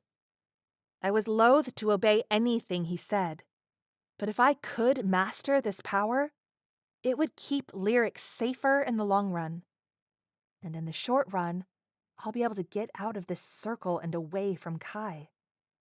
Mentally, I punched down into the red light and demanded the power submit to my will. The impression I got was that the power wasn't convinced I was really in charge. I pushed. It pushed back. I gritted my teeth and threatened to never let it out again if it didn't cooperate. It seemed to mock me. This is ridiculous. I feel like I'm fighting with myself. I clenched my fists as I concentrated. My nails dug into my palms. The red power surged up through me, and I tried to wrestle it. I ended up blasting Kai back against the barrier with a huge crimson orb. A crack splintered outward from where his head hit the dome. He stood and brushed his pants off. I didn't think you'd have quite that much kick left after the first round. Be careful. I might not be so gentle next time. I was bluffing, but hoped he wouldn't realize I'd lost the inner battle. The dragonborn smiled. I think I just earned a little predator respect. You have no control. Or not. Try again. You've got to be kidding. A dozen failed attempts to wrestle my power into submission. A dozen times Kai stood his ground against my attacks. He had to have increased his strength somehow because I was hitting hard every time. Out of breath, my muscles shaking, I wanted to be done. Though I could keep pulling magic from the earth, my body was not used to this kind of a workout. The more he stood there, pushing me to try again and do it better, the more I wanted to put him on the ground with his superior attitude. It was getting old. I'm done. He shook his head. You're done when I say you're done. I stepped forward, balling my hands into fists. You have no right to treat people like this. He raised his eyebrows, challenge in his eyes. Again. No. My tone was icy and calm. I said, I'm done. I matched his hard look. We held eye contact. Finally, he growled and then bent down to pick up one of the discs at the edge of the circle. The barrier vanished. I left him there and headed back to camp. Chapter 10. Whoa, what happened to your clothes? Tyler asked when I walked into camp in just Kai's t-shirt. I burnt them. What? Don't ask. I continued to stalk past Tyler, ordering him to keep watch so that I could take some time alone at the stream. Noticing a few of the same long purple and white thorny plants that had wounded Gemma's mother, I was careful to keep my distance. I washed my hands and face in the stream. It was so refreshing I waded in, fuming over the training session and all the emotions it had triggered in me. I scrubbed the sweat and dust from my face and arms. I refuse to cry. I will not lose focus. I will find a lyric and then get back to my life. I could figure out how to control my magic without Kai and his hostile idea of help. I flopped down on the bank, letting my feet float in the current. Feeling more collected, I relaxed for a while, breathing in the peace of the scene around me. The sun began setting, and the colors, so vivid they looked photoshopped, inspired an urge to paint the scene. It soothed my soul as I drank in every detail, planning to recall it later when I had my palette and brushes. I wondered if my KC Art Institute acceptance or rejection letter was sitting in the mailbox at home. I hope I got in. I hope we get home in time for me to enroll in classes before the ones I want are full. I mentally calculated what the date was and realized that rent was 2 days past due. A pit formed in my stomach. How strange it was to be sitting here, thinking about these worries, so far from home. Nothing I can do about it here. One problem at a time. Focus on getting to lyric. I felt a sting on my calf and jerked my leg up out of the water. A thick green and yellow snake floated, coiled to strike a second time. I scrambled back. My sleeve caught on a small crop of thorns that had been hidden in other brush. I grabbed a nearby rock and threw it. The snake slithered away. Heart hammering, I looked down at my leg. Blood trickled from 2 tiny punctures on my calf. I checked my torn sleeve. There was no blood. Oh my God. I eyed the purple and white thorns, aware of how close I'd come to being poisoned. I hurried back to camp, wary of danger in every direction. When I reached camp, Tyler was chatting at Kai, who was skinning some kind of small animal, and, thankfully, had another shirt on. Tyler took one look at my face and stood. "Are you okay?" Then Kai's head whipped up too, a scowl on his face. I nodded. I think so. I walked over and presented my leg. I got bit by a snake. Oh no! Tyler came around the fire for a closer look. What were you thinking? Going off alone? Kai sounded even more grumpy than usual, and I was not in the mood to put up with him. Why are you an asshole? Kai growled. I held his stare defiant. After a moment, he cocked his eyebrow and set down his kill. Did you see what the snake looked like? Bright green, irregular yellow spots, round head. Kai nodded. Good. My anxiety eased. Not poisonous? Slightly poisonous. What? Tyler said. How is that good? I threw up my hands. The effects will be minor. Dizziness, vomit, headache. Familiar adversaries. Still, it really sucked. Kai moved closer to me, then knelt to look at my calf. He poured water from his flask to rinse the blood from my leg, revealing the bite. Hold still. His large hand wrapped around my ankle. I bristled, but my stomach flipped. What is wrong with me? I need to remove the venom. When he bent his head down, placing his mouth on my leg to suck the venom out, my face heated, self-conscious about the situation and angry at my body's reaction to it. Ugh, the sooner we can ditch this guy, the better. Oh, that's so cool! Tyler said. I've seen this in movies. I always wondered if it actually worked. I thought about asking Tyler to swap places with Kai, but my gag reflex instantly informed me I didn't want that either. Kai turned and spat the contents on the ground, then went back a second time.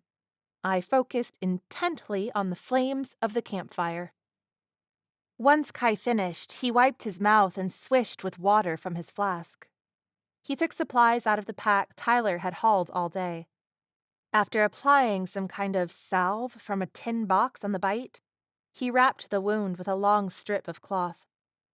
I grumbled a begrudging thanks in the dragonborn's general direction, then rummaged through the pack to find something to wear on my lower half.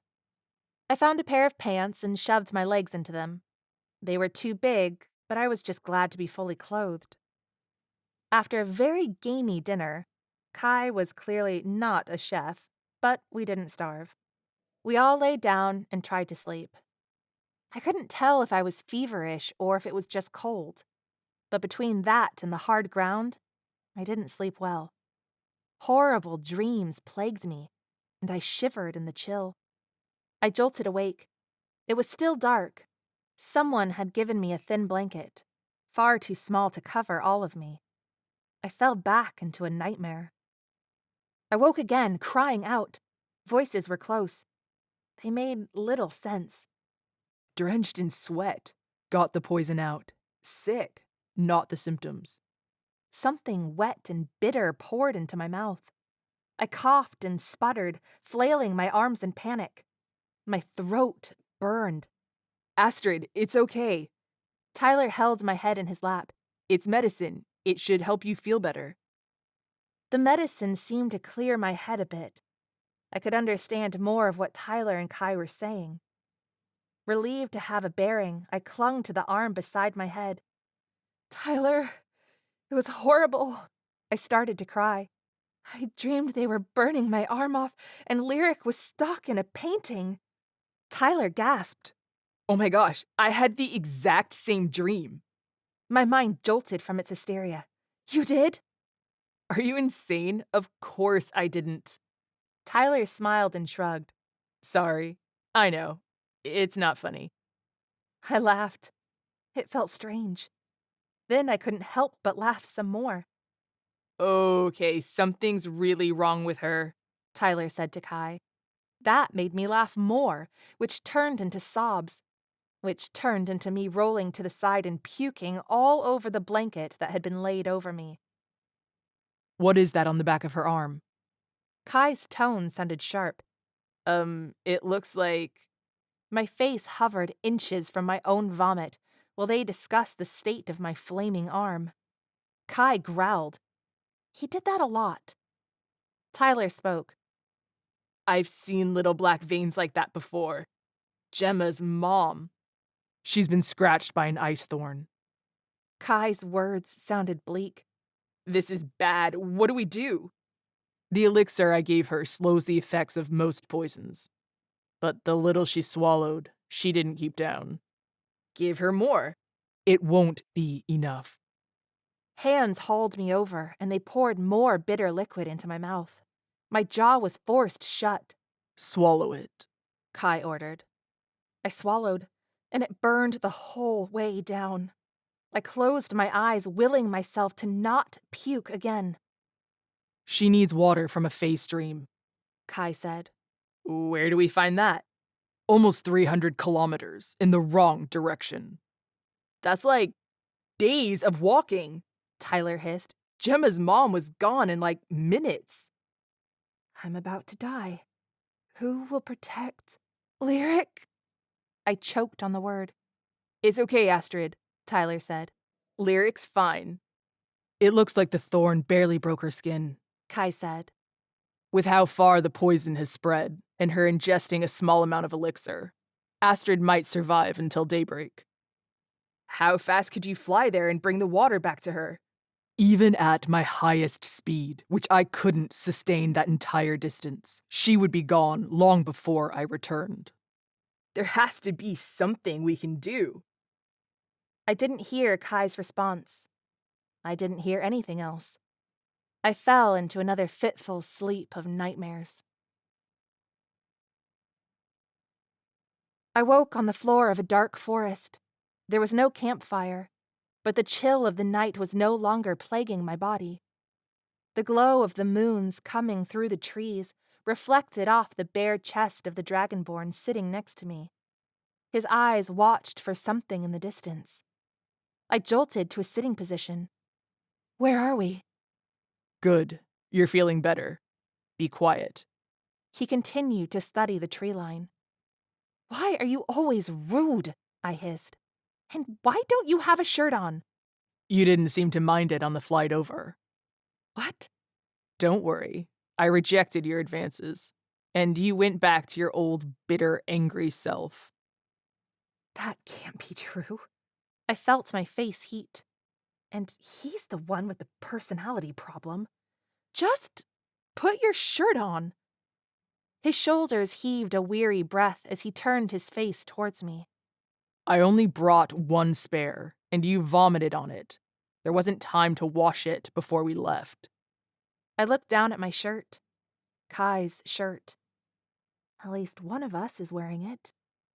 When I looked up, I noticed him wince, though it looked like he'd tried to hide it. He was holding his left bicep. What happened to your arm?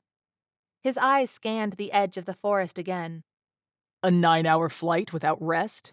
Even someone your size becomes considerably difficult to carry. I thought you didn't carry people. He made that rumbling noise. I reached around and felt my arm. It didn't feel like it was on fire anymore. So, did we get the healing water or whatever? If we hadn't, you would be dead. Kai didn't bother to look at me. How long was I out? You finally slept without thrashing after you drank the Fey water. I'd say that was maybe 5 or 6 hours ago. So we lost like 15 hours and we're still 9 hours off track? It'll take us longer to get back to your friend. Why?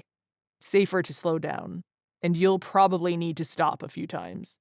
Let's get going then. I stood, brushing off my oversized pants. Kai turned and his eyes glinted. We are in the heart of Fey territory. We'll lay low until daybreak. He turned his attention back to the trees. Get some rest.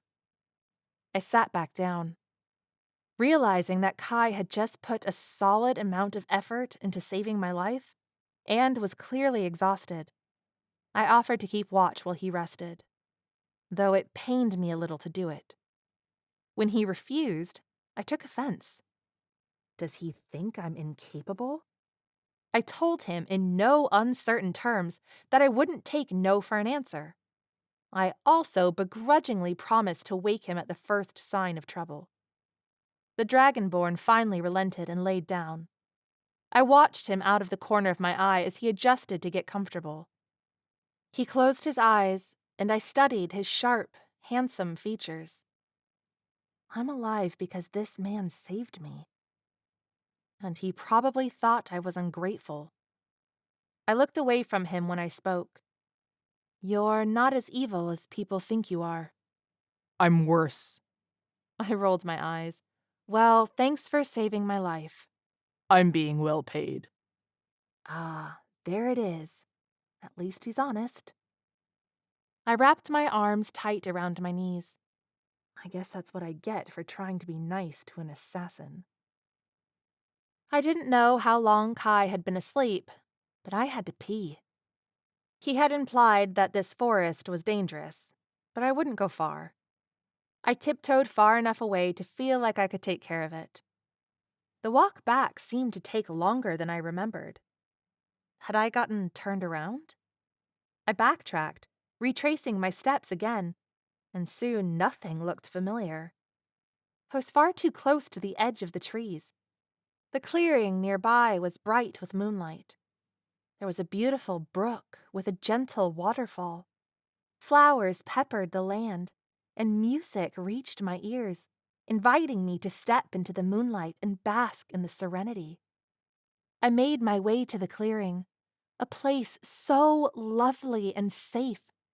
I didn't understand why this hadn't been our destination all along. Everything in my life was leading me to this place. Of course we should have come here. Why had we been trying to go anywhere else? On the edge of the stream was a huge, enchanting tree with twisting white bark and big leaves that shone in the moonlight.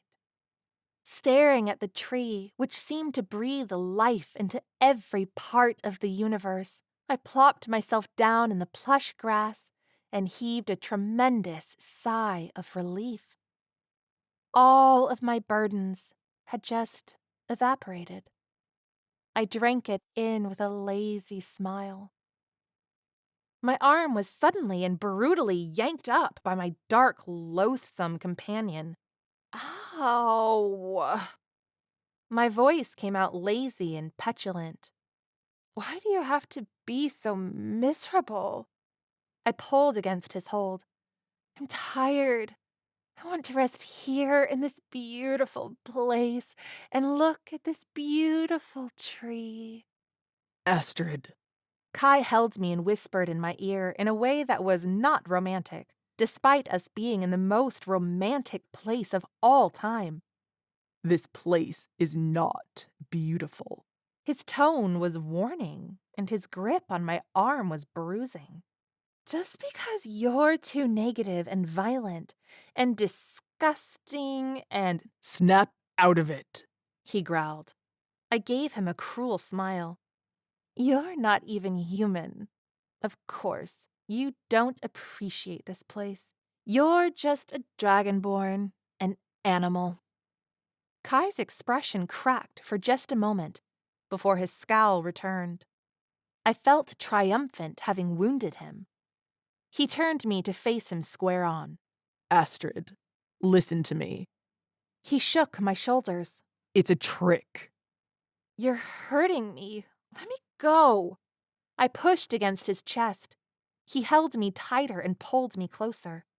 Sweat beaded on his skin, and he looked around hopelessly, searching for something.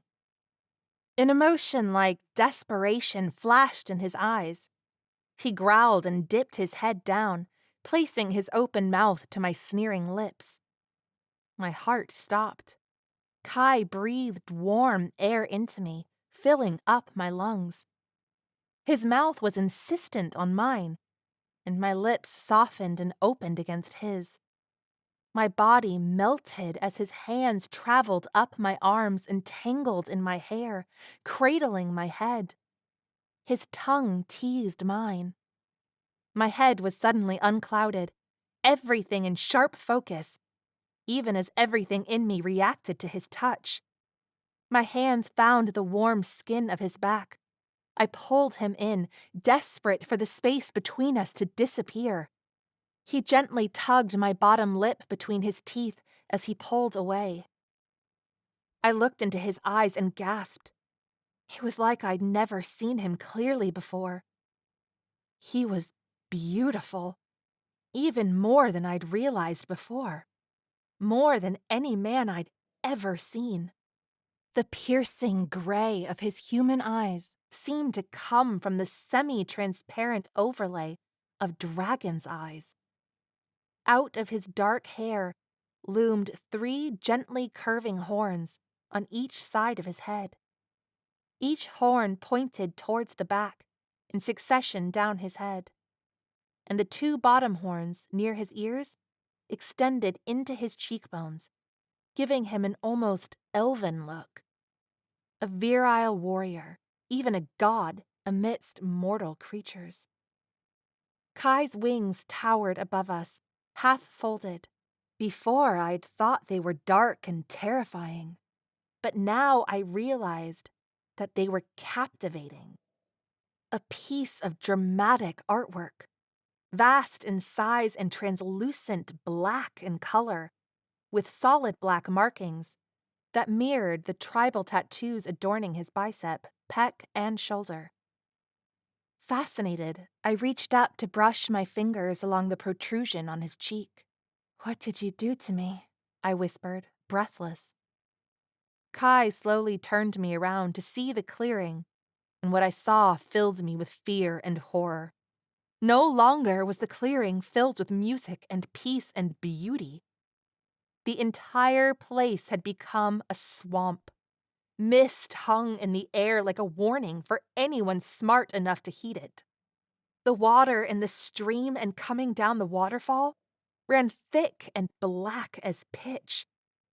The tree that had looked so beautiful before was now bare and haunting as a skeleton, with mossy vines hanging from its branches. I pressed my back into Kai's chest, trying to distance myself from the horror I was facing. Here and there, little red eyes were watching us. Their owners seemed to hum some kind of dissonant and terrifying melody. What happened to the clearing? Kai whispered, keeping us both very still.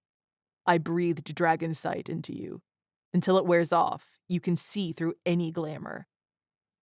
That was all an illusion, meant to lure and entrap anyone foolish enough to come this close. What are all those creatures watching us? The eyes were inching closer and closer.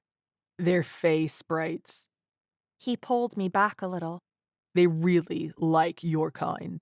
It's why I had you hidden far into the forest. Fear gripped me. The sprites grew more bold, and a few began rushing at us. Kai growled, a now familiar sound that in this moment felt comforting. His arms snaked around my middle. We shot up into the air.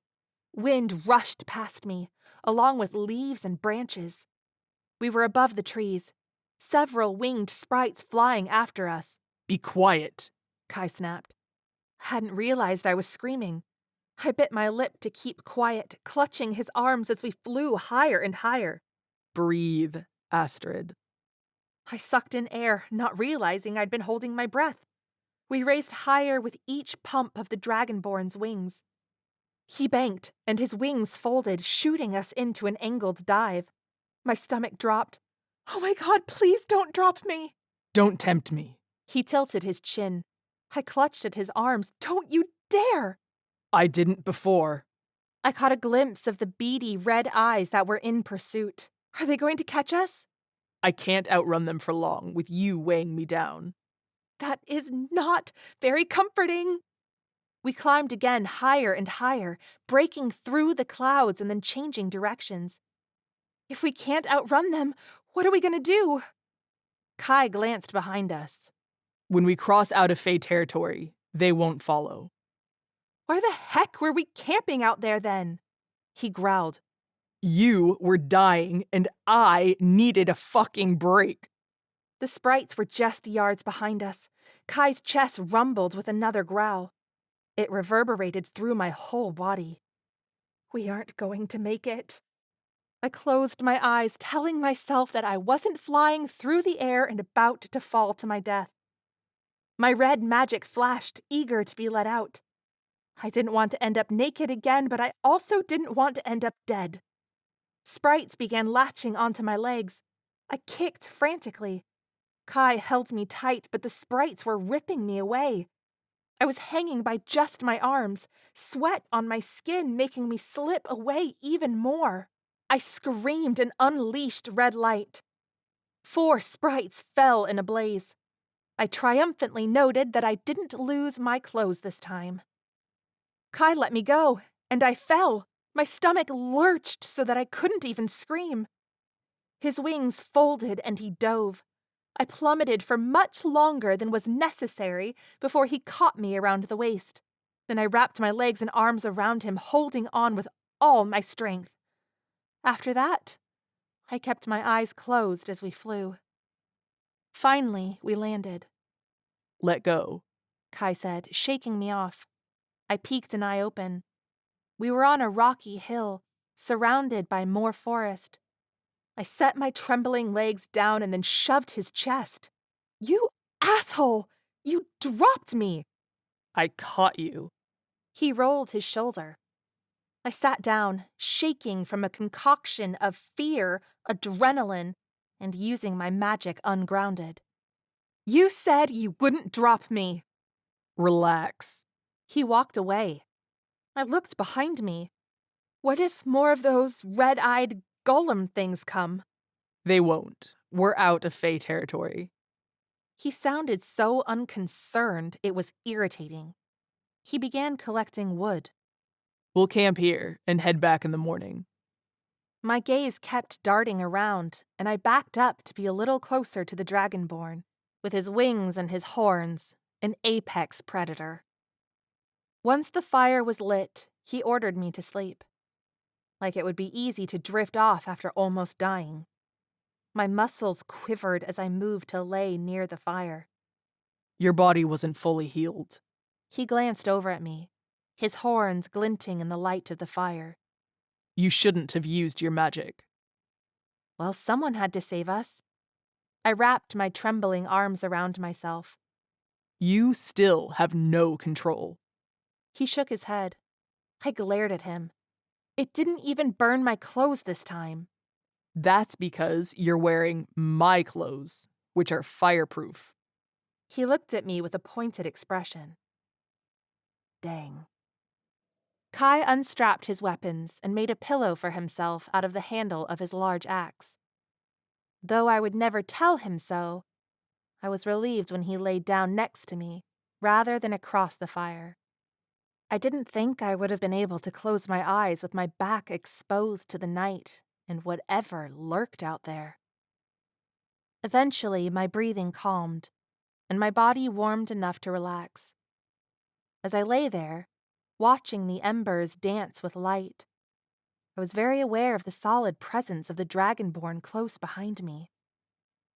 I brought my fingers to gently brush my lips where Kai had kissed me. I took a shuddering breath and drew my bottom lip between my teeth. Holy crap. Chapter 11. I woke in the morning to Kai's boot prodding my shoulder. Get up. My brain kicked into fight or flight. I sat up so fast my vision blacked. Did they follow us? No, just ready to head out. His tone was Spartan, and it grated my jittery nerves. The sun hadn't even risen yet. I rubbed the sleep from my eyes. Why the sudden rush?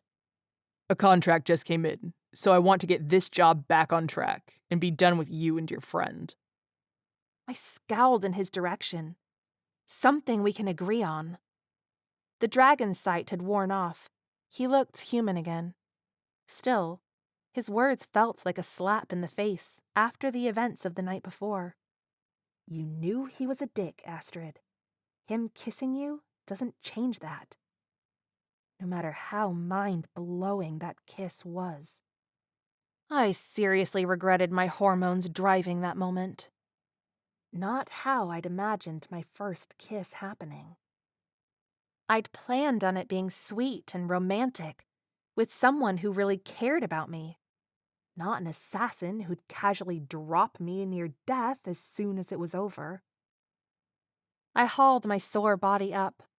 I took my hair down from its disheveled braid and redid the plait. When I get back to Earth, I'm going to take the longest shower of my life. Kai was scattering the remnants of the fire, and I noticed he still seemed to favor his left arm. Since he was carrying me back, I didn't like the idea of him having an injury. Hey, do you want me to use some of my healing magic on that? How hard can it be? No. It's way more cooperative than the red. I tried to sound confident. I was dying to test my orange magic, and I also didn't want him to drop me on the flight back. I'm fine. He rolled his shoulder. And I don't trust you. Well, maybe I don't trust you. I folded my arms. If you're going to fly me back, I want you to be able to handle it. I can handle it. I looked at his powerful, injured arm pointedly. All I have to do is fly. Kai gestured for me to come to him. You'll be the one holding yourself up now that you're coherent. Fine. I stepped up to face him. How long did you say this flight is? It was 9 hours the first time, but I doubt you'll be able to handle that without stopping. He adjusted his weapons belt. His shirtless bronze torso mocked my ability to focus. This is going to be a long flight. How did you even fly that? I hoped the conversation would distract me. I'm dragonborn. Apparently, that explains all the things. Kai used the weapons belt to help secure me to him. Straddling someone that I found attractive but irritating for such a long time was maybe the most awkward thing I've ever done. My treacherous body felt differently than I did about the whole thing. I was a lot warmer in places I didn't want to think about. It helped to remind myself that he could drop me again at any moment. But sometimes, my mind would helpfully volunteer to replay the kiss from the night before. Then my self-talk came in strong. A one-time thing won't happen again. Focus on lyric and art school. He's an assassin from another realm, Astrid. A seriously bad person. I'm not in the market for any guy, let alone one like that. Aside from the inner dialogue, there wasn't much conversation. There was an unspoken temporary truce between us while we were in the air. Looking at the ground far below made me nauseous. I was glad when we'd fly above the clouds and I could imagine that they were a giant pillow that would support me if I fell. I passed a lot of time studying Kai's wings. They didn't look leathery and terrifying like they had the first couple of times I'd seen them. Though I couldn't see Kai's horns, his wings still looked as they had when I'd had dragon sight. Glass-like black, with dark markings that mirrored his tribal tattoos. Now I noticed that there were places where dark, jagged scars interrupted the symmetrical designs in the fleshy parts of the wings. Like bat wings, each had 4 bone-tipped peaks along the base, and one large dark claw at the single crest on top. The wings faded into the dragonborn's back in a shadowy, nebulous way. Contrary to what I'd first imagined, it was not like Wolverine's claws, where they shot out of his body when he needed them. It actually seemed to be more of a phantom wings appear when he wants them kind of a thing. Mile after mile, they beat a steady rhythm. When he stretched them out to full capacity, the flesh between each base tip rippled a little in the wind as we skimmed through the air. How come your wings look like this sometimes, but sometimes look different? I didn't say scary because I was trying to maintain that fragile truce while we were stuck together. Because I'm not using my glamour. He stared straight ahead. But I can't see your horns. He glanced at me and then away. Well, I'm using a little. Trying to spare you where I can.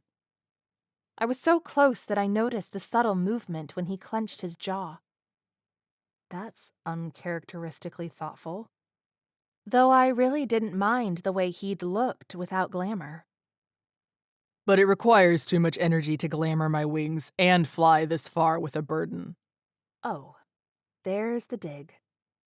I was about to tell him I thought his horns were actually pretty cool. He could go ahead and expend extra energy on glamour. I didn't complain about his word choice to him. Again, with the truce I'd pledged to myself, I didn't want to give him a reason to loosen that belt and let me fall to my death. The flight was long. We stopped a few times for things like food and water. Mostly we stopped because even being strapped to him, my arms and legs were struggling to keep me up. My muscles burned. Kai seemed to sense when my grip was about to give out. Several times he wrapped his powerful arms around me and allowed me to relax into his support for a while. Maybe the kindest gesture he'd ever made. I'm being well paid. His words echoed in my head, a reminder that with him, it wasn't genuine kindness. In the afternoon, we stopped for a bit in a meadow with a vast river flowing through. My lips parted as I took in the view. The field was full of wildflowers and hues ranging all over the palette. It was breathtaking and went for miles. I turned in a slow circle, trying to memorize every detail. My eyes landed on the dragonborn, who was filling his water flask from a river.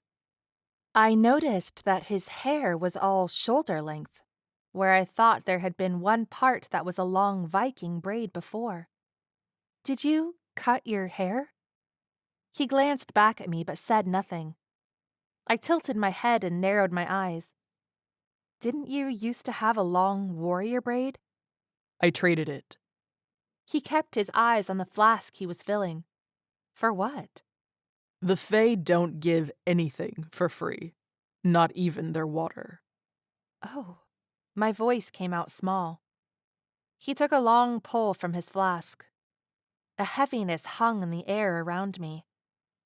I didn't know what his braid had meant to him, or what it had cost him to trade it away, and I couldn't bring myself to ask. He must really want my mother's cuff. How valuable is that stone I've worn on my arm my whole life for him to go to all this trouble? Though I knew Kai had saved me because he was being paid, my life was important to me, and I was grateful. Thank you for getting me the Feywater. He nodded once. Let's go.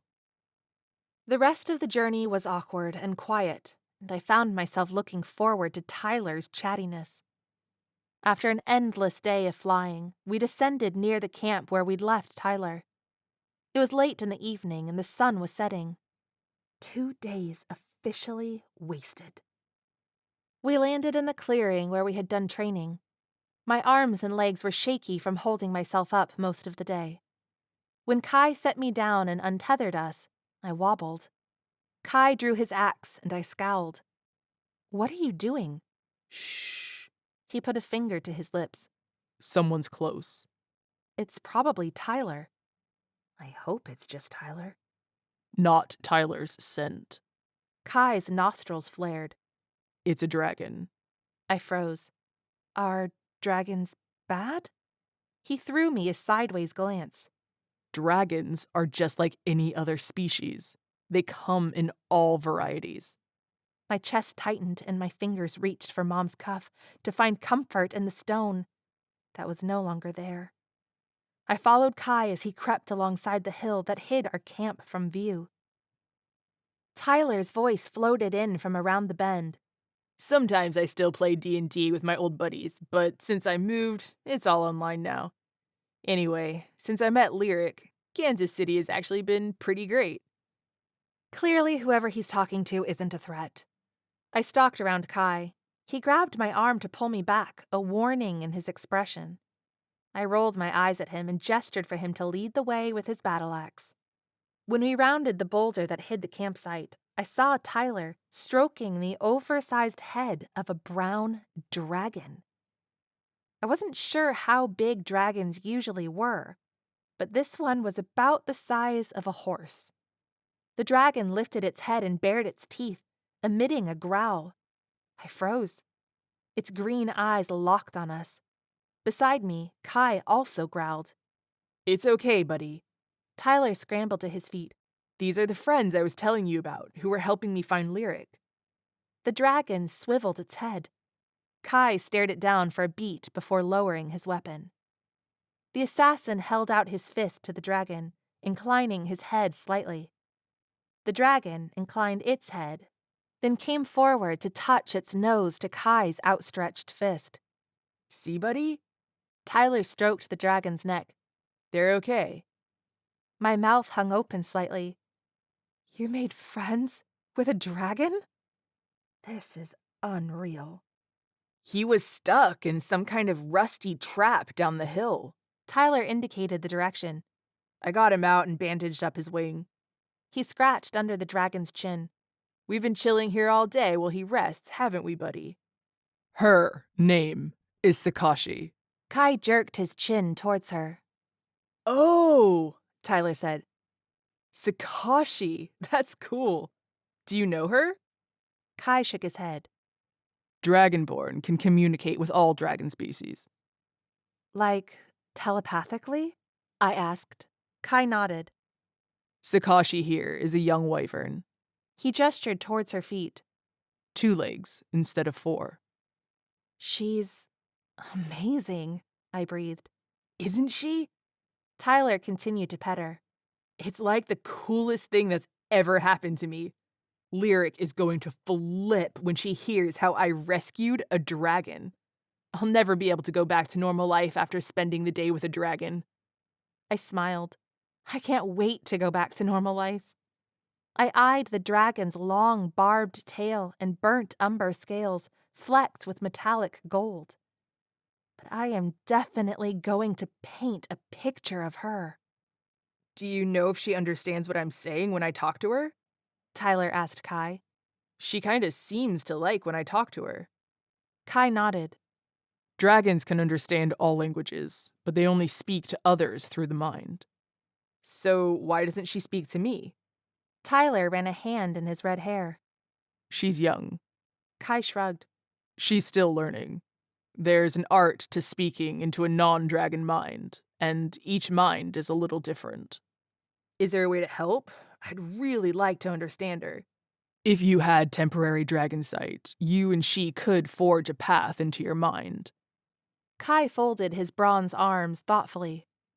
Once she has a pathway, you'd be able to communicate with her freely after that. Awesome! How can I get some dragon sight?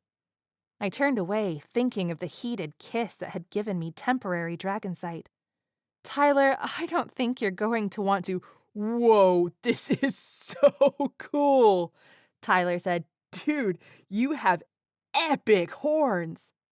Thanks, Kai said. I whirled around to find that Kai, from 2 yards away, had given Tyler dragon sight. My mouth hung open as I watched Tyler bask in his new clarity. When Tyler turned to talk to the wyvern, I folded my arms and looked at Kai, my eyebrows raised. No mouth to mouth? He shrugged and turned away. Unnecessary. I caught a glimpse of his suppressed smile. I stepped around him so he had to look at me, my voice lowered to a whisper. So what was that little stunt in the Feyland? Another shrug. A little payback for you being such a pain in my ass. You You enjoyed it. I gasped and recoiled. How dare you? He spread his arms with a cocky expression. Not my fault you're easy to rile. You are despicable. You have no idea. He leaned in, his face hardening. It would fill your sheltered little mind with horror if you knew the things I've done. He stepped around me, leaving me with no comeback as he approached the wyvern. Shake it off, Astrid. You knew he was a bad guy. Let's just see this mission through and get home. I squared my shoulders. Maybe I was sheltered, but I vowed I would not be so easy to rile from here on out.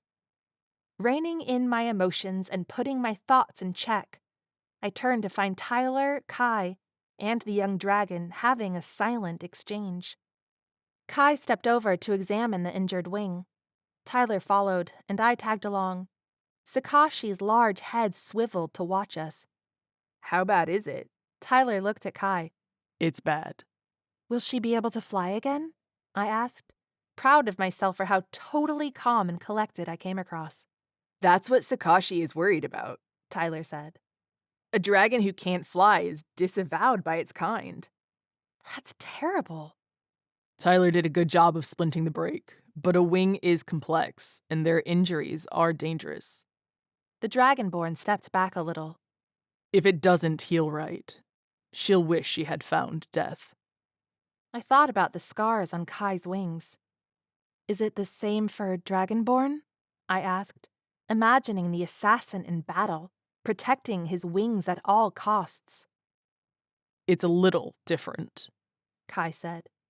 But yes, a dragonborn's wings are vital. Will you ask her if she'll let me use orange light magic to help her? Your instincts to ask permission are wise. There was no mistaking Kai's expression. My judgment had impressed him. I felt smug about it.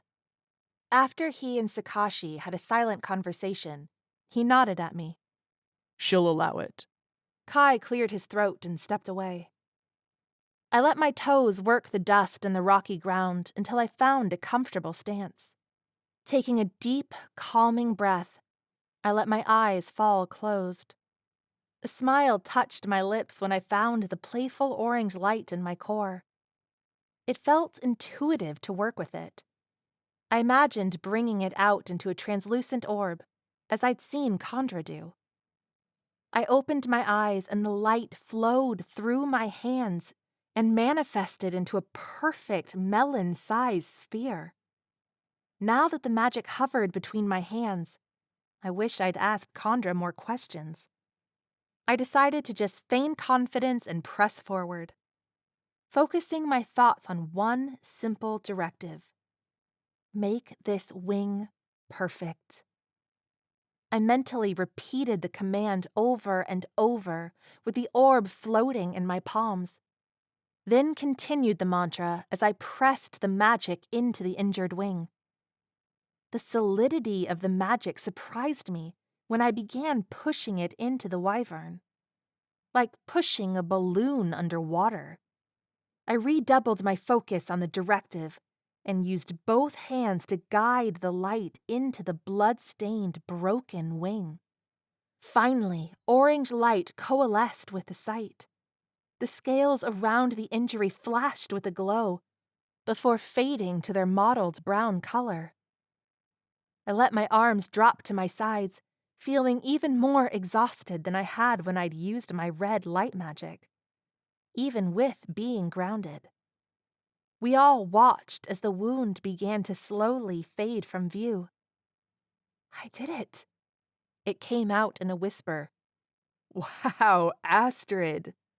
Tyler was smiling at me, wonder in his expression. I grinned at Tyler, then looked over at Kai, who looked away quickly. The dragonborn cleared his throat and stalked away, a scowl on his face.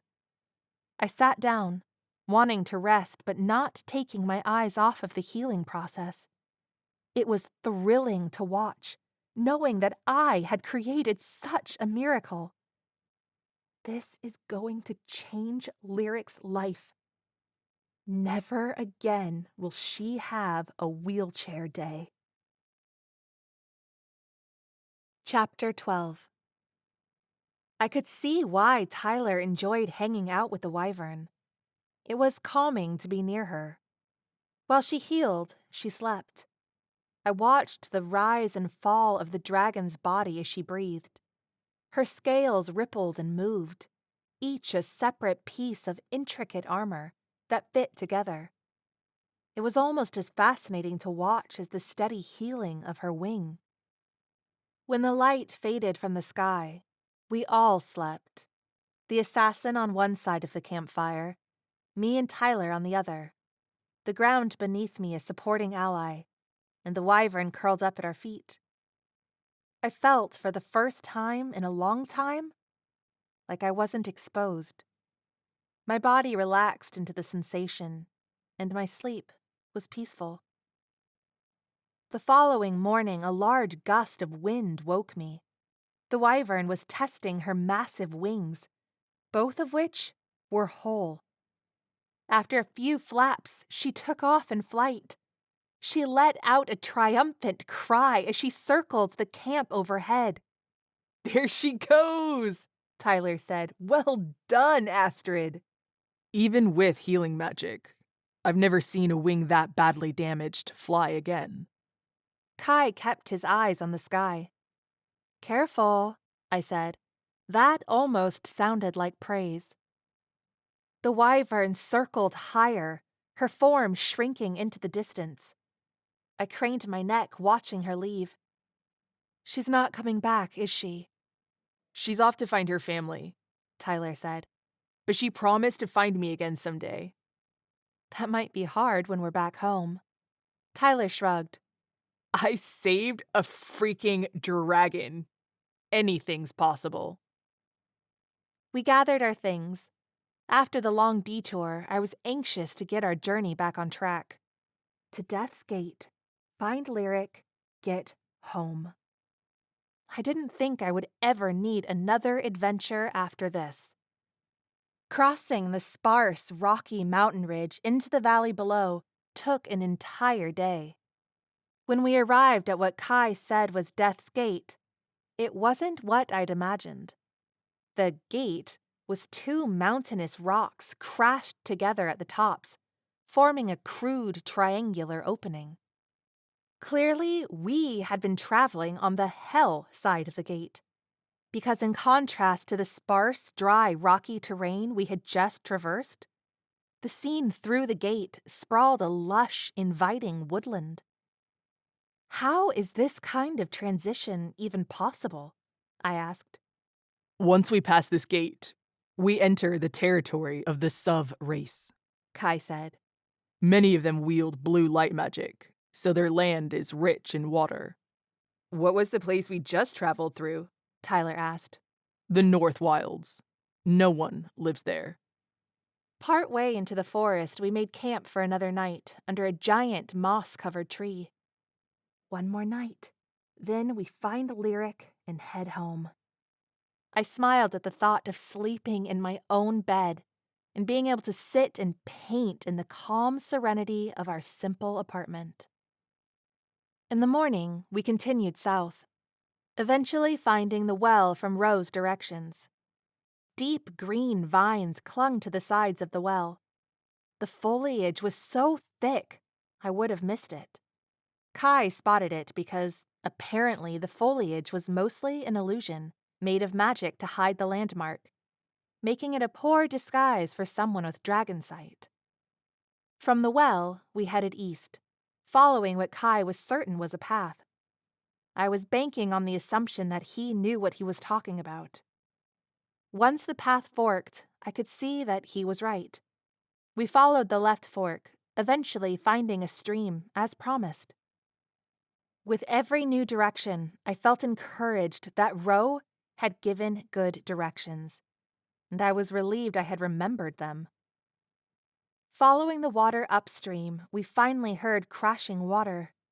My heart soared, knowing that the journey was coming to an end. I couldn't see much of the sky, but what I could see told me it was getting late in the day. The terrain was complex, but not difficult to navigate. The waterfall proved very secluded. I doubted many people would have stumbled upon the location without specific directions. We skirted the waterfall single file. Kai led the way.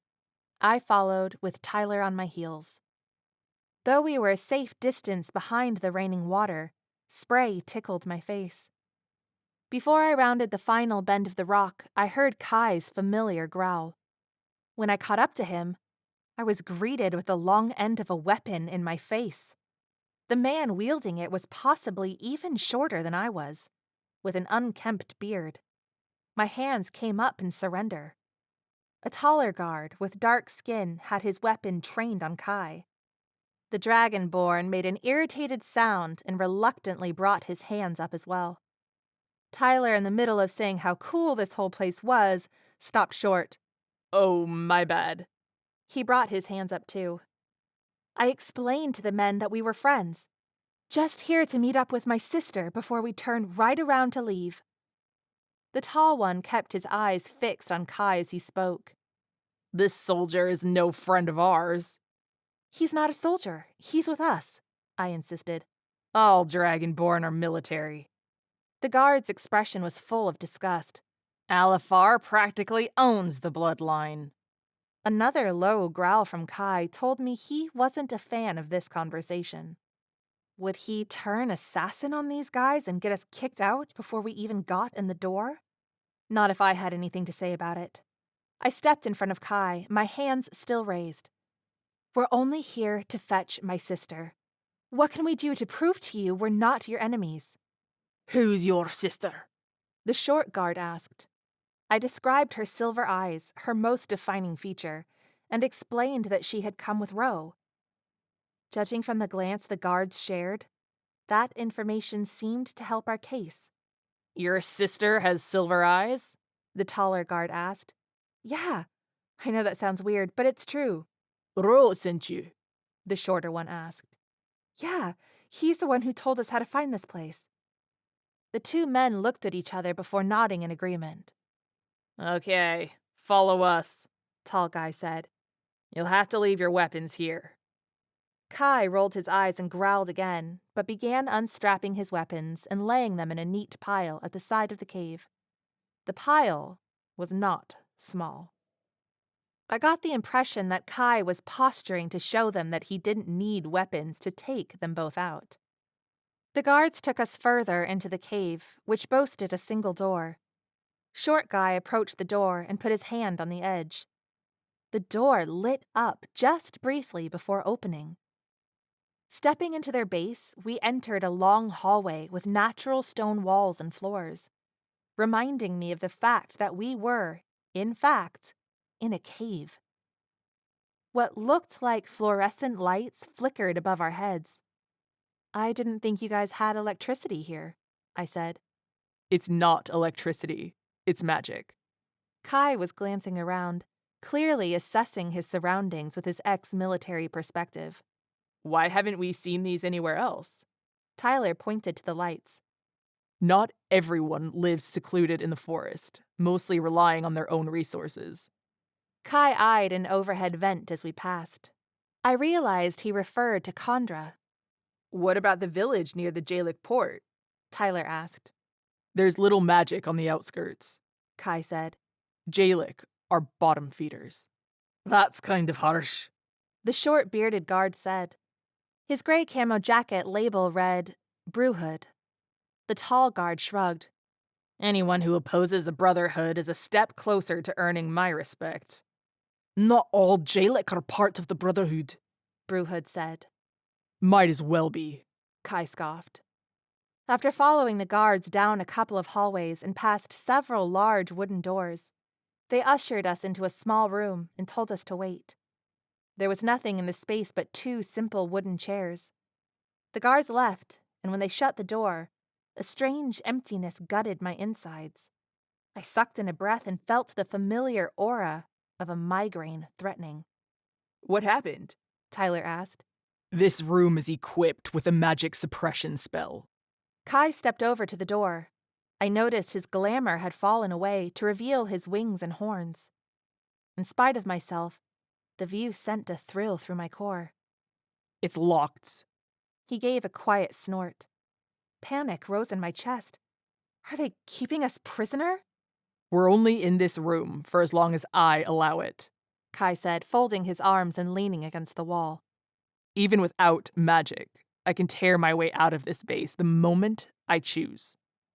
I guess it's good they don't know that, I said. Oh, they know. I'm dragonborn. Why would they put you in a room like this, then? Tyler asked. Makes the byblows feel safer. Eventually, 3 rebels came in to talk to us. Kai took a slightly wider stance and unfolded his arms. One rebel was the short, bearded guard, Brewhood. Kai had informed us he was a halfling, part dwarf, part human. The next was a plump, balding gentleman with a goatee. He looked human. And the third was a woman about my age, with a low, tight ponytail, pointed elf ears, and severe, resting bitch face. The 2 men wore full black and gray camo. The woman wore a beige blouse and slacks. The plump man introduced himself as August Neiman, vice commander of the rebel force. I'm told you were sent by Ro. I want to know where you saw him last. Well, he should be here, I said. He told me this is where he was bringing my sister. He's not here, the halfling said. The commander nodded. His comm went dark almost 2 weeks ago, and we haven't been able to make contact. Blood drained from my head. What does that mean? I glanced between the rebels. I was with him on a Jalak slave ship just a few days ago. His instructions to come here were very clear. Your sister is the one with silver eyes? It was the elven woman who spoke. Commander August gestured to the female. This is Freya Cardelin. She's a historian and an expert on the Andeo race. What does that have to do with finding Ro or Lyric? The woman stepped towards me. I heard about your sister and have some questions. Later, Freya, the halfling cut in. If Ro really found an Andeo, he probably needs backup. We need to figure out where he is. I agree. I gestured to the guard. We need to find them. Would Ro betray you if he got his hands on something as valuable as an Andeo? All eyes turned to Kai. I shook my head in confusion. What is this Andeo? Ro is like a brother to me. The halfling puffed up his chest. He would never sell out. Calm down, Hiram. The commander placed a meaty hand on the guard's shoulder. No one is questioning Ro's loyalty. What is Andeo? I asked again. Your sister, Kai said. You think Lyric is a what now? Tyler asked. Andeo, Freya said. When we didn't appear properly impressed, she added, the race of goddesses? Goddess? I couldn't wrap my head around it. No, that kind of makes sense, Tyler said, shrugging. The rebels looked at us like we were idiots. They're from the realm of stars, Kai said. They know nothing. No, but Kai sure seemed to. Was that why he was helping us? To get his hands on Lyric because she was apparently valuable? The commander turned to face me. Are you telling me you didn't know what your sister was? Well, how do you know what she is? I said. You haven't even met her. If she truly has silver eyes, like you say, there's no other explanation. Freya opened her palm and waved her other hand in a strange pattern, causing a holographic picture to appear. The woman in the snapshot had dark hair, dark skin, and silver eyes that mirrored Lyric's.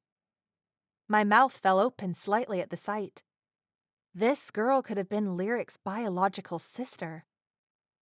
Alifar hunts them down and sacrifices them. My chest tightened at the revelation. That man would not get his hands on my sister. She snapped her hand back, causing the picture to vanish. It's how he's remained in power for almost 2,000 years. Lyric, where are you? If there's an ROS Andeo in this realm, then the plan we've worked on for over 2 generations is in danger. The commander's face was pale. What plan? Tyler asked. We've been waiting for the High Lord's power to weaken enough that we have a fighting chance of overthrowing him, August said. If Alifar gets his hands on an Andeo, he'll be as unbeatable as he's always been. Kai's horns made his expression more fierce. You've never had a fighting chance, and that isn't going to change. Clearly, he has no love for these rebels. Did that mean that he really was loyal to Alifar? I'd gotten the impression in the spice shop that he despised the High Lord. Could we trust him? He'd gotten us this far. If he'd just wanted an Andeo, he wouldn't have had to go to the trouble of saving my life. The rebels discussed amongst themselves. I looked at Tyler and Kai, unsure of where to go from here. Our mission hadn't changed. Find Lyric, get home. This realm was more dangerous than I had even realized. I heard one rebel say, Kill her and eliminate the issue. I whirled towards them. What? Tyler looked as angry as I felt. Kai put a hand on his shoulder. If we take her power for ourselves, we level the playing field with the High Lord, Freya said. Over my dead body, Tyler said. No one is killing my sister. I stared daggers at her. Clearly she couldn't be trusted. No one should have that much power, Hiram said, another point the halfling and I agreed on. The only way to keep her out of Alifar's reach is to either kill her or force her ascension, Freya said, stepping forward. This woman is evil. If my magic weren't suppressed... We don't even know where Ro and the Andeo are right now, August said, trying to placate both of us. And I'm going to have to find Lyric first. Ro's probably lying low, Hiram said. His family has a secure method to contact him when he goes undercover. The vice commander nodded. Yes, if we talk to them, they might know where he is. And we can provide reinforcements to keep the Andeo out of Alifar's reach. Great. Let's talk to his family. There, we had a direction to head in.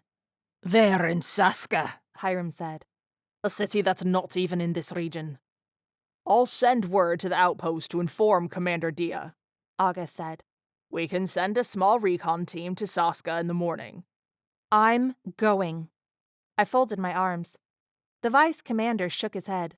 I'm not sending a stranger to where Rose's family lives. It's my sister. I'm going to be there when we find her. We can just take them to the edge of town and leave them to wait while we talk to his family, the halfling offered. No, I need to be there. I couldn't risk them finding her without me there to protect her. Waiting on the edge of Saska is the best you're going to get, August said. Fine. Tyler was quick to remind Kai that the agreement was to help until we found Lyric. If he left early, no payment would be given. Kai grumbled something about it being a ridiculous and tedious job, but he still agreed to come. I trusted the dragonborn more than Freya at this point, so I was glad he was still on board. The dwarf took us to a small room with 2 bunk beds to spend the night. I asked for clean clothes and a shower. They provided us access to the large community closet, where we were each allotted 1 outfit. Kai just wanted his shirt back from me and didn't accept the rebels' clothes. Tyler and I gave them our sizes, and I asked if they had anything fireproof. The closet attendant came back with a pair of black pants, dark green shirt, and black combat jacket. He assured me they were fireproof and my size. At Kai's insistence, the attendant also handed me a pair of grounding shoes. They looked like regular black combat boots, but in each of the soles was a small, polished mineral that touched both the earth and the foot, allowing for an unbroken connection. Ditch the runners, Kai said, gesturing to my tennis shoes. Once I scrubbed clean, I let the warm water of the shower pelt my back as I thought about all the unsettling information I'd learned. This hadn't gone like I'd imagined. A happy reunion with Lyric. Not only was she not here, I was now aware of how much danger she was really in. So many things made more sense now. Mom must have known about Lyric being Andeo, some kind of goddess. That's why she was always so careful about Lyric's eyes. I remembered Mom having Lyric wear normal-colored contacts on rare occasions when we had to travel. I'd forgotten about that. Mom had been so nonchalant about it, acted like she just didn't want extra attention. Mom's no pictures rules? How we were always on the move? My shoulders sagged, and I looked down at my hands. I had seriously failed in following Mom's footsteps. I'd gotten lax and complacent. Even after I took Lyric home, I was going to have to redouble the efforts to keep her safe. I would have to put art school on hold again. Maybe give up that dream altogether. The thought caused a lump to form in my throat. It felt so devastatingly final. I shook my head. I couldn't allow myself to think about that. We've already been in Kansas City for too long. I resolved to get back to living carefully, stay on the move. At least I see the threat clearly now. Plans for Lyric's safety developed in my head. This is manageable with some sacrifice and hard work. After my shower and clean clothes, I brushed my dark hair, looking in the mirror. I looked fierce, like a soldier. The clothes fit and were comfortable, though I wasn't willing to test the fireproof ability. My brain was still working on solutions to every scenario I could think of where Lyric needed protecting. I need to master this magic. It will make all the difference in keeping her safe. Why did I squander my opportunity to learn what Kai knows? I slammed the brush down and scooped up the clothes I'd borrowed from Kai, giving them a quick scrub with soap and water in the sink. I didn't know how plumbing worked here, but whether it was magic or technology, I was grateful that it operated similar enough to what I was used to at home. Once the dragonborn's clothes were clean and wrung out as best I could, I set off to find him, the heap of wet clothes heavy under one arm. I thought about drying them with the heat from my fire magic, but I didn't want to risk destroying anything on this rebel base. He can dry his own clothes. I found Kai, still shirtless, working on restitching his armor belt where one part had been damaged. His work was steady and precise. Someone less intimidating might have looked a little soft with a sewing needle, but the dragonborn looked as battle-hardened as ever. I dropped the wet clothes on the floor next to his chair. I washed them. He narrowed his eyes at the pile. Are you going to dry them? Ignoring his question, I cocked my hip. Can you train me in red magic? I noticed his gaze travel up my body and dart to my face. His eyes hadn't lingered. I suddenly felt inadequate and my face heated. I chided myself for being affected by him. He went back to his task. Dry my clothes. I folded my arms. You said yourself I need training. He didn't look up. After dinner. Wait, is that a yes? Finally, his eyes met mine. He raised his eyebrows. It looked like he was about to say something, but instead he closed his eyes and gave a small growl. I nodded once. After dinner. I had no bandwidth for his mood swings, so I turned and walked away. Whatever. I don't need him to like me. I just need him to help me train. I ignored him when he called out for me to dry his clothes. Chapter 13. I met up with Tyler, who was just coming out of the men's shower room. He wore camo, similar to what the guards had been wearing. We headed to the dining hall, along with a couple of rebels trailing behind us. It kind of felt like we were being subtly monitored everywhere we went. I was just grateful that they trusted us enough to feed us and let us stay here. My stomach rumbled as we sat on one of the two long wooden tables, waiting for the occupants of the other table to finish serving at the buffet line. To my irritation, Freya had seated herself across from me. So, you didn't know your sister was Andeo? She leaned forward, crossing her arms on the table. I was not about to give her any information about me or Lyric. I didn't trust her. When I didn't respond, she asked another question. How old is she? Tyler said, She just turned 16. I whipped my head to look at Tyler. What day is it? Her birthday was yesterday. He shrugged at me. Oh my gosh, how did I lose track of what day it was? How did you keep her hidden all these years? Freya asked. I turned to look at the elven woman with fire in my eyes.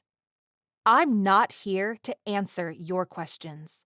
I glanced at the food line. The savory smell was making my mouth water. What's your relationship with the Andeo? Freya was asking Tyler. I elbowed him and said, he's not answering your questions either. Finally, it was our table's turn to get our food.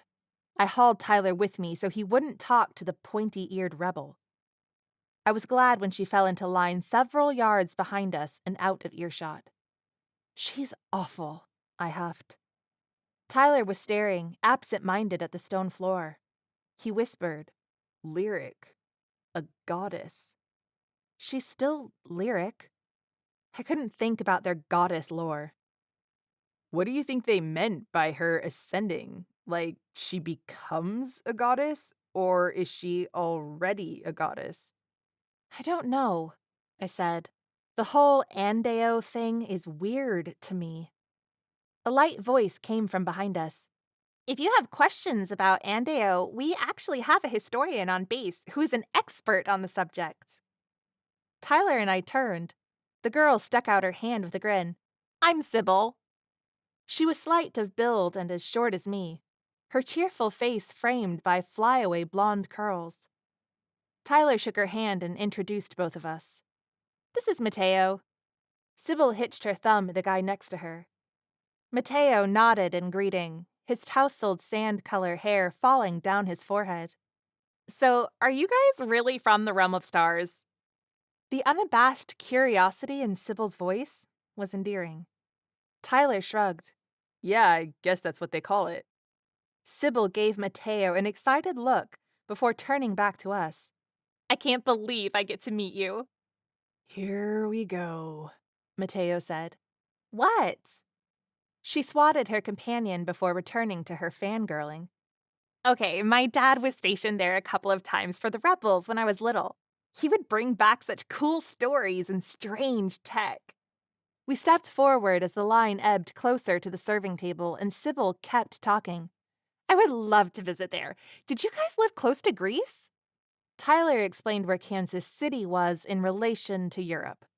The closest I've been to Greece is a euro from City Market and the Neptune fountain on the plaza. "Okay, but that little Greek cafe at City Market is amazing," I said, willing the line to move faster so we could eat. Finally, it was our turn, and I loaded my bowl with what looked like buttery little potatoes and a vegetable broth, along with a big hunk of torn-off bread, which somehow made the bread seem more delicious than if it had been sliced. "Want to sit with us?" Sybil offered. "Lead the way," I said. At least I didn't have to sit with Freya. As we ate, we discovered that Sybil and Mateo were part of the tech team for the rebels. They were in charge of comms and video feed, and some of the security gear. It was all run on magic, making our tech back home seem cumbersome in comparison, with its need for wires and batteries. "What I'd really like to do is find a way to make hybrid tech from the stuff you guys use on your Earth combined with the stuff we use on ours," Sybil said. "I think it would really give us an advantage, but the realm of stars tech is outlawed here because Alifar is power-hungry and doesn't like anyone to travel there unless it's on his terms. We've always smuggled a few things back and forth, but I dream of a day when we could just innovate without fear." With that, Tyler found his tribe amongst the rebels. Being a computer hacker back on Earth, he had a lot to say on the matter. The three of them, energetic and excited, talked shop while I filled my belly. What if they're all right about Lyric being Andeo? The evidence made a compelling argument. I wanted to understand without talking to Freya. If I can understand it, I can work on figuring out how to protect Lyric from the dangers that come with it. Once I was finished eating, I selfishly inserted myself into their conversation. "Hey, can I ask you guys a question?" "Sure," Sybil said. "I don't need expert-level knowledge. I just was hoping you could tell me the basics about the Andeo race." "What do you want to know?" "Just pretend I know nothing and summarize." "Okay." Sybil looked up in thought before meeting my eyes again. "Andeo are the precursor of the goddess." "And who is the goddess?" "Well, here we know her as the goddess. In your realm, they call the goddess Mother Earth. She's the conduit for the magic of the realm, the key to all the power that flows through." Okay. It seemed kind of vague to me, and the confusion must have shown in my expression. Sybil continued. "Think of it like there's a river of magic flowing through the universe, but the Earth can't access it without the conduit of the goddess. Mother Earth has been around since forever, so why are there Andeo now?" "The goddess is not just one being that lives on forever. She retires eventually, and as she fades away, is reincarnated anew." Sybil gestured as she spoke, using her hands as props for her explanation. "That's when a new Andeo is born, and when they reach physical maturity, they ascend." Okay, so I need to prevent ascension. I started my mental checklist. How long do they stay goddesses for? Tyler asked. "It's different every time. Some can work as the conduit for hundreds of years. Ours has been the same for almost 2 centuries. How do you know? When there's a change of the goddess, the ritual sends a pulse of magic through the entire realm, and everyone can feel it. Sybil shrugged. You just know. No one alive today has ever experienced it. Except Alifar, Mateo said before popping some bread into his mouth. Sybil nodded. Yeah, he's been using the realm of stars Andeo to keep himself powerful and young for thousands of years.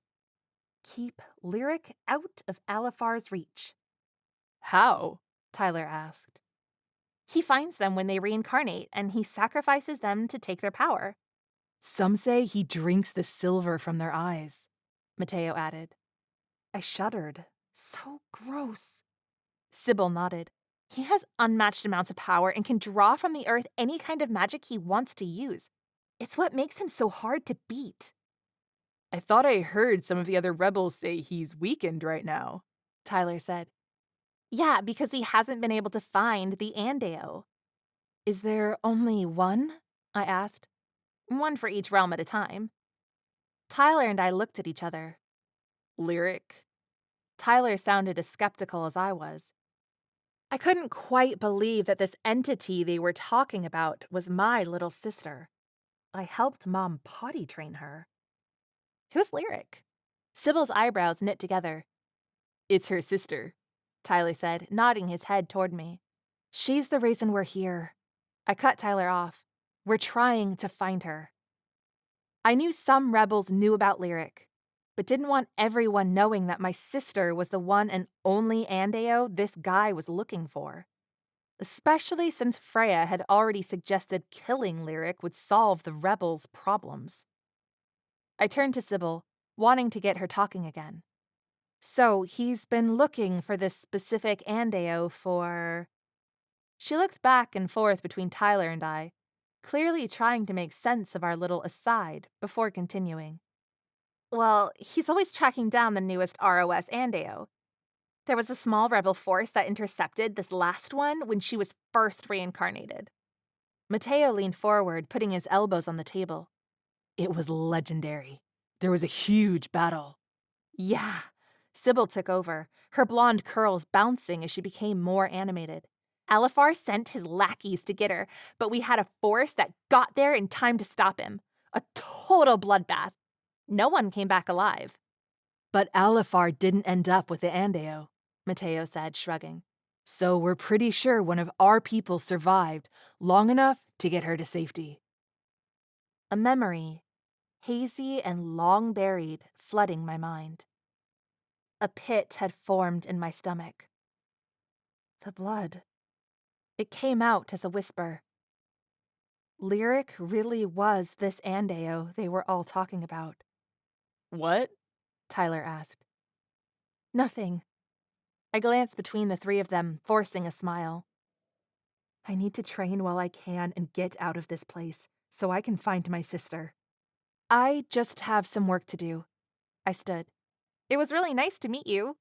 Sybil's smile was warm and genuine. I could almost imagine her being my friend. In that moment, I realized I hadn't allowed myself to have any close friends in a very long time. I thought of Jen from the diner. She had been great, but I'd kept her at a distance. I never truly let anyone in. Friendship required a certain amount of trust, and I was too wary to trust anyone. Friends would be nice. I squared my shoulders and excused myself to find Kai. Don't get distracted. Tyler followed me across the room. When we were almost to the door, he pulled my arm to stop me. Astrid, what was that?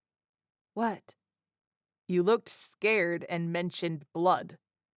His brown eyes narrowed. You can't leave a guy hanging like that. I glanced around. No one was paying attention to us. I think someone brought Lyric to my mom. I shook my head. I thought it was a bad dream I had when I was young. What happened? Tyler leaned in. It was the middle of the night. I looked down at the stone floor, trying to remember specifics. Mom told me to hide in my room. She said she would be right back, like hide and seek.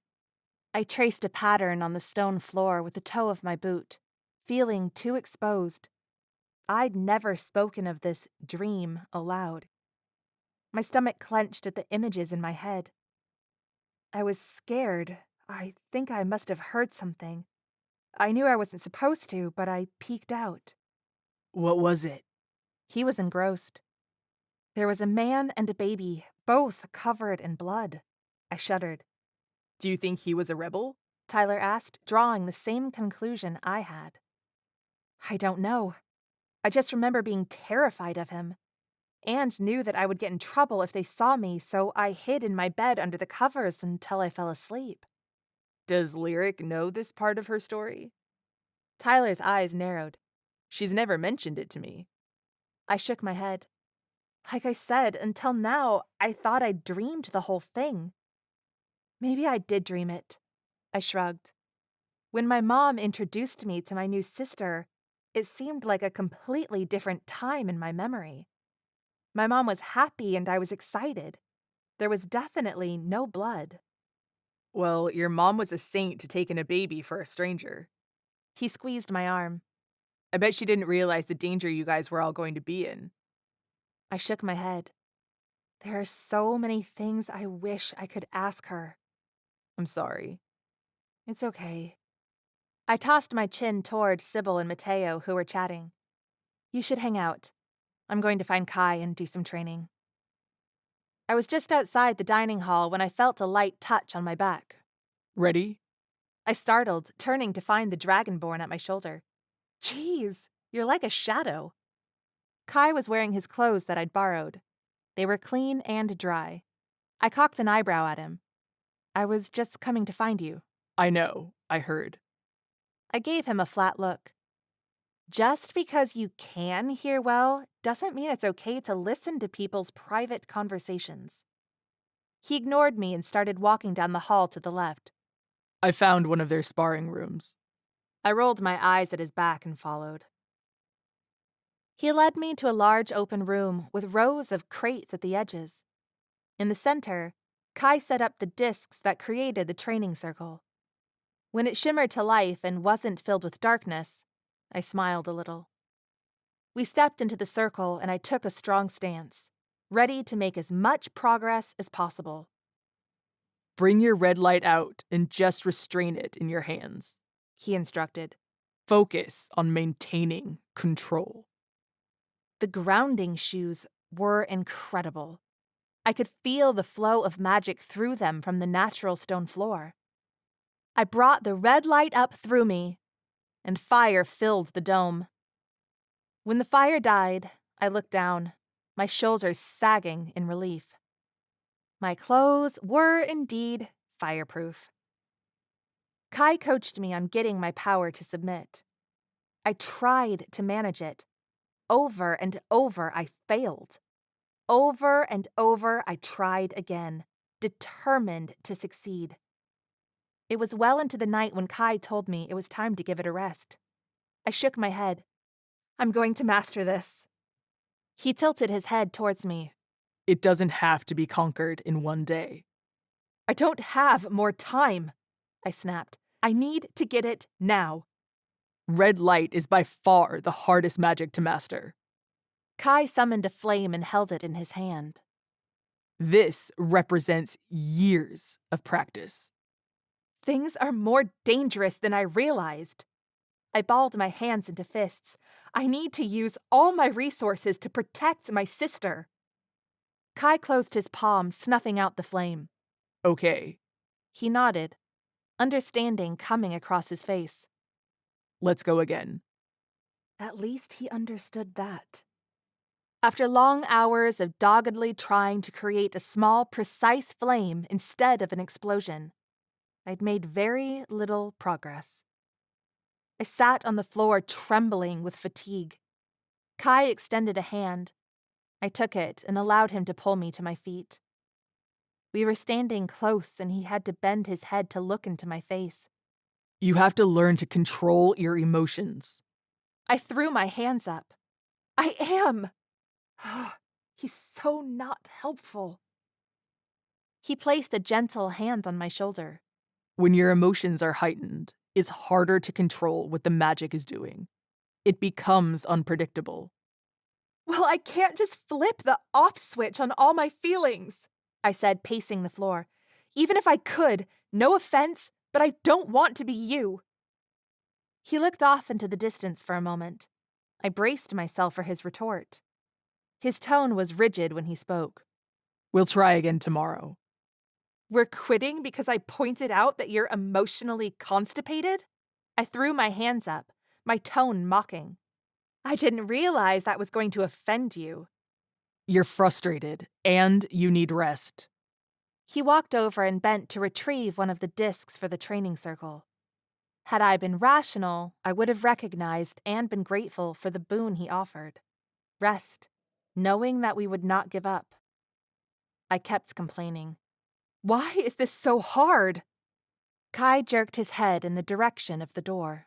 Let's go. The way the motion made his hair brush against his shoulders reminded me of the warrior braid that was no longer there. The braid he had traded to save my life. My shoulders fell. It wasn't his fault that I couldn't master my magic. I felt a little guilty for taking my frustration out on him. Though I inwardly maintained my stance that he was mostly unfeeling, I let go of my pride just enough to stalk off to bed. Chapter 14. Morning came after a night of dead-to-the-world kind of sleep. I felt renewed for the first time in what seemed like endless days of travel and peril. Kai, Tyler, and I headed to a bunker with 2 rebels, Hiram Brewhood, the halfling from the day before, and Freya Cardolin, the cold elven historian who I'd started to think of as public enemy number 1. The bunker was outside of the caves and one of several large structures with rounded rooftops. The rebels seemed skilled at camouflage because the buildings were painted to blend in with the lush surrounding foliage. Or maybe it was a spell. Stepping into the enormous building that housed the ship we were going to take, I felt tiny. We approached a ship that was flat on the bottom and oval on the sides. The rows of seating reminded me of a bus with no top. It had a glossy brown finish with subtle purple hues, mimicking some trees I'd seen in the forests in this realm. The vessel was big, but it felt dwarfed in the building. 2 rebels were working on the ship, a pair of twins with the same last name on their uniforms, Shalo. They didn't seem to ever speak, yet they worked in perfect rhythm with each other as they prepped to sail. Tyler tried to introduce himself to one twin. When he got no response, he sat down next to me with a shrug. Ezra's a divider, Hiram said. One is only a copy of the other. Whoa, cloning abilities? Tyler sounded impressed. His ability to divide himself lets him get more done. But I'm told it takes a great deal of concentration. Hiram nodded towards Ezra. That's why dividers don't speak when they're using their ability. That is so cool. Tyler wore a huge grin. Dude, I love it here. Large bay doors opened and morning sun flooded the bunker. One of the Ezras placed a fist-size glowing yellow stone into a cradle on the hull of the ship, and the vessel rose off the ground. I looked over the side at the ground several feet below us. My stomach flipped with excitement and nerves. We pulled out of the large doors. The wind rushed past as we sped along, following a path through the trees that was just large enough for the ship to glide through. To my relief, we never flew much higher than a few feet off the ground. I closed my eyes and tipped my head back, letting the wind kiss my face. The edges of my mouth lifted. The speed felt like real progress towards finding Lyric. Kai sat in the back of the vessel and hadn't looked at me or spoken to me all morning. I guess he was in a bad mood after my outburst from the night before. I had behaved rudely, but I didn't plan on making amends. I wasn't completely wrong in what I said. The guy has issues. I ignored him. A hired bodyguard doesn't have to be a friend. They just have to do their job. Eventually, we came out of the forest landscape and passed a few towns. There were other flying vessels and lots of people living their lives, just like on our Earth. I saw children laughing and playing, mothers hanging the wash out to dry, and people gathered casually in conversation. They all seemed oblivious to our ship, whose purpose was to intercede events that could change the fate of their realm forever. Tyler scooted closer to me on the bench to talk to me over the wind. I realized last night that it's because of this Alifar guy that our Earth is completely cut off from all this magic. He gestured around at the thriving metropolis we were passing. Yeah, that's what it sounded like, I said. And Lyric is the person who can heal the Earth. Over my dead body. I cut him off, not wanting to hear the rest of his thought. When Lyric finds out, you know she's going to want to fix this. You think I don't know that? The thought alone was making me sick with worry. She's not going to find out. My tone was firm. Astrid, it's her passion. No. I shook my head. We find her, we get her home, end of story. But Alifar is hunting her. I had already thought about that too. We know how to disappear. I will keep her safe. You're going to leave Kansas City? I looked away. Wind filled the silence. I'll come with you, Tyler said. What about your mom and school? I had enough credits to graduate last semester, and my mom has been telling me to move out and quit living on her dime ever since. You're only 17. I resented Tyler's mom and stepdad for how lame they were to him. He was a good guy. Tyler shrugged. I'm ready to get out. I only stayed because I've been waiting for Lyric. Tyler. My heart hurt for him. You know she cares about you. I know. But it's never going to be romantic. Hey, you let me worry about myself. He put an arm around my shoulder. I'm going to help you guys. I'd never had a brother, but I thought this must be pretty close to what it would be like. Okay. I finally relented. You can come. He did a little fist pump. But I don't want you telling Lyric about the Ascension stuff. Don't you think she has a right to know? The next Andeo can bring magic back to the Earth after Lyric has lived a full, vibrant life. They couldn't have my sister. Tyler shook his head, but he said, Okay. We traveled for several hours. I was grateful for the speed and not having to walk. We passed through countryside and towns and countryside again. It was fascinating to me to see what was so close to being a familiar landscape, like the rolling hills and endless trees of Missouri, yet different. As an artist, the depth of colors in this realm filled me with curiosity and admiration. Finally, we stopped just inside the town of Saska. The town was not what I had expected. The streets were made of mud. Well, I am sure it was dirt, but there must have been rain recently. It reminded me of a good old Western, which reminded me of how much Lyric loved Friday night movie night. Oh, Lyric, please be okay. I wondered what Lyric had thought of this town. The buildings were a mismatch of some wooden cabin-type structures and some more contemporary buildings, with stucco siding in different shades. The shapes of some houses and stores were rounded and Hobbit-esque. It was definitely not like the architecture we see on Earth, with the almost exclusive use of straight lines. This scene would make for an interesting painting. This whole world was a contradiction. They had such advanced resources like magic, flying ships, and fireproof clothing. Yet they seemed to live so simply and more at one with the earth. Ezra returned to his single form and took the windstone out of the ship very slowly, which caused the vessel to lower gently to the ground. I guess there's an art to using wind rocks. Hiram and Freya left on foot to talk to Rose's family. Ezra was instructed to stay and monitor us and the ship.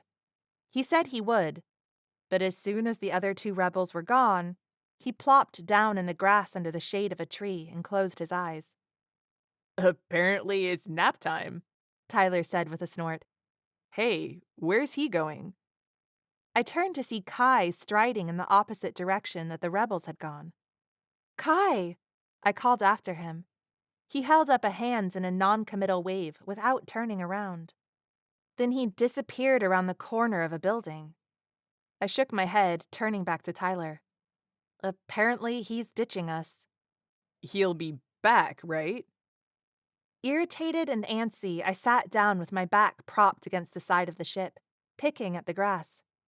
Who cares? I do, Tyler said. He agreed that if I gave him partial payment, he would see the job through. I scanned Tyler's arms for my mother's cuff. It wasn't there. Did you pay him? Irritation flared in my chest. I'm not that stupid, he said, rolling up his sleeve to reveal the cuff still on his wrist. I kept part of it back. The stone was missing from its place in the leather. Unbelievable. I closed my eyes and leaned my head back against the ship. You have got to be kidding me. I breathed through my nose, urging my temper to calm. I could feel my red magic roiling, and I couldn't deal with that right now. When I opened my eyes, Tyler was looking down at the cuff on his arm, nodding slowly. The stone was the only valuable piece, wasn't it? How are you only just realizing that? Okay, in hindsight, that's very obvious. He held up his hands, his freckled face flushing red. But just listen. I don't even want to hear it, Tyler. I closed my eyes and massaged my temples. We'll find Lyric without that asshole. Tyler fell silent. Good. A very good decision on his part. Tyler was an idiot. But if I was honest, my anger was at Kai's betrayal. I hadn't liked the dragonborn at the start, but he'd proven helpful to have around. I'd gotten used to him. He was this solid, stable presence. Last night it had felt like we were starting to understand each other. He'd seemed to appreciate my need to protect Lyric. And now I'll have to train myself. Somehow. Whatever. I'll be fine on my own. This is just a reminder that I shouldn't rely on anyone else. People betray and leave. When I opened my eyes, ready to channel my anger into telling Tyler off for being a fool, he wasn't there. Nope, he doesn't get to just walk off and not get a lecture. I got up and stormed around the side of the ship to find him. A pair of green goblin hands grabbed me. Alarm shot through my veins. Jalak, how did they find us? I screamed. A goblin shoved something sour into my mouth. I thrashed back, trying to spit it out. 3 Jalak held me. They slammed me into the side of the ship. The thing they'd put in my mouth had the texture of a root ball, covered in sludge. I gagged and writhed, my body trying to puke up whatever slime was trickling down my throat. I tried to spit it out, but a large green hand held it in place. Tyler lay in a heap on the ground. My body heaved. I struggled and kicked. The goblins held me firm. My vision blurred. I reached for my red magic. When I called it out, flames sputtered erratically. 1 Jalak began burning. He screamed and rolled on the ground while his fellow goblins ignored his cries. The grass near Tyler's prone body lit. Oh my God, Tyler! No! Help him! My plea to no one was ignored by everyone. The Jalak carried me away from the ship. My limbs started to feel heavy and numb. Panic filled my mind. My magic was going to kill Tyler, and I hadn't even freed myself. I tried to struggle, my chest heaving and gagging again. I was being shoved into a large box made of some kind of plastic. I found my red light again. This time, it fizzled with only a spark. One of the Jalak tied a gag around my head to replace the hand that held the ball of sludge in my mouth. Bile rose in my throat. I got an arm free and clawed at the eyes of the nearest Jalak. He slammed a fist into my face. My vision blacked. They yanked my arm behind my back and tied my hands together before shoving me the rest of the way into the box. The box closed and darkness enveloped me. Emptiness filled my core. I searched for my magic. I couldn't find it.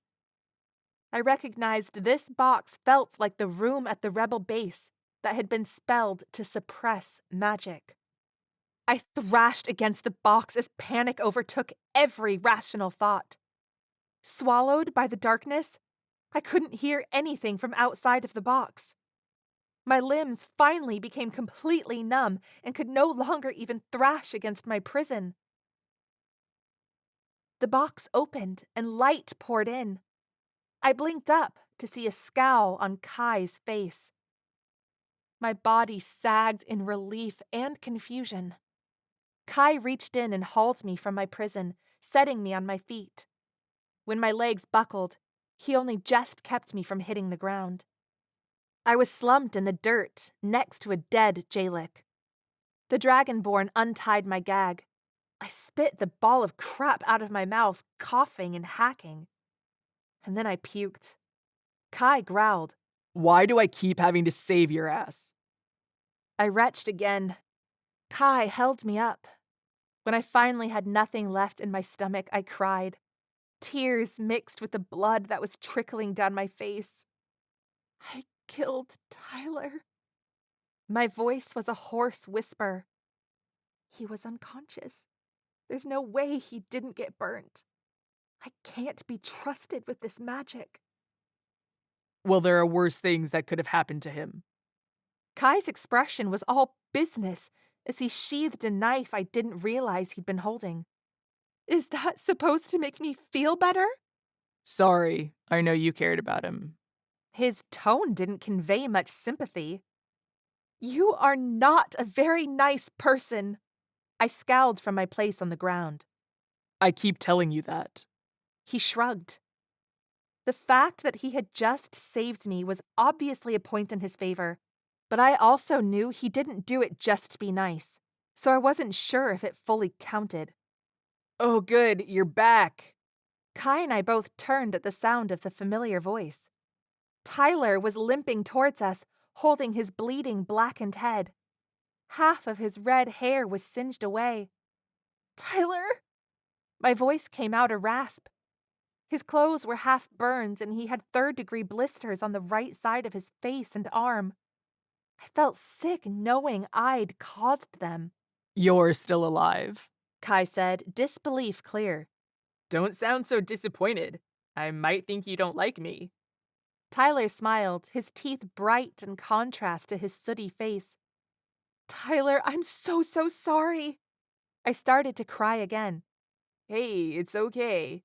Tyler waved a hand like it was no big deal. Just maybe you could try one of those orange balls of light on my face? He winced, trying to hide it from me.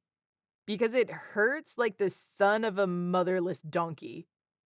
I chuckled once and nodded. Yeah. I swallowed the lump in my throat.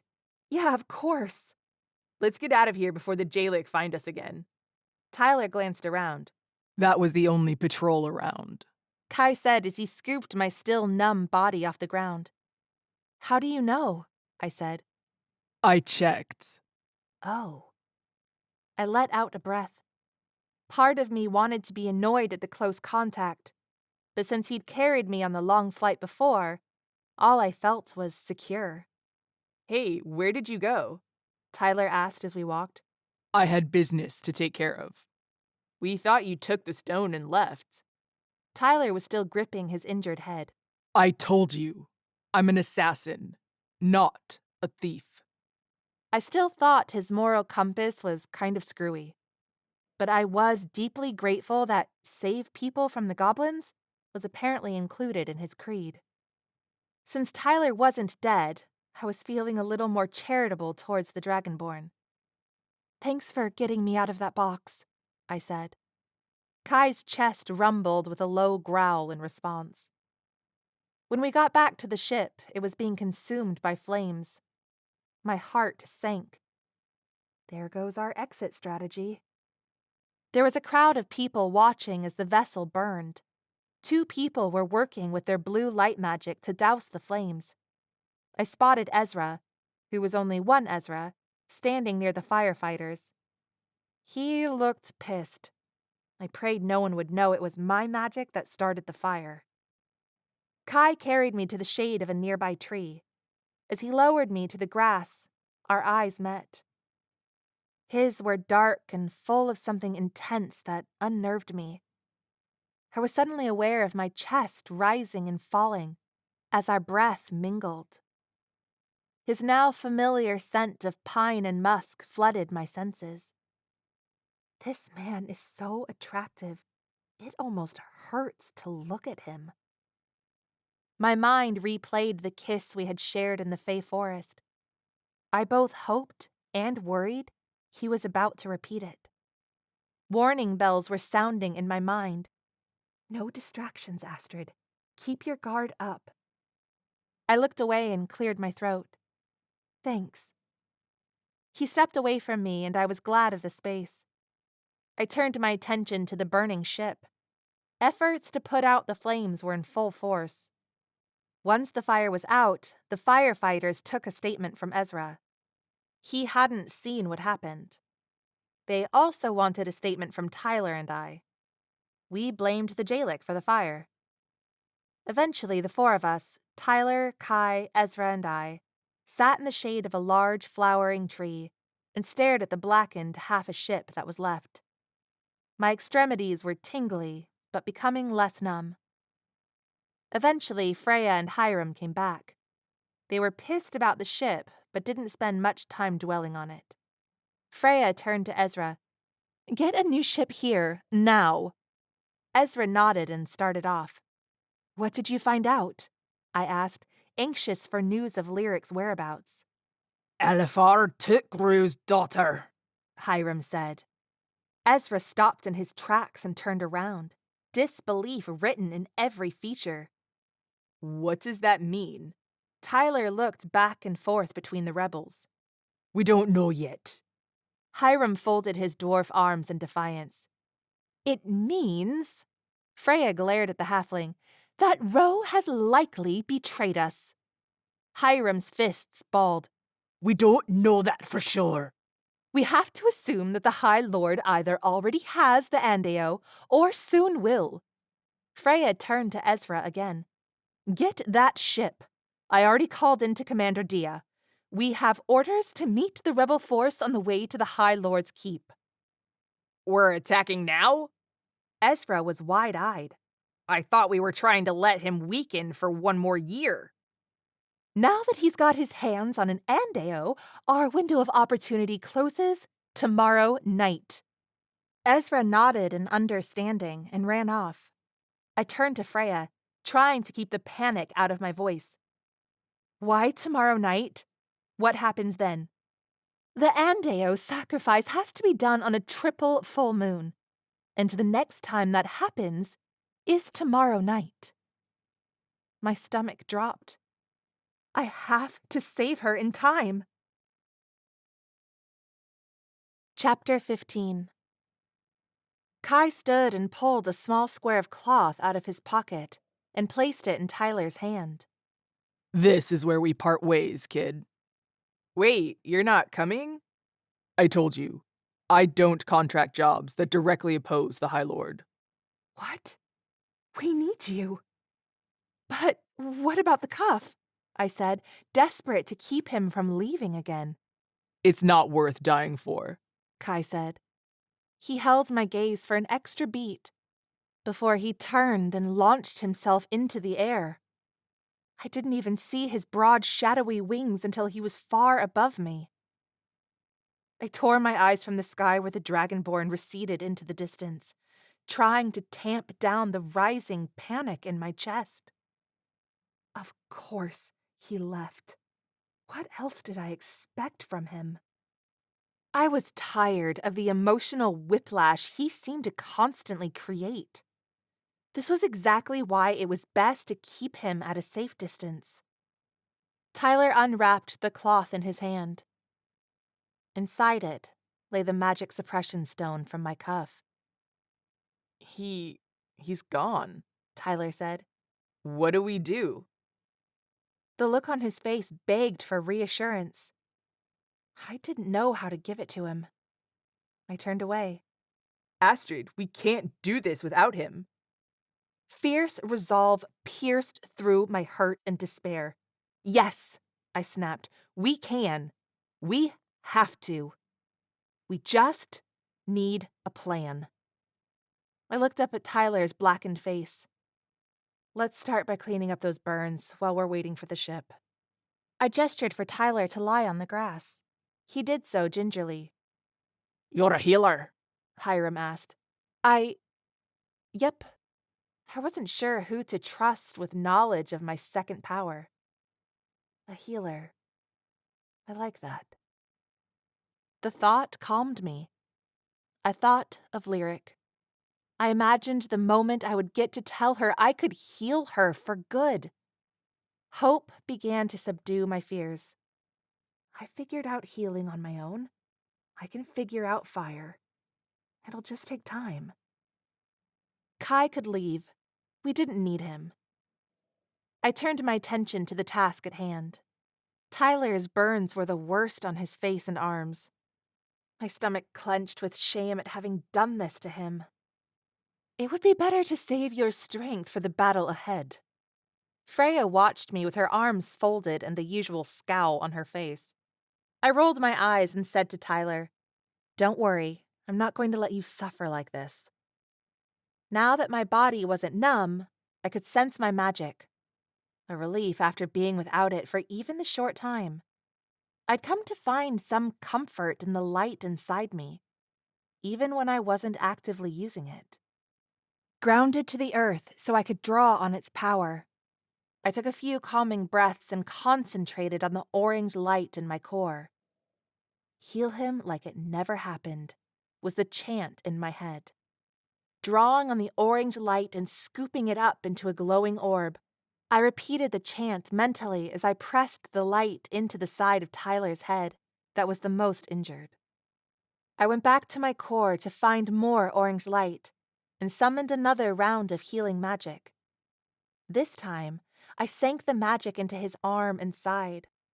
The light entered him and fused with his body, causing him to glow briefly before fading.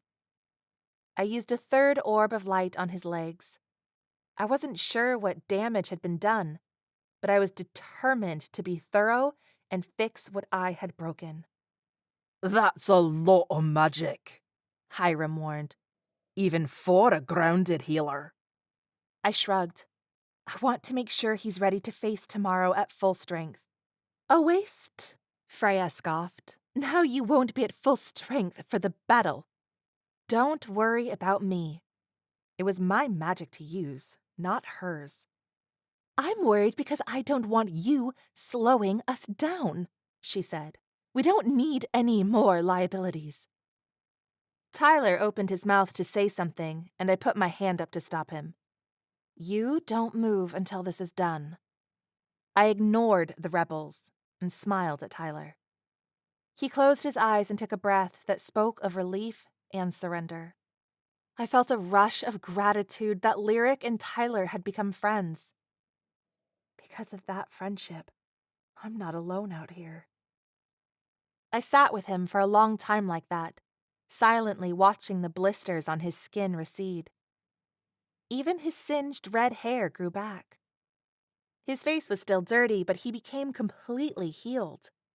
Wonder lifted my heart. It was amazing. I didn't think it would ever get old, watching the miracle happen before my eyes. Healing Tyler had been draining, but I didn't regret it.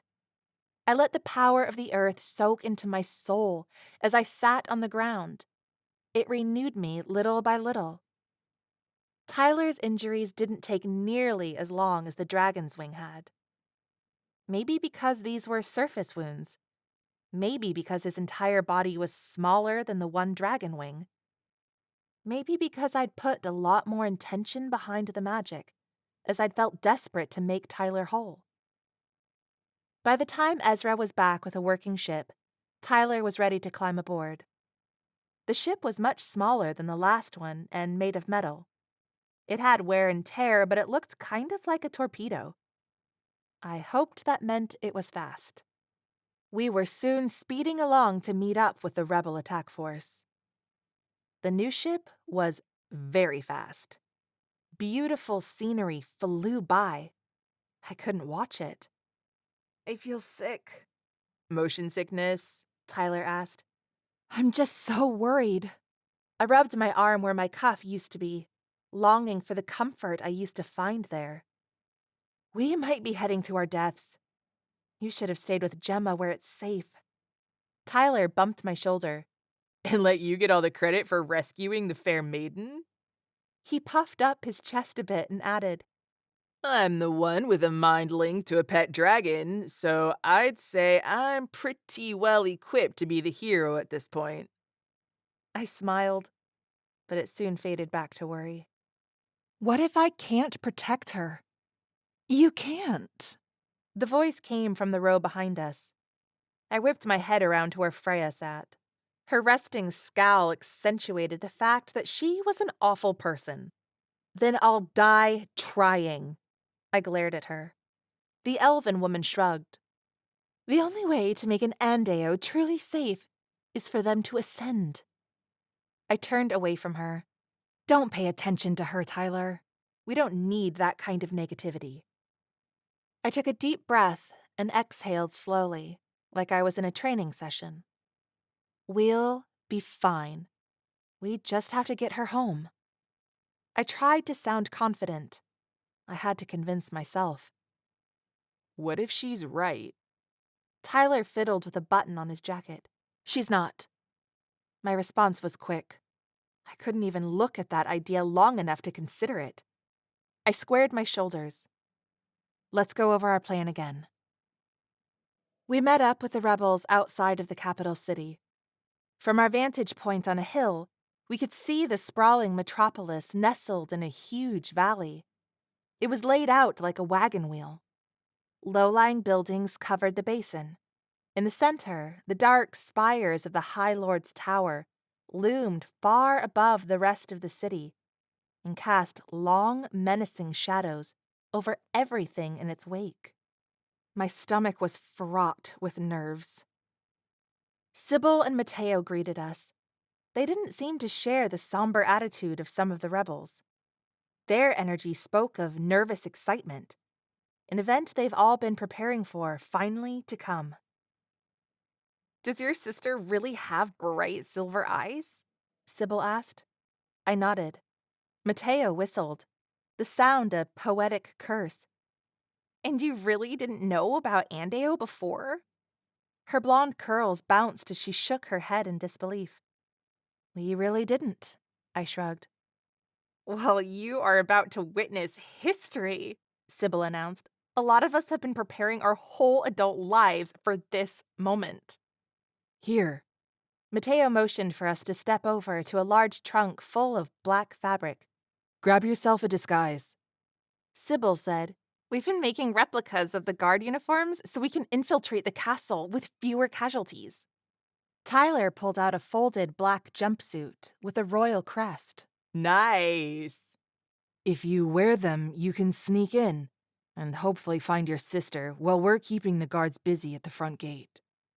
Mateo gestured to the box. Astrid, try one on. I pulled out a dark robe that had a cowl on it. The black fabric flickered. It felt magical. It reminded me of a wizard robe. I smiled, thinking Lyric would appreciate the look. As I was putting my arms in the holes to try it on, Sybil jumped back. "Whoa, be careful with that!" "Oh, sorry," I said, shrugging it off. Wait, Mateo peered at me. it didn't burn you when you put it on? "No?" I said, shrugging and trying to hand the special cloak to Sybil, wanting to get rid of it as quickly as possible. She stepped back. "I can't even touch that." I examined the fabric in my hand more closely.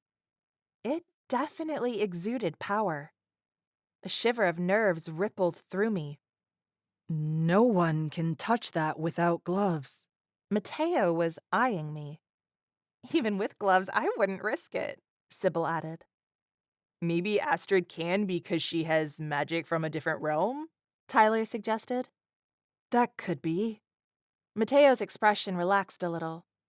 "Whatever the reason," Sybil gave a small chuckle, "you just found yourself a way in with the High Lord." "What is this thing?" I asked, unfurling the glinting fabric. "It's the uniform of Alifar's inner circle, his team of sorcerers and witches who protect him at all times." Several rebels sacrificed their lives to get that, only to find that no one can use it, Mateo said. "It's spelled with some kind of protection so that no one can wear it and impersonate an inner circle member." Sybil shuddered. "If you can wear it, you basically have security clearance all the way to the top." What does that say about me? I couldn't think about it. I put the cloak on. The two rebels watched me expectantly.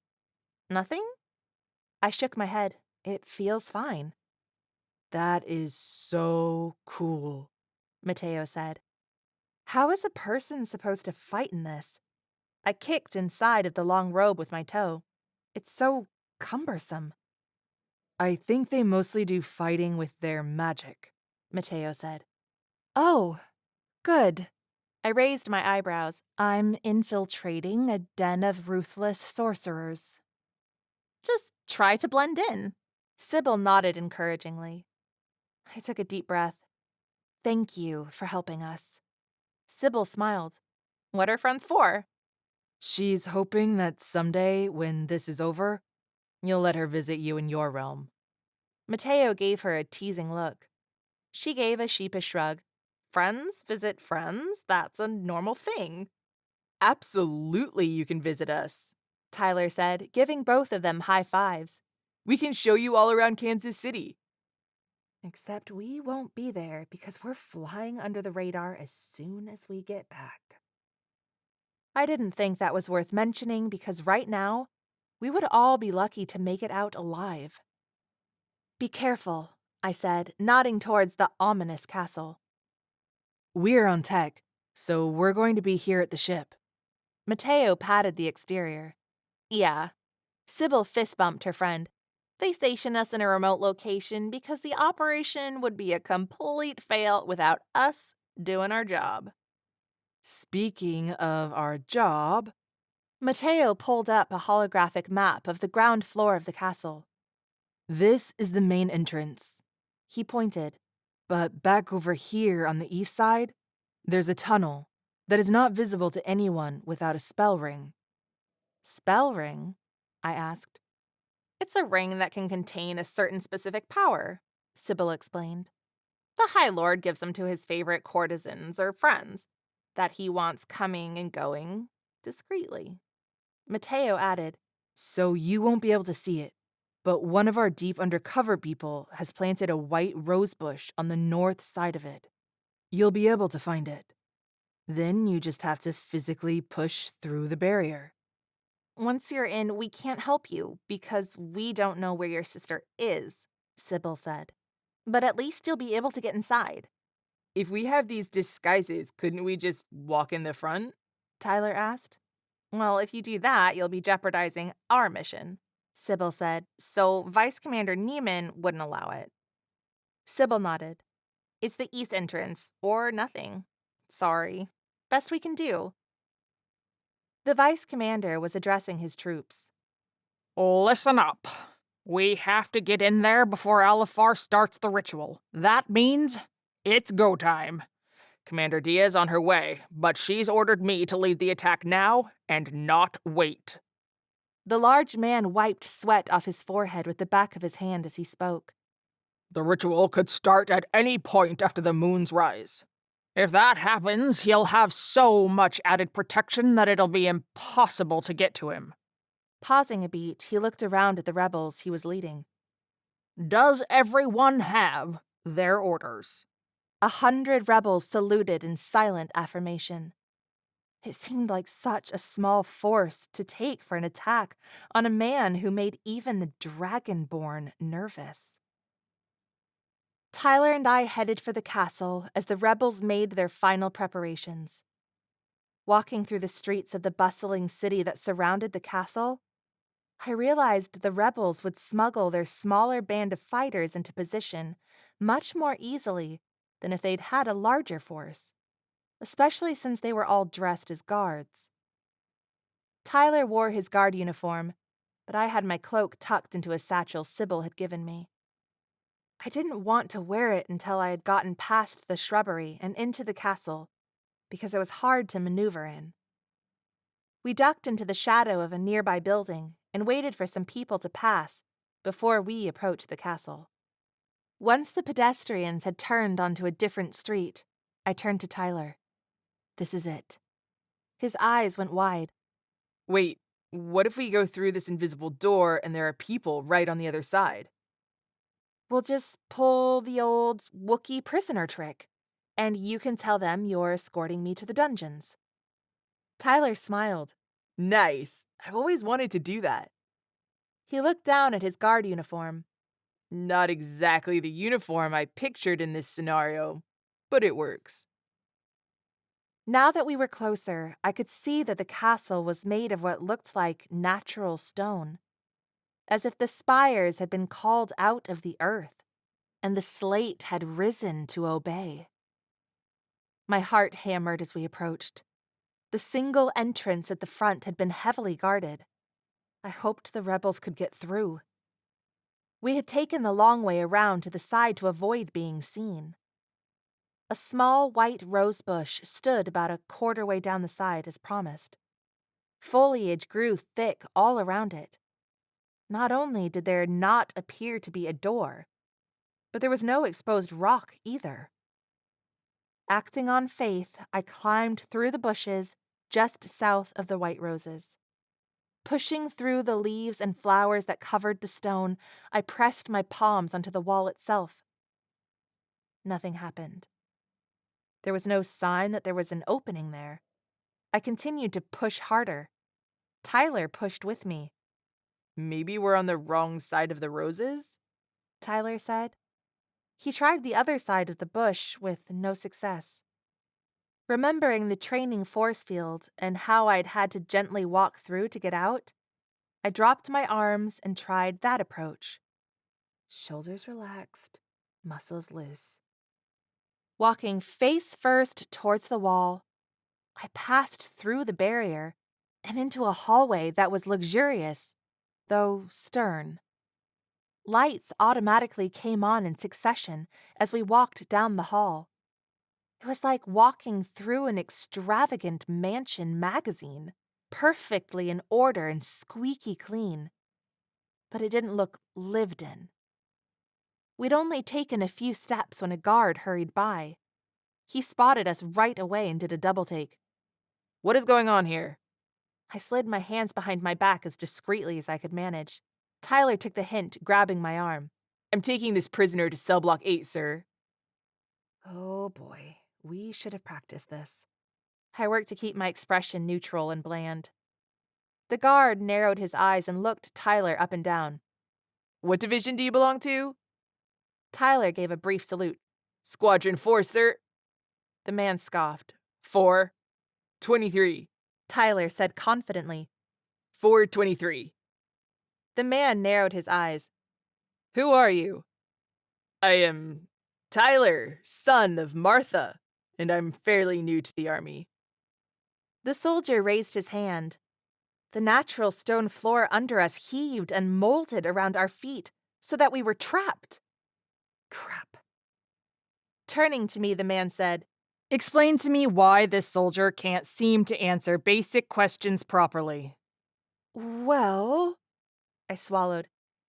It's kind of embarrassing. I put a bit of a spell on him because I was... Tyler chopped down on the man's carotid artery with the side of his hand, and the man fell to the floor. The ground did not release us. We were still stuck trying to move our feet without success. I've always wanted to see if that would really work. Tyler smiled down at the man. Great, but focus. I tugged at my feet.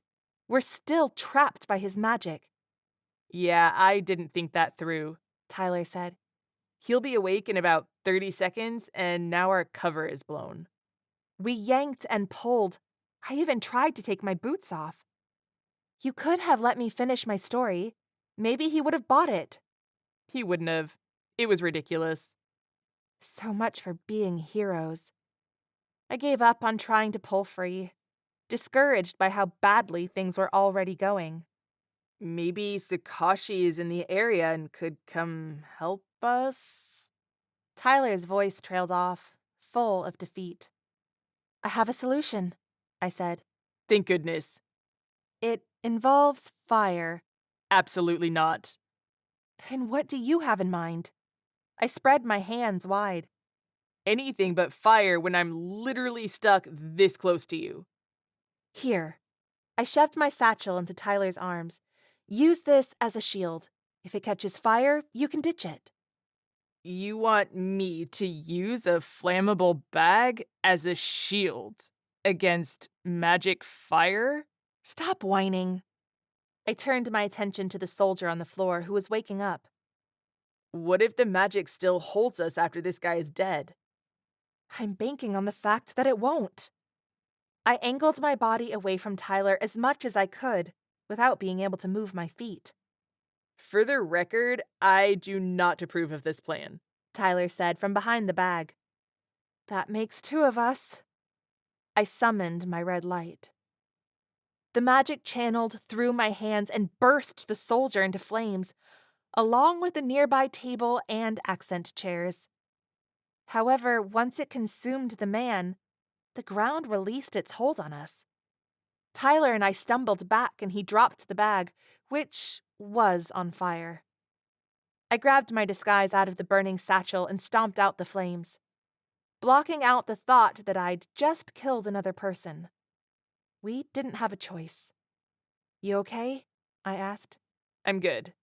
Tyler waved his hand. Thank you for not burning me this time. I put on the cloak and examined it to find no damage. Maybe it's fireproof. We can hope. I started down the hallway again. Let's go. Chapter 16. Tyler and I hid in a shadowed corner. 2 guards stood at the end of the hall on either side of a large door. I had donned my disguise, but I was nervous to test its effectiveness by running into another guard, so we'd been dodging patrols right and left. However, we weren't making any progress finding Lyric because we didn't know where to look. We were going to run out of time. I turned to Tyler and whispered, "Okay, let's think." I've been doing that this whole time, Tyler whispered. I've realized that this was a bad plan. I gave him the side eye before continuing. If this guy is about to do the ritual, it's likely that he has Lyric with him. Meaning? If we find him, I shrugged, a good chance we find her. What if you're wrong? If I'm wrong, we're dead. If I'm wrong, we put ourselves in more danger. Great. I put my hand up, but we may find a clue about where he's keeping her. Maybe she's in the dungeon. She's high value to him. I pressed my lips into a frown. Do you think he would put her there? I don't know. Tyler threw up his hands. I don't know either. I took a breath and squared my shoulders. But I'm going with this idea. before I think it through too much and talk myself out of it. Would that be a bad thing? Tyler raised his eyebrows. I didn't respond. I pulled up the hood of my cloak to lend me some courage and stepped out to approach the two guards. I wore my most haughty expression. Tyler followed at my flank. "Excuse me." I tried to sound like I was in charge. "I've been ordered to report to High Lord Alifar, but this idiot doesn't seem to know where he is." I hitched my thumb at Tyler, who I hoped was playing along and looking properly ashamed of himself. The guards took one look at me and bowed their heads, stammering. One had a balding head and the other looked almost as young as Tyler. The older one said, Of course, you are meant to be in the inner sanctum, Your Excellency. Neither of the guards would look at me. Apparently the rebels aren't the only ones who fear the cloak. I can escort you if you wish, The younger guard said, bowing lower. if you'd like to leave your escort here to guard the door in my place. Then let's go. I clapped my hands twice for effect. I'm in a hurry. Leave the idiot here as my replacement. He motioned for Tyler to stand by the door. Tyler took his place near the door, only for his grumpy old companion to tell him, I don't need help guarding here. I was about to send him to the front gate. I've just been informed they're experiencing some activity. Tyler's eyes widened, but he nodded and turned to leave without breaking character. Crap. Splitting up was a terrible idea anyway. But now I had accidentally sent Tyler to the front lines and fighting for the enemy. I glanced back as the door closed behind me. Too late now. The guard led me through several more rooms and hallways, each protected by more guards than the last. The guards didn't question my authority. They only bowed their heads as I walked by. Confidence combined with the right outfit can take a girl places. I smiled inwardly, despite my trepidation. You were right, Lyric. We came to an ornate double door. Guards stood across the entire front, barring the way. Excuse me, my escort said, moving to step past them. One guard held out an arm. No one goes in the inner sanctum until the High Lord comes out. Those are my orders. I'm supposed to be in there, I said, staring the man right in the eyes. The man bowed low. Forgive me, Your Excellency. I did not see you there. Pretty sure you did. Would you like to be the one to lose your life because you kept me from the High Lord's side in his time of need? I held up a hand as though I was going to unleash magic on him. No, of course you may enter. It was my mistake. The man groveled and opened the door for me. I nodded once, then stepped into an unfathomably large room. The door closed silently behind me. There were beams of light shining down through the windows high overhead in the stone spires. In the center of the room, in 4 expanding circles, stood a large group of men and women, all wearing cloaks that matched my own. There were probably several hundred cloaked people in this room.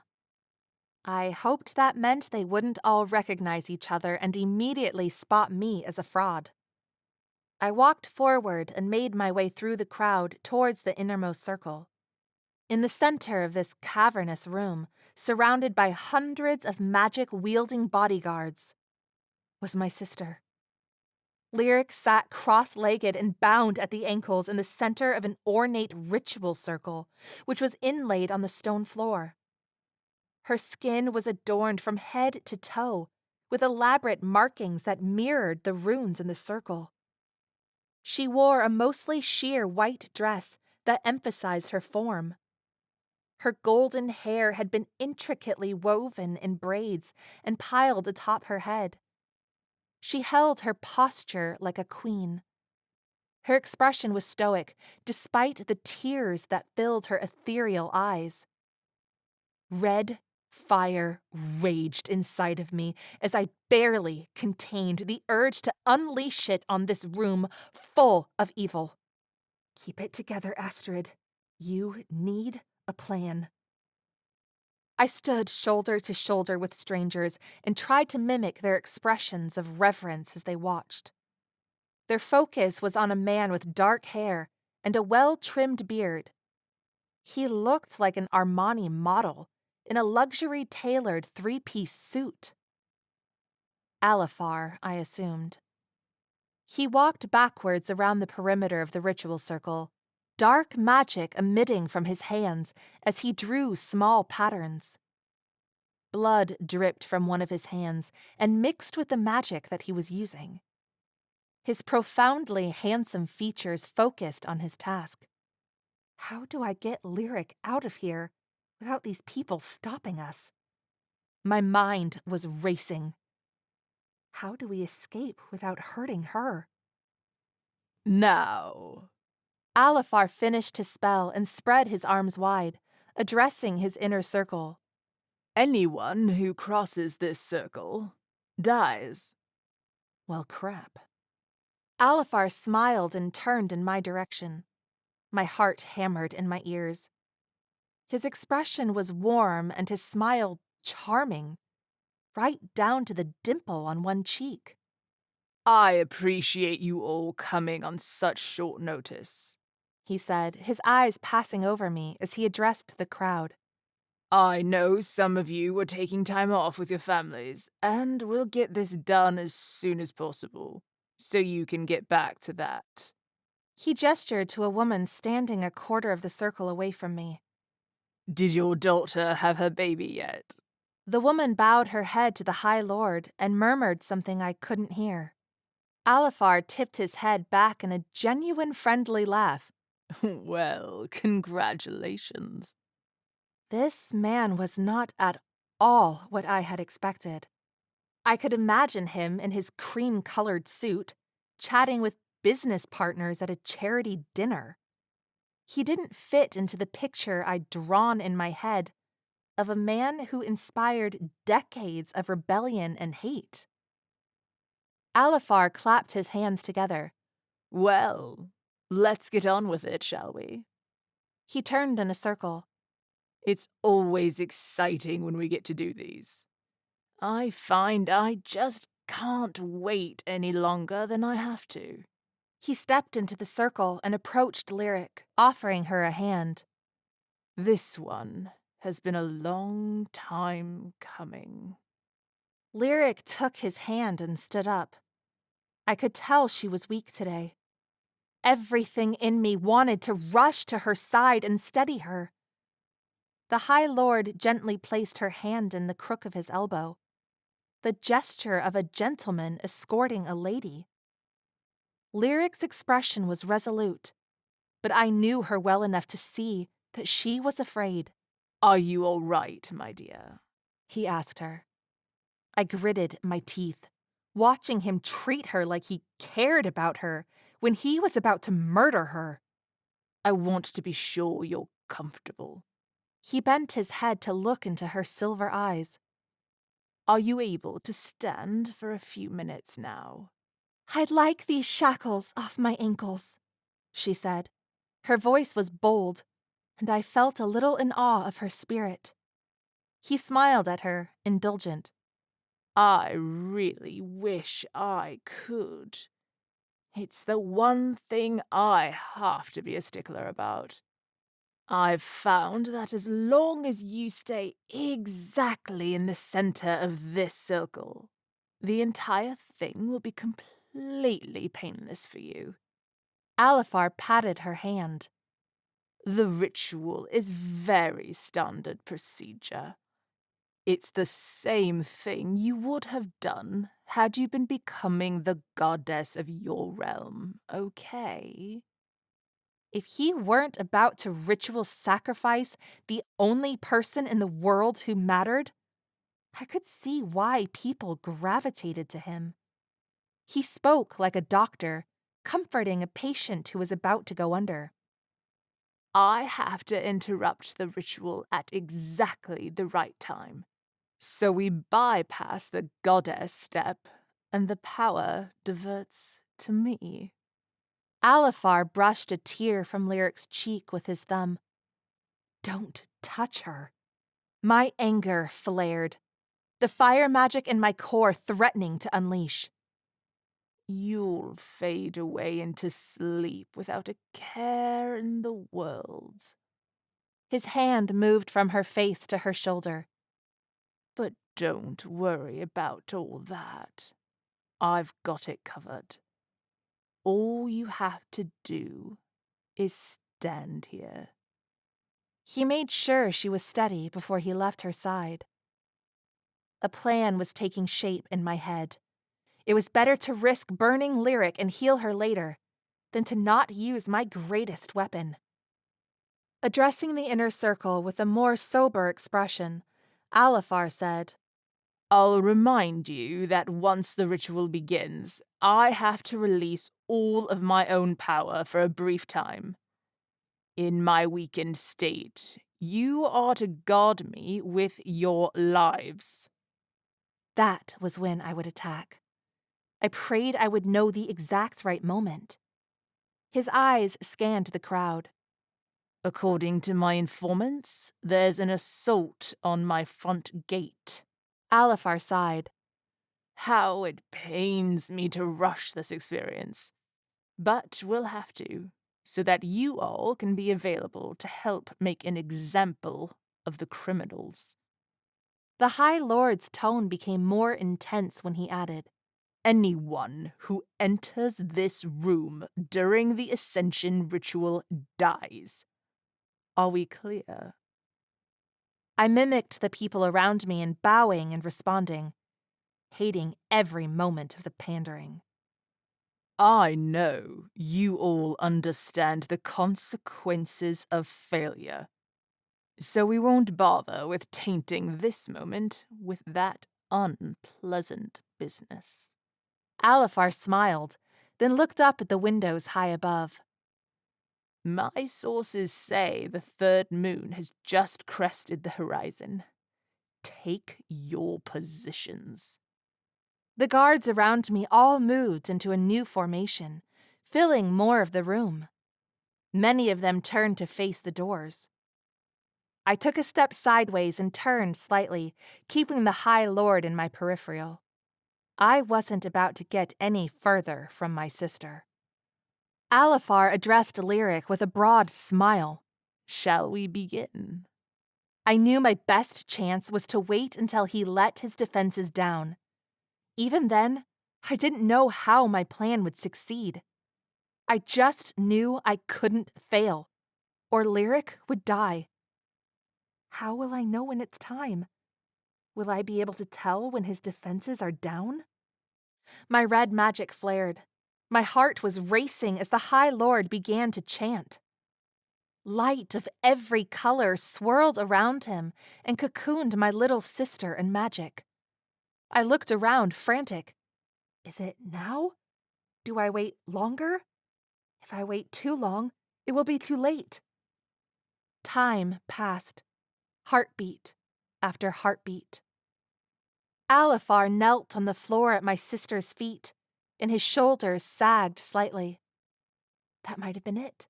Was that it? I couldn't wait any longer. I stepped into the ritual circle just as Alifar was reaching up to Lyric. Don't touch her. I pushed back the cowl of my cloak. Alifar and Lyric snapped their eyes to me. Astrid! Lyric started sobbing. It was heartbreaking. I wanted to wrap her in my arms. Be strong, stay focused. The High Lord's face filled with confusion, his eyes weak and exhausted. Guards swarmed the circle. Not one crossed the line. But they sent magic flying from all directions. I flinched, but the attacks ricocheted off of the invisible barrier. How did you cross my barrier? Alifar's voice was a mere shade of what it had been moments before. My heart thrilled. I got the timing right. This will cost you your life. He panted and sagged back on his haunches. As long as Lyric is safe. I angled myself so that I would spare Lyric if possible. Fire from my core finally burst free, encasing the High Lord. He chuckled weakly. The fire had no effect. Crap. New plan. I drew on some of the training I'd gotten from Kai and kicked the High Lord in the head as hard as I could. He fell back, his face a mask of shock. He got up, but stumbled. I tried to kick him in the head. He caught my right foot and twisted. My ankle snapped, shooting pain up my leg. I cried out as we both went down. My elbows hit the ground hard. I slammed my good heel into his eye socket and then his neck twice. He went limp. "Astrid!" Lyric screamed. I whirled to see that her dress was burning and her leg along with it. She was trying to put it out without success. I hobbled over, my broken ankle useless, and smothered the flames with my bare hands. The magic couldn't harm me. How do I stop the ritual? I frantically searched around for something to break her free so we could leave the circle. No! Lyric grabbed my hand. Don't stop it. What? I want to ascend. Her expression was serious. My chest constricted. No, Lyric, you don't understand. I do, she nodded. I know what it means. Someone else can do it. Not my baby sister, not the only person I have left. I want to be the one to do it. Lyric smiled at me, her eyes wet with tears. No. I shook my head, my chin quivering. I can't lose you. You have to let me go. I shook my head in denial. This couldn't be happening. Not after all I'd sacrificed, all we'd been through. Astrid, you've taken care of me all my life, and I'm so grateful. Lyric squeezed my hands. Now I'm ready to be who I was born to be. A desperate sob escaped my lips as I looked at my little sister, who had long since outgrown me in height as well as in courage. This was not the plan. Tears wet my cheeks. Freya's words echoed in my mind. The only way to protect an Andeo is to have them ascend. Letting her go will be like losing Mom all over again. I can't. Being alone. It was unspeakable. The one thing I could never bear. Astrid, it's time. Please. I recognized that firm look in her silver eyes. What she meant was, she was doing this either way, but she wanted my okay. It's the only way to protect her. Can I give her what she wants? Can I stop her from making this choice? Do I trust her to make this decision? I thought of all the times she'd asked for more freedom, and I hadn't given it to her. Her face was so steady, so sure. She was more ready than I had known. I was the fragile one. I was the one who wasn't ready. The only thing in my power is to give her what she's asking for. Or not. I made my choice. There was no other way. I didn't want to regret our final moments together. I wouldn't hold her back. My chest tightened in protest. The words seemed stuck in my throat. It's the only way to protect her. Okay, I nodded. I trust your decision. As hard as it was to say, I knew I meant it. Thank you, she whispered. I squeezed her hands. I love you. She sobbed once. Ditto a million. Our eyes remained locked. and Lyric smiled as she faded away in a blinding glow of light. A concussive wave shook the earth.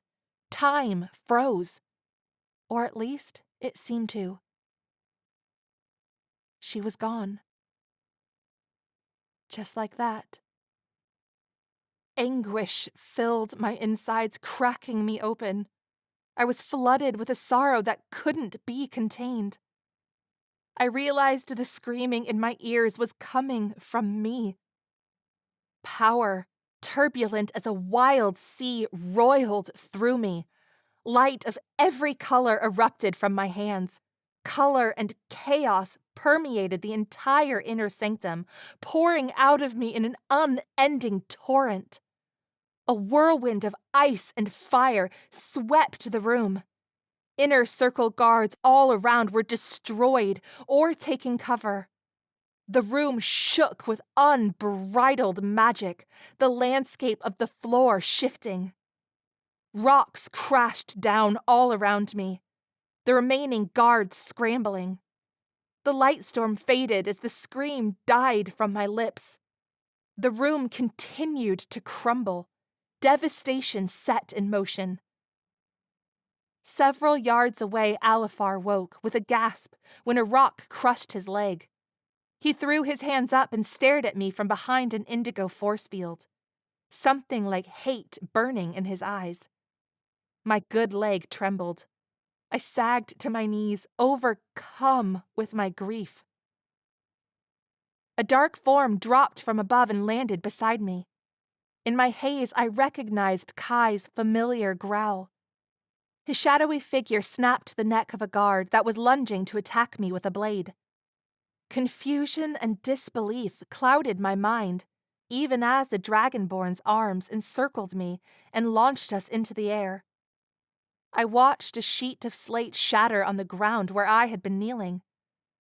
The roof of the inner sanctum was riddled with cracks.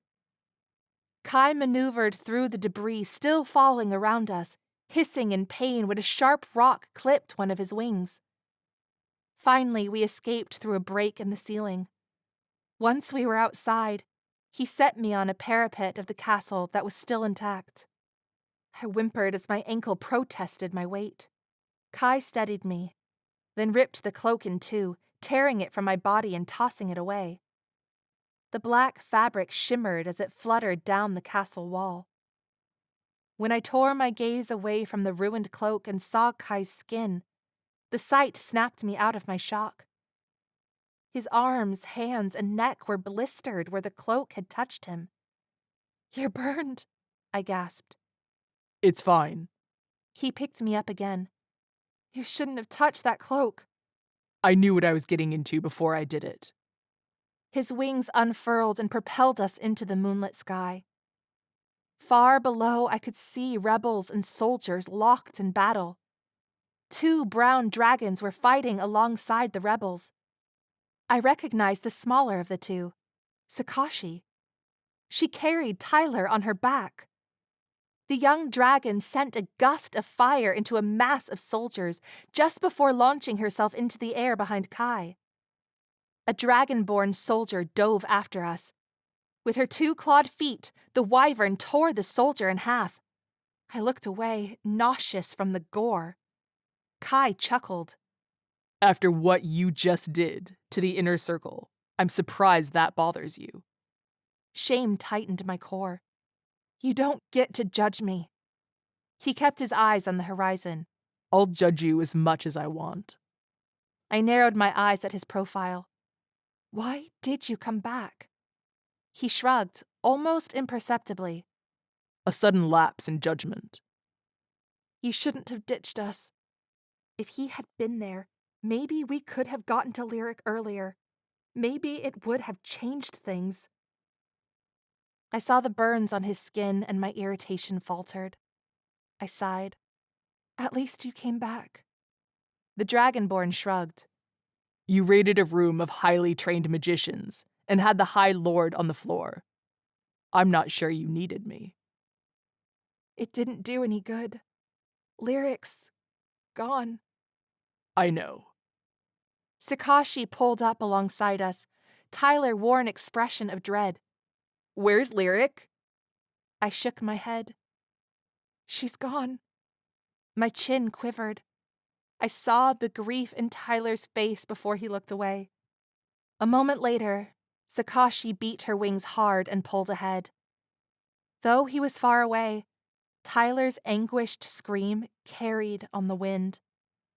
The sound brought a wave of fresh tears to my eyes. I cried for Lyric. I cried for Tyler. I cried for my mom. And I cried for myself. We flew for a long time, a dragon on either side of us. The larger dragon had caught up with us somewhere over the mountain range. Eventually, Kai dropped down onto the larger dragon's back. He sat behind me, warm and solid. I sagged against his chest, allowing him to support my weight. The only sound was a steady beating of dragon's wings as the wyvern carried us across the night sky. Chapter 17. I had no memory of arriving at Kondra's house or collapsing into bed. When I woke, light streamed in through the window of Kai's room, and a tiny face was standing next to the bed, staring at me. I blinked a few times. "Gemma, hi!" She smiled and threw her arms around me. Surprise rippled through me. Belatedly, I put an arm around her small frame in return. The girl stepped back, and the warmth in her face communicated excitement. She waved her hand at me to look and pointed at my leg. I moved the blanket aside and saw that my broken ankle was wrapped and set. "Did Kondra use her healing magic on me?" I asked. Gemma beamed and nodded. "Did you watch her?" Another nod. She bit her bottom lip, a gesture Lyric had often used when she was feeling shy. The thought was bittersweet. I gave her small hand a squeeze. "It's pretty cool, huh?" I swung my legs to the floor and tested my ankle. I wasn't sure if I was supposed to walk on it yet, but it felt pretty good. Only a twinge of pain. I followed Gemma into the main room of the cottage, where a large breakfast sat waiting on the large wooden table. "Oh, good. You're finally awake." Kondra's voice was stern, but I sensed an affection in her manner as she bustled around. She added a large plate of sausages to the feast on the table. When she announced that Gemma helped bake the bread, the little girl's face beamed with pride. I hadn't forgotten the promise I had made to Gemma's mother to get her home. Would Kondra be sad? There was a man I didn't recognize in the corner, conversing with Kai. He was a little shorter than the dragonborn, and not as broad or muscular. His pale face wasn't particularly handsome, but when he noticed me looking at him, a smile warmed his brown eyes and gave him a kind look. Hi there. He sent a glance in Kai's direction, who raised his eyebrows a little before turning to face me as well. Astrid, this is Ryder. Ryder, Astrid. Ryder crossed the room in 3 long strides and held his hand out. It's good to meet you. I reached out to shake his hand. He clasped it and brought his lips down to brush the back of my knuckles. I hope you slept well. I did, thanks. I glanced at Kai, who was watching, a scowl on his face. Clearly in a bad mood. If the rebels haven't killed the High Lord, Kai said, he will rain hell down on the entire realm after what happened yesterday. The change of subject was abrupt, but Ryder didn't seem fazed. Yes. Ryder winked at me. As much as I would like to get to know you better, you foreigners need to leave the realm and stay away until we know it's safe. He gestured to Tyler and I. I've got a friend who is smuggling some people and gear to the realm of stars today. I can get you a spot on his ship. I nodded in thanks. My heart soared at the thought of going home. I still held hope for my dream of the Art Institute. Actually, Tyler said, interrupting my thoughts. I think I'm going to stay here. What? My face fell. No! Loneliness washed over me. I'd already lost my sister. After everything we'd been through, I couldn't imagine Tyler not being there every day. Tyler looked down at his hands. I can't stand the thought of going back to a mundane life when Lyric is... He trailed off. Hearing Lyric's name made my heart constrict. Besides, Tyler shrugged. Sakashi is here. What about me? I forced the thought down. I wouldn't be selfish. What about your mom? I said. She'll be fine. As though he'd read my thoughts, he added, You could stay here too. I shook my head. I wanted nothing to do with this realm. It had taken Lyric from me. I have a promise to keep to Gemma's mom. At least I could do that much. Tyler nodded, a bit sadly. Besides, I squared my shoulders. I'm still hoping for a spot at the Art Institute. He gently slugged my shoulder. They'd be crazy not to let talent like yours in. We all ate at the large wood table. I mostly pushed the food around on my plate, not really hungry. Kai seemed like he was in a bad mood. Even the way he was eating was extra aggressive. Tyler shared his story from the battle at Alifar's castle, describing how he and I had gotten separated, and then he'd used his mind link to Sakashi to summon the dragon. Before the dragons showed up, Tyler said, I thought we were done for. Who was the second dragon? Kandra asked. Sakashi brought her mother, Tyler said. Dragons rarely get involved in the conflict of another race, Ryder said. That dragon must have really owed you. I like to think we have a strong bond, Tyler said. With the help of the dragons, the rebels finally broke through the line and poured into the castle. Shame the dragons didn't hang around to help make sure the High Lord was dead, Ryder said. Kai let out a soft growl of irritation. Well, Tyler spoke quietly. I told Sakashi the priority was getting Astrid and Lyric out. At the mention of my sister, I finally asked Kandra and the others the only thing I was really interested in. What happens to the goddess after an Andeo ascends? They all looked at each other, silence settling over the group. Does anyone know? I looked them each in the eyes. They shook their heads. The only thing we know for sure, Kandra said, is that a goddess is tied to her own realm. I nodded once, processing the information. Lyric's spirit would be somewhere back in the realm of stars. One more reason to get home as soon as possible.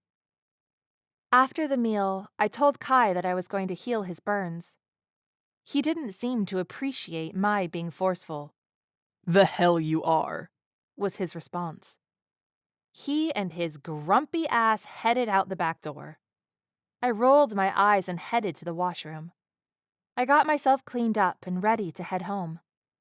Aside from the small satchel of things Kandra was sending with Gemma, there wasn't anything to pack. Tyler handed me my mother's cuff. I brushed my thumb over the amber stone that had been returned to its place in the bracelet, then hugged the boy who felt like a brother to me, my only remaining family. I want to know how you're doing once you get settled, okay? I bumped his arm with my shoulder. I'm going to find a way to get this realm plugged into the internet so I can get back to hacking. He grinned. I chuckled and shook my head. Of course you are. Once I've got it worked out, we'll be able to communicate. I'd like that. I gave his arm a squeeze. I took my mother's beloved cuff and headed out back to look for Kai. When I rounded the barn, I found him chopping firewood. He had his back to me, so I decided I could appreciate the man's physique for a few more swings of the axe before I was in danger of getting caught. The dragonborn was shirtless, and his skin glistened with perspiration, his hard muscles in pleasing motion, as he raised the axe above his head and brought it down. Desire flared in me. Kai turned around and caught me staring blatantly. I looked away, my face flushing. Clearing my throat, I stepped forward. I wanted to make sure you got this. I held out my cuff. A deal's a deal. He nodded and took it. Can I ask you a question? His hard tone had me suddenly wary. Okay. He jerked his chin towards me slightly. You have every color of magic. I shrugged. Just more magic that I won't be able to control. That wasn't a question. I raised my eyebrows at him in challenge. He folded his arms across his broad chest. How? I don't know. I shrugged. There's only one person in the history of all the realms who has every color. And it corrupted him. There was an edge of hostility in his tone. How do you have all the colors? I told you I don't know. He nodded once, then shoved the cuff in his pocket and turned back to his task. I looked at his injuries. The burns and scars that crisscrossed his skin did nothing to diminish his appeal. But my stomach twisted, knowing that the burns had been my fault. I didn't want to leave feeling like I owed him. Let me heal your burns. I reached out my hands to start. No. Irritation flashed in my core. I'm just trying to help you. I don't want your help. His tone was full of anger. I threw my arms up. What is your deal? I want you to leave. He turned to look at me. I recoiled from the bitterness in his eyes. Apparently, I had been really good at misreading this guy. I never knew what to expect, and I was over it. He dropped his axe and headed back to the house, leaving me alone with the sting of rejection. I hate him. I hate this place. I stood by the woodpile, fuming. 1 minute he was risking his life to rescue me. The next he was back to being an asshole. He didn't risk his life for you, Astrid. He risked his life for the payment. Well, he had what he wanted. I wouldn't spend time feeling sorry for him or his injuries. When I got back to the cottage, Kai was in his room, so I didn't have to see him. Good.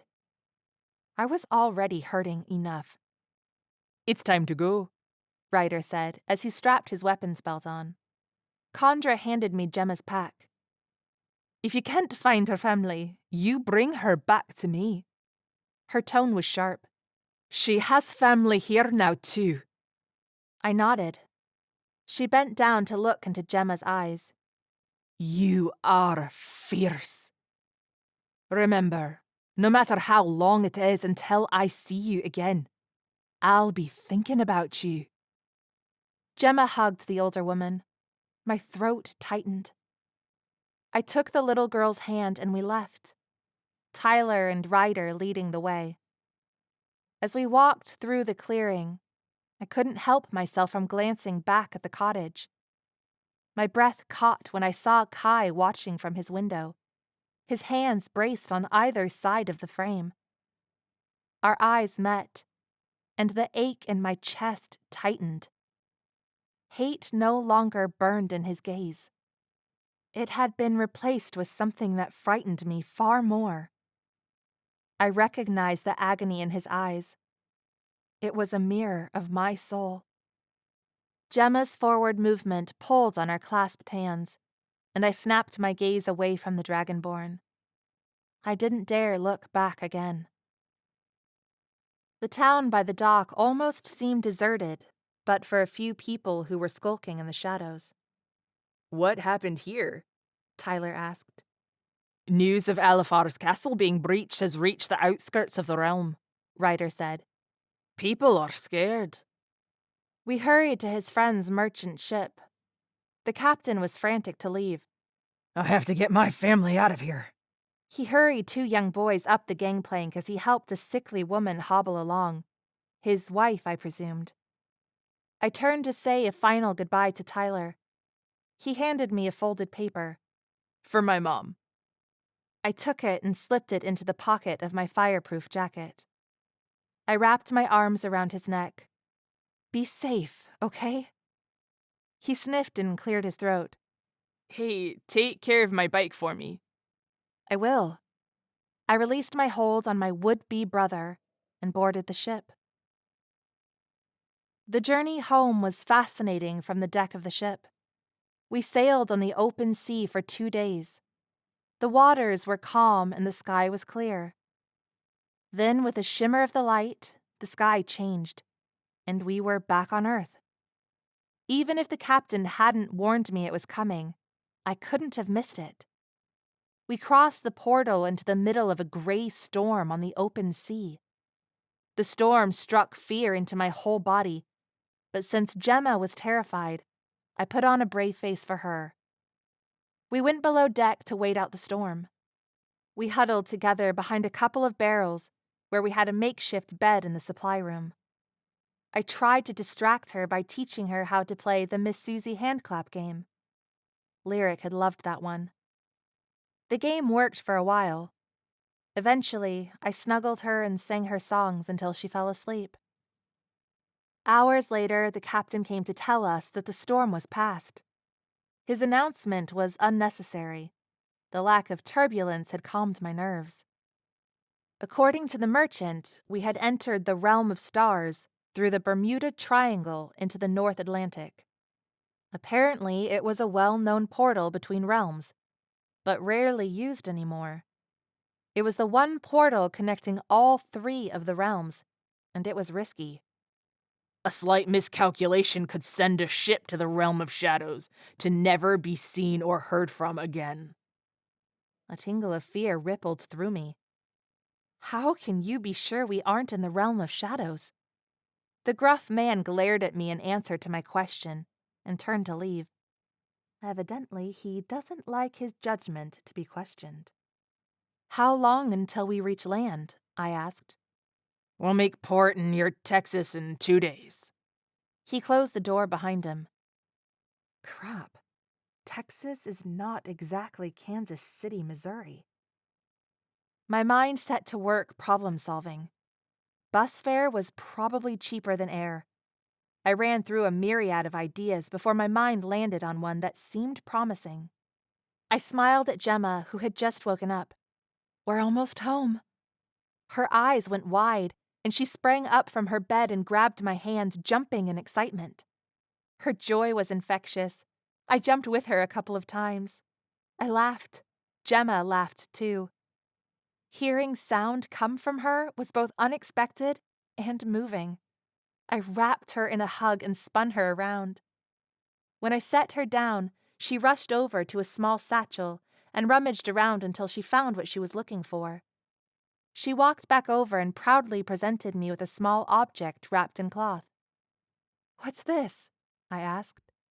She raised her eyebrows and pushed the small parcel into my hands. For me? I said. She nodded. I began to unwrap the fabric. Thank you. I froze when the cloth fell away, to reveal my mother's cuff, amber, stone, and all. Confusion knit my brow, and I looked at the girl. Did Kai give this to you? She shook her head and pointed at me. Did he tell you to give it to me? She nodded and smiled. He risked his life for this. Why would he give it back? Did he say anything else? I asked. She bit her lip and looked down. It's okay, I said, giving her a quick hug. Thank you. I tucked the cuff into my jacket pocket, rubbing my thumb over the stone. Warmth filled me. Chapter 18. There is a part of every story that's never told. When the adventure is over and the characters have to find their way through healing, after all the sacrifices and loss. I had bartered with the merchant to get bus fare to KC for Gemma and I, in exchange for using my healing magic to help his wife. The captain had been more than happy with the bargain. The woman had some kind of septic infection.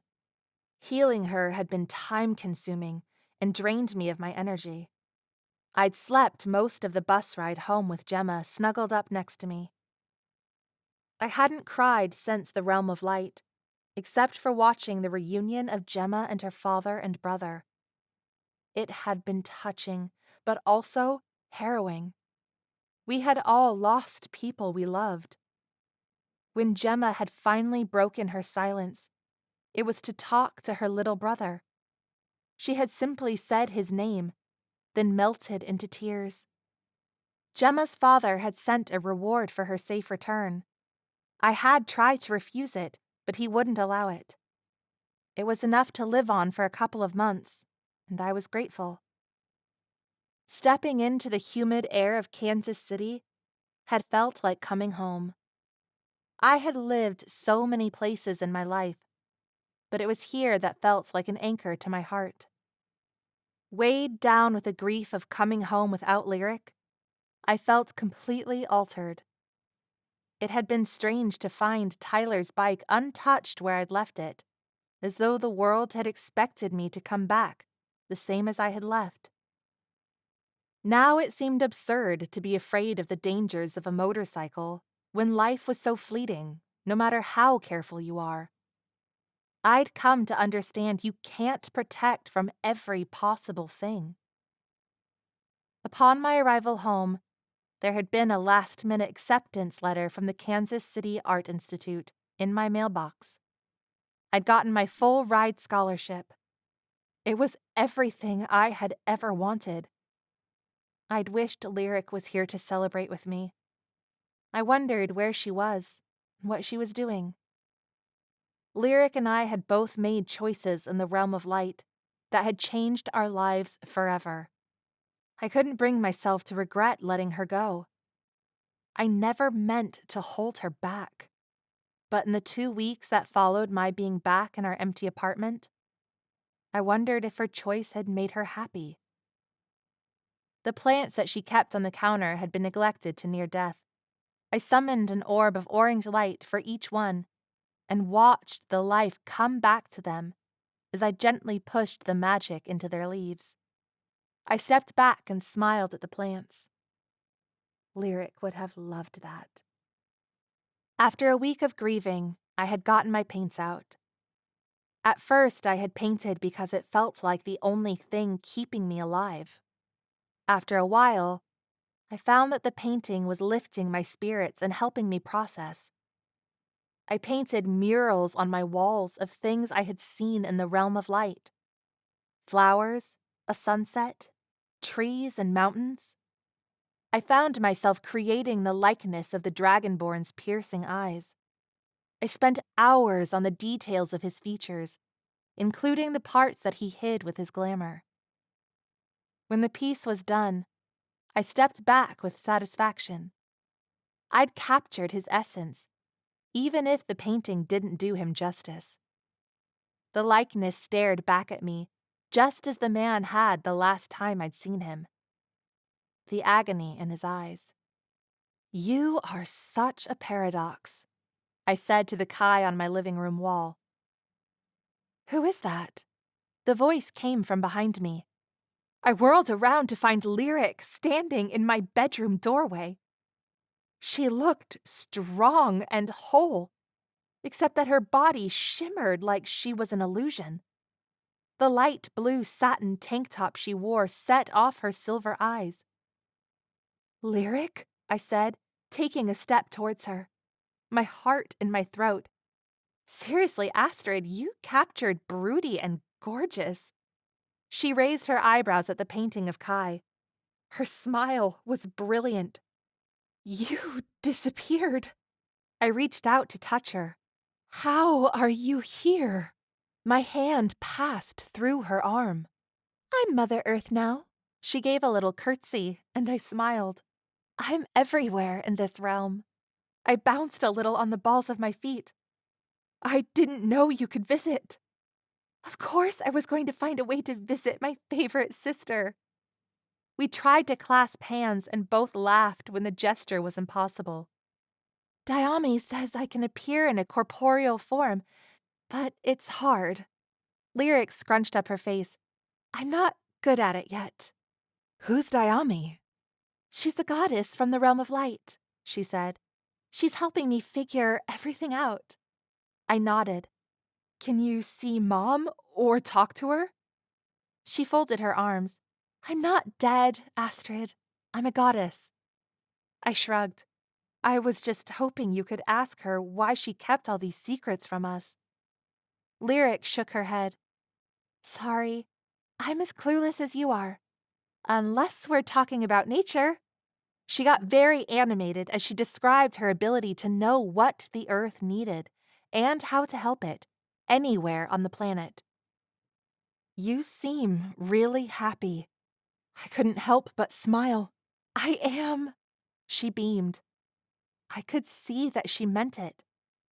Her body flickered like it was glitching. I've got to go. But you just got here. My face fell. I'll get better at this, and hopefully I can stay longer next time.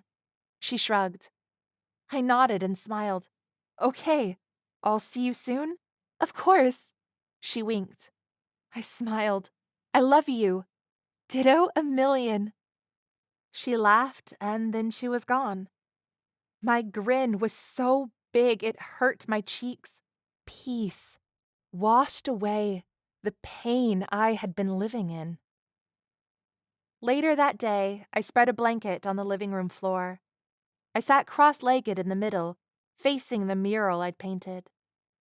Afternoon sun bathed my face in warmth as I took in all the colors that I'd painted to mimic the realm of light. I let my eyes flutter closed, and I searched inward.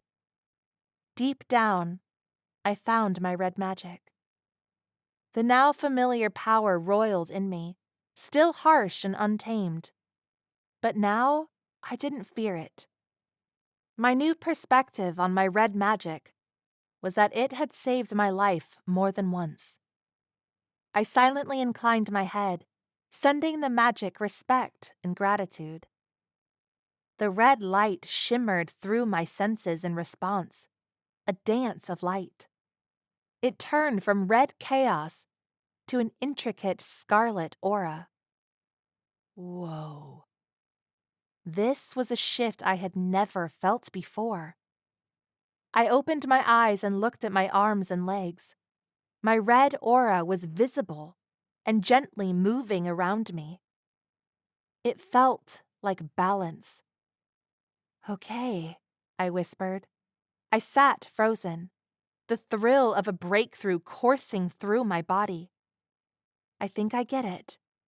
A small laugh escaped me, and I let loose the smile on my face.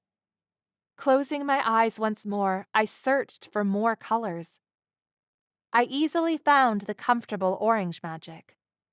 Traveling up through my core, it took great concentration, but eventually, I found yellow, then blue and indigo, and finally, violet in my head. I couldn't remember what Chandra said each color could do, but I was itching to find out. I struggled to find the green that was supposedly near my heart based on how the chakras were laid out. Eventually, I thought I might have glimpsed it, but it was so faint I couldn't be sure it wasn't my imagination. The strain of tapping into my magic had me feeling bone-tired. When I opened my eyes, I realized I might not even have the strength to get off the floor. Maybe my next apartment needs to have a stone floor for this. I ended up just laying down on the blanket, where I stayed the entire night. The next morning, it was the first day of classes. I'd been late to register, so I had taken what I could get, and I didn't even have all of my supplies yet. I didn't care. I was just excited to finally go. I put what supplies I already had into Lyric's old backpack and skipped down to the parking lot. It was a beautiful day. Contentment spread through my chest as I climbed onto Tyler's motorcycle. I noticed my van sitting forlorn a few spaces away. It reminded me of the last day at my old job and of the cowboy soldier I'd met. At the time, I had resigned myself to the fact that I could never open myself up to someone like him. Letting Lyric go had felt like something I'd never survive. But she wasn't lost, and I had survived. We were both okay. I thought of Jen, and Tyler, and Kai, and Gemma, and all of the times I had kept myself at a distance from people. I told myself it was to protect Lyric. Who am I protecting now? I shook my head, not wanting to face the ugly truth that was right in front of me. My heart started beating faster as my nerves protested where my mind was going. Maybe we'll never lose everyone we love because there are always people to love, if we let them in. I'd lived so long, holding too tight to my mom and Lyric, afraid to lose them, afraid to get attached to anyone else. I drew in a breath and held it for a beat, my thoughts gaining momentum. I bent down to rummage through the trash in my door for a barbecue-stained business card. When I found what I was looking for, I saved Captain Jeff Miller's number as a contact in my phone. Hands shaking, I sent him a text before I could talk myself out of it. Drinks sometime? What am I thinking? This is a bad idea. Who is this? This is my chance to back out. Get it together, Astrid. Normal people do stuff like this, all the time. Astrid Stone, server at Downtown Barbecue. I passed out. Maybe he won't remember and we can just forget the whole thing. Yes, I absolutely remember you. Prettiest girl I've ever seen. My stomach flipped, a smile warming my cheeks. Oh my gosh, I don't know how to respond. I watched the bubble on my phone that told me he was typing something else. I wished Lyric was here to help me. I had no idea what I was doing. I was really hoping I'd hear from you. I'm out of town for a couple of days. Does Friday work for you? I checked my empty calendar. Sure. That was it. I did it. I did it. My first date. Lyric is going to be shocked. I can't wait to see the look on her face when I tell her. I bit my bottom lip and smiled.